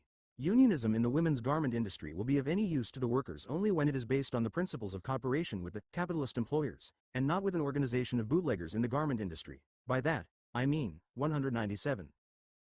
The sub-manufacturers and the outside contractors with whom the union now is trying to enter into a conspiracy against the manufacturers and jobbers by demanding limitation of contractors. From conf to cooperation, from antagonism to mutual interest, in this direction is the march of progress, of evolution, in the relation between capital and labor. Until 1910, the women's garment industry was completely disorganized, as I have said before. The conditions of labor were in a chaotic state, an inevitable condition where nothing was regulated and where everything was left to private bargaining between individual employer and employee. Since 1910, when the union, or rather the organization which is known by the name the cloakmakers union, got the upper hand of the employer, things have become worse than ever. That they are getting worse, the rights, as well as the left-wingers, in the industry, all recognize. How is this going to be remedied? I think it can be helped by copying the methods of big business, viz., cooperation between buyer and seller. Why not try to gain better prices for union labor from the employers, their customers, not by constantly holding over their heads the big stick of the strike? Drop pursuing the method of the market peddler of the old country. Adopt the methods of American big business. Try to gain the confidence of your customers, your ways and means to make your industry yield a better remuneration for both of you. You have had enough fights and conflicts. Try the other way. Chapter XVUL. The trough. The radical element in the Cloakmakers Union reminds one of the Anti-Saloon League of America, which after years of agitation succeeded in having the 18th Amendment adopted and the Volstead Act passed. As a result of this act, two classes of people made their appearance in this country. The bootlegger and prohibition enforcement, or dry agents. Both need each other. Without the bootlegger there would be no need for the dry agent, and without the dry agent, bootlegging would not be a profitable business. Every now and again there is a clamor on the part of the dry forces of this country for more agents and more money to keep dry a people who are naturally wet. This agitation, despite the fact that the United States government already spends millions of dollars annually on the enforcement of the Prohibition Act. Almost daily you read in the newspaper reports of newly discovered graft and corruption, and of collusion between bootleggers and dry agents. The Anti-Saloon League is constantly clamoring for changes 200. In the method and the personnel, and in the staff of the dry enforcement agents. The radicalism or the radical element, in the Cloakmakers Union, has made the manufacture of garments inside the large factory unprofitable. Only poor devils without capital, and without responsibility, running a 2x4 shop, can nowadays make it pay. The unit of the cloak and dress shop becomes steadily smaller, while their number grows larger. To control these ever-growing number of units, an ever larger staff of walking delegates is needed, more managers, more out-of-town committees and volunteer committees. But even this is not enough. In the small social shop, workers make their own arrangements with their employer, and snap their fingers at both the union delegates and pull committees. Ergo, the help of strong-armed men is called in. The expense of trying to control these uncontrollable units grows heavier all the time, as does that part of the expense for which no receipt or vouchers can be produced. Thus, the cost of enforcing union conditions ever increases in this industry. Even the periodical assessment of $20 per head is insufficient, apparently. The number of bootleggers and dry law enforcement agents, sub-manufacturers and organizers, and walking delegates, grows larger each year. Last year the cost of enforcing union conditions amounted to over $1 million. This is the trough of the Joint Board of the Cloak and Dressmakers. Locals of the International Union of the City of New York. Can you imagine what kind of a machine is being built around this trough of $1 million annual expenditure, of the larger part of which a detailed account cannot be kept and no balance is ever made public? The opposition, the left-wingers, believe that by changing the personnel of the officials, there will be less graft and corruption in the administration of the enforcement of union conditions in the sub-manufacturing shops. That they can substitute a cleaner, purer administration. Perhaps. But even if they do, it can only be for a short while, under the whole system as now constituted. As long as there is an ever-increasing number of small shops to be controlled and periodically reorganized, as long as there is any need of an endless number of pull committees, who for a substantial consideration are willing and ready to enforce union conditions in the bootleg shops of the sub-manufacturer, there will be graft and corruption, as well as a well-built machine to divide this $1 million a year among the deserving unionists. $1 million a year is a terrible temptation even for pure-blooded, 100% communists. It is not a question of parties or persons, but of the system that has made the manufacture of cloaks and dresses in the city of New York profitable only. Machines. The evil of the small uncontrollable shops will never be cured by the spending of enormous sums on enforcement agents, with their legitimate and the ever-growing number of illegitimate helpers. And all the proposed remedies, the limitation of contractors, advocated by both the administration and the opposition, is utterly useless. The administration proposes it because it is not in earnest, hoping thereby to raise future issues. Something to talk to the members about, part of their old method of the art of bluff. The new administration proposes it because it consists of a set of hotheads without experience, who do not in the least understand the nature of the problems confronting the industry. Those who are anxious to eliminate graft and corruption in the union should try to see to it that instead of combining with the American Association of Sub-Manufacturers, thus making the union a branch, an accomplice of that organization, the union should come to an understanding with the manufacturers and jobbers in the cloak and dress industries. Let the union, in cooperation with the capitalist employers, find ways and means to abolish the small shops, by having the garments made inside the factories. When the manufacture of women's garments becomes a legitimate business, when the number of walking delegates and union officials and the cost of their maintenance are reduced to a minimum, when the employment of hired thugs is no longer necessary, when the entire cost of maintaining the organization will have been reduced to minimum, then and then only, will there be reasonable ground for hoping that corruption and graft likewise will be reduced to a minimum. Above all, the International must first of all become a genuinely honest labor organization.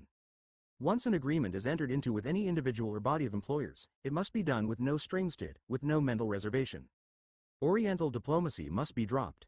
If, on the other hand, things are as bad as the president of the International Union asserted at the hearing in the City Hall last year, viz., that the employers in the dress and cloak trade make no attempt to live up to the terms of agreement into which they enter with the union, then make no agreements, either verbal or written, but say to the members to do the same as the I.W.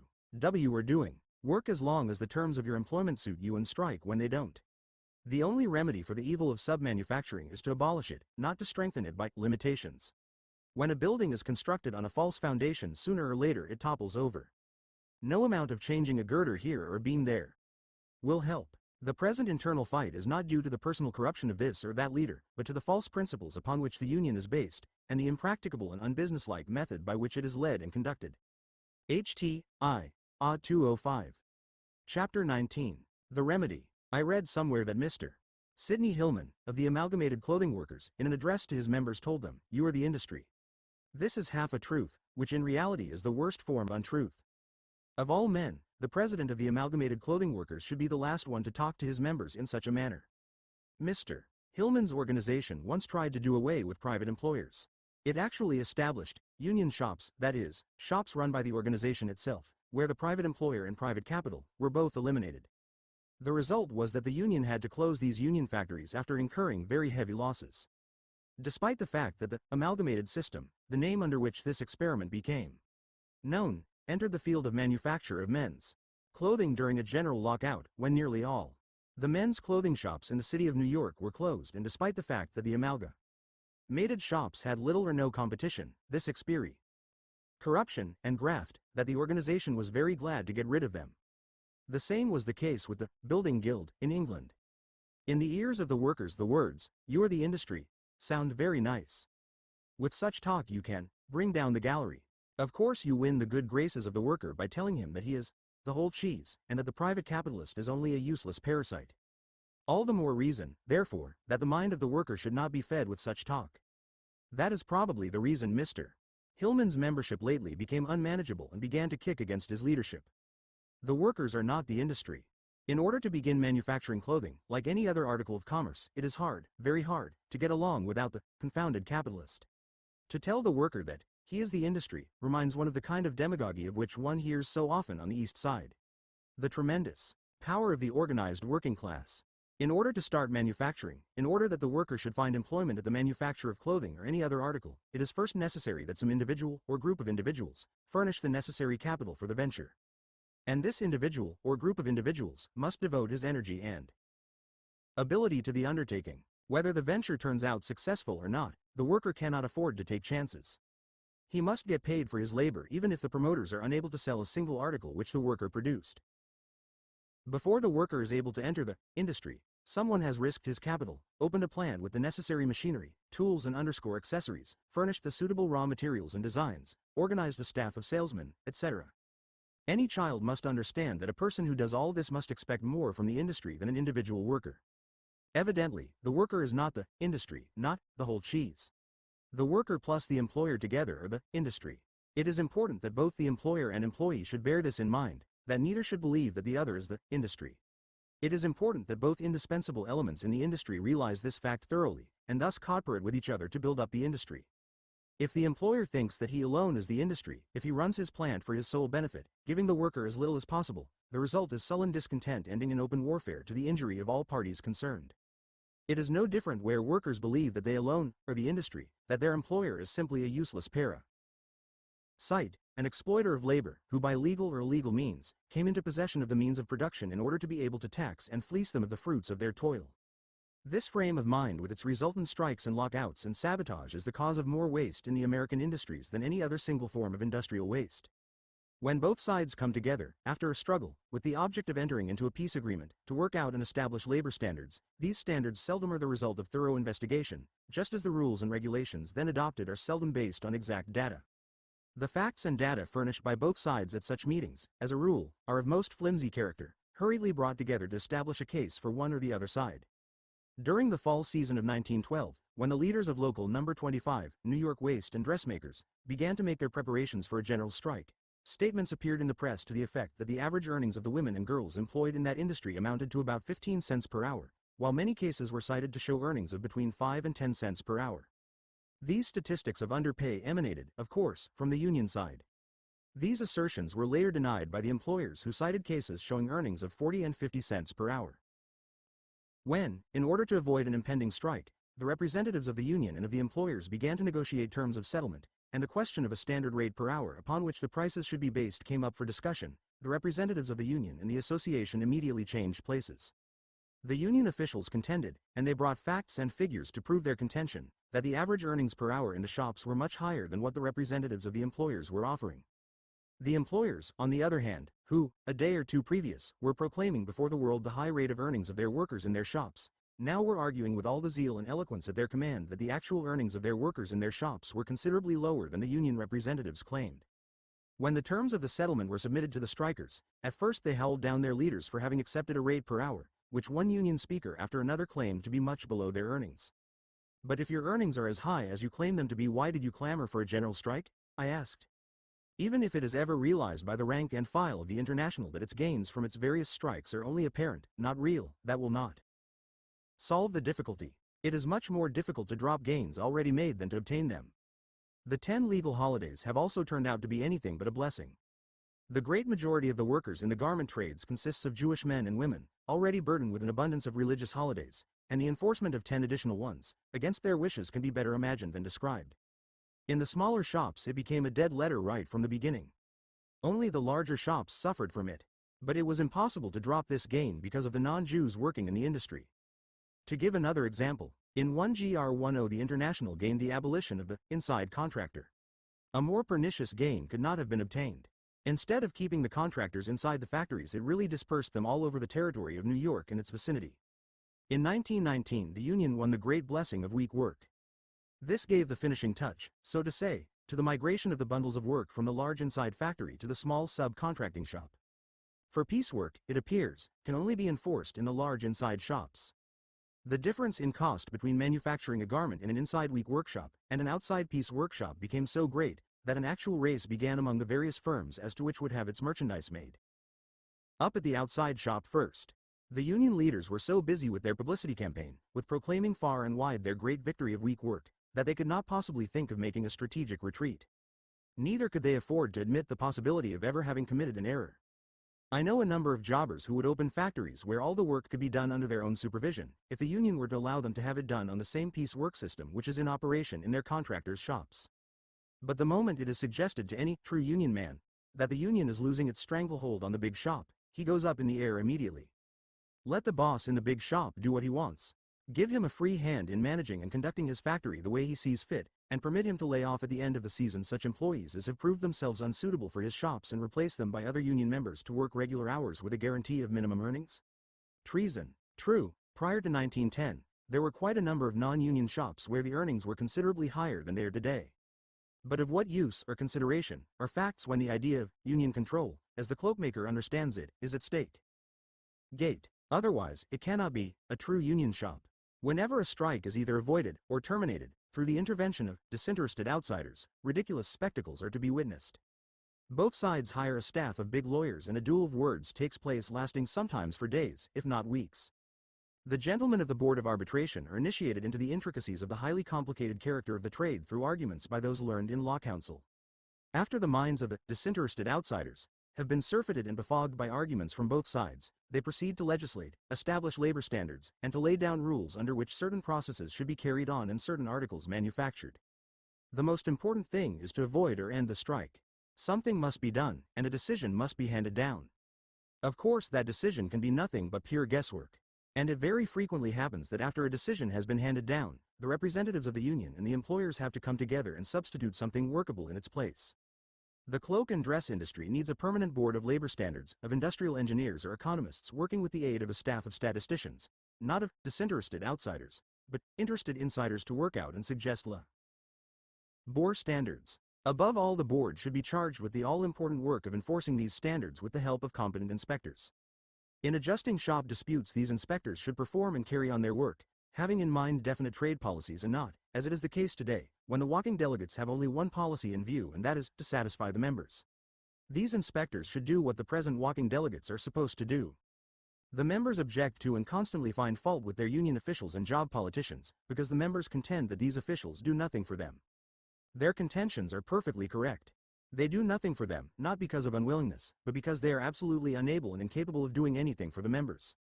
Nor when the personnel of the administration is changed will it be able to do any more for them. Neither will they give up their jobs if they meet with no more success than their predecessors. Plus ill change, plus ill est la meme chose. When the number of officials paid and elected by the union will be materially reduced, when the labor standards are enforced by an appointed body of inspectors, like the inspectors of the Board of Sanitary Control, who hold office as long as their work is satisfactory, then only can a change for the better be expected. Such a body could be maintained at the joint expense of the union and the employers' association. Its business should be to watch and follow all those changes taking place in the manufacture and sale of women's garments throughout the country. There is now a Board of Sanitary Control to which employers also contribute, and whose object is to compel the employers to maintain sanitary conditions in their shops. You never hear any one of them complaining against these sanitary inspectors. The employers carry out their recommendations because they respect these inspectors and the plan and scope of the work they are engaged in. It stands to reason that these employers will more readily comply with the instructions of a Board of Labor Standards than with any received by a union delegate. Especially will this be the case when an employer knows the non-compliance with these instructions will call forth pressure and punishment on the part of both union and the association. Also, when he knows that those standards demanded from him are fixed by an independent body of experts appointed and maintained for and by the whole industry. Employers, however, hate the union and respect its officials no more than do the workers. They are proud when they can get the best of the union and boast of it. Quite different would be the case if they were to deal with officials appointed by an independent body of experts maintained by the whole industry. You have a workers' university. I have no idea of what subjects are there taught. I can well imagine that this institution is little more than a toy, a kind of show maintained to please American intelligentsia, a part of the publicity campaign on which your officials are in the habit of spending money so lavishly. If your workers' university was of any use to the members of your organization, the prevailing conception of unionism could not be the same as it is today. I feel sure that that institution exercises no influence on the policies and activities of your organization. But a workers' university, which would educate and train a body of competent men and women for work of inspecting and enforcing labor standards, would be of great help to everyone. These inspectors could be recruited from the ranks of the workers in the trade. The object of the union should be to cooperate with the employers, to train its members to be loyal to the firm they work for, to raise their efficiency as producers and to impress upon them the necessity of giving an honest day's work in return for the higher wages and shorter hours which the union employer gives his workpeople.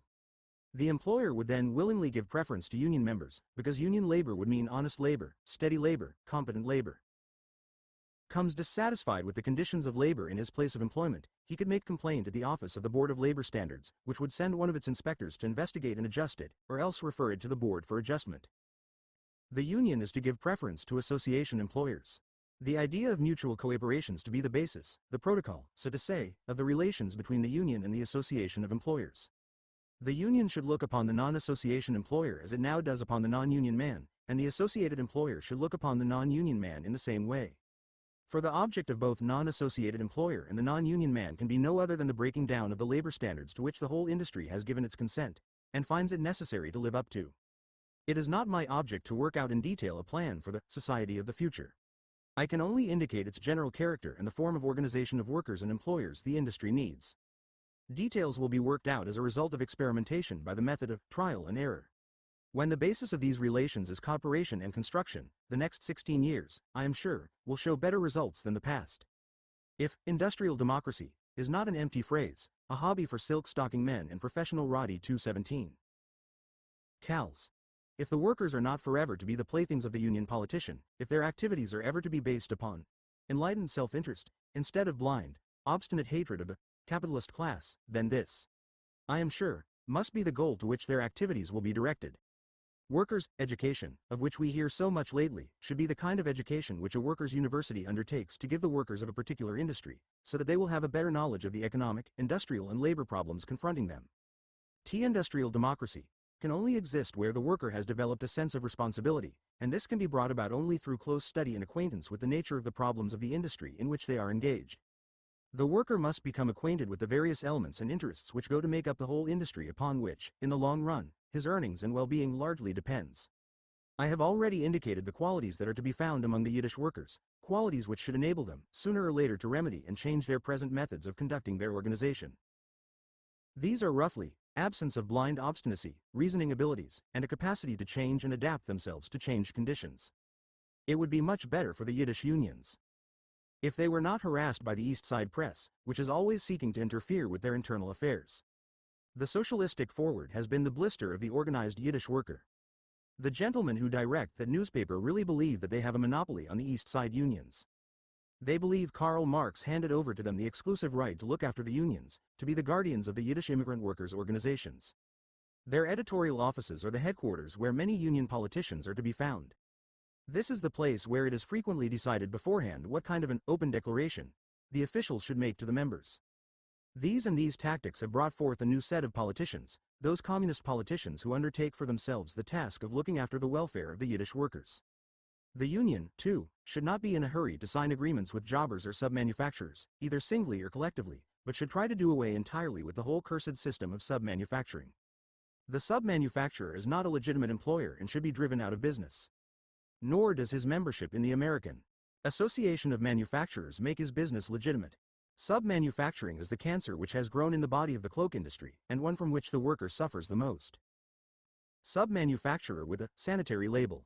By doing so, it really legitimizes and gives sanction to this bastard system of producing garments. In my opinion, no garment can be sanitary that is made in a sub-manufacturer's shop. But it cannot be abolished in the usual way the union tries to effect improvements for the workers. It cannot be done by the method of coercion and threats. It must be clear by now that the principal reason for the failure of unionism in the cloak industry is due to the fact that the union relies mainly on coercion. These coercive methods are effective only in the larger shops. The union officials have always been working overtime in the larger inside shops, while the smaller, illegitimate employers have been thriving and multiplying. The union representatives might invite the jobbers to a conference and address them as follows. Gentlemen, our object is to abolish the cursed system of sub-manufacturing in our industry.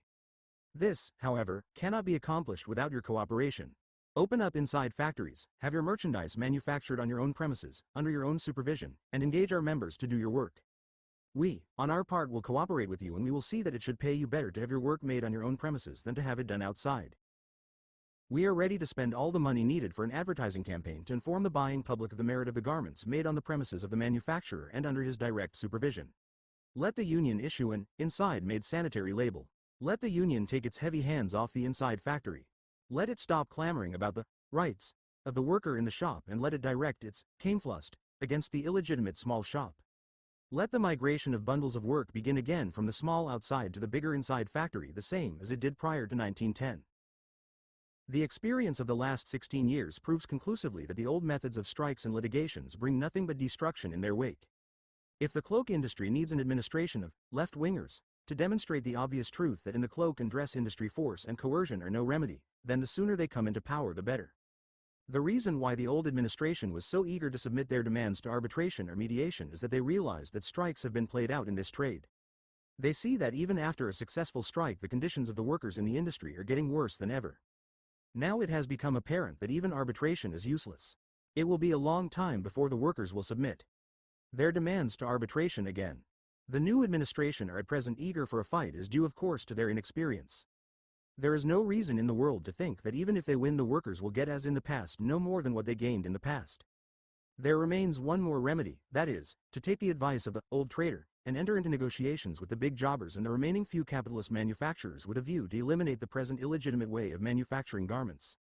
Only by eliminating these bootleggers, the sub-manufacturers and the dry law enforcement agents, the walking delegates with their inevitable aides, the strong-armed men, will the Union ever be in a position to rid itself of the corruption in its ranks and the terrible waste of members' money against which evil the members of the Union are rightly up in arms. Victories on either side, be it the result of strikes or arbitration decisions, can bring the industry no other fruit than Dead Sea apples. Only when the responsible elements on both sides will reach a basis of understanding will the lot of the workers in the industry begin to improve. Such an understanding can be achieved only when the union leaders will pick up courage, face the facts as they are and drop peddling with demagogic, high-sounding phrases. Their constant refrain that the employers are out. Save nobody. For anyone with a grain of common sense can understand that in such a keen competitive industry the only parties that can gain by lower cost of production will not be the employers but the consumer and perhaps the retailer. Epilogue. One of the periodical general strikes, which so often convulses the garment industry is on again. It is being predicted that this struggle will be the bitterest yet fought in the industry and will last the longest. Since 1916 the industry went through about a half dozen of them. At the beginning of each of these strikes the leaders assured the members that this time the nature of the settlement will be such as to make it impossible for the employers to evade their obligation to their workers. That this time they will have to provide them with a living wage, etc., etc. Each one of these strikes ended, of course, with a complete victory for the Union. Yet at the end of these victories of the Union over the employers, even before the leaders were through celebrating it, the workers in the shops found that the conditions there were worse than ever. To meet these complaints of the workers, the leaders began talking of another conflict, of another strike, assuring their members that this time the nature of the demands from the employers and the settlement with them will be of quite a different nature. That at last they found a real remedy for the evils from which the workers are suffering. One would like to know how long these tactics, these unfulfilled promises, these methods of cajoling the workers will last. How long Moishi will stand it. Some of these Moishas are already beginning to realize that it is these very victories over the employers that are at the root of their trouble. See page 52. Let us hope that the number of such Moishas will grow to such an extent that they will compel the leaders to change their tactics which hitherto brought within its wake nothing but destruction and ruin to the industry. The ENPDX. V.Y. Vey.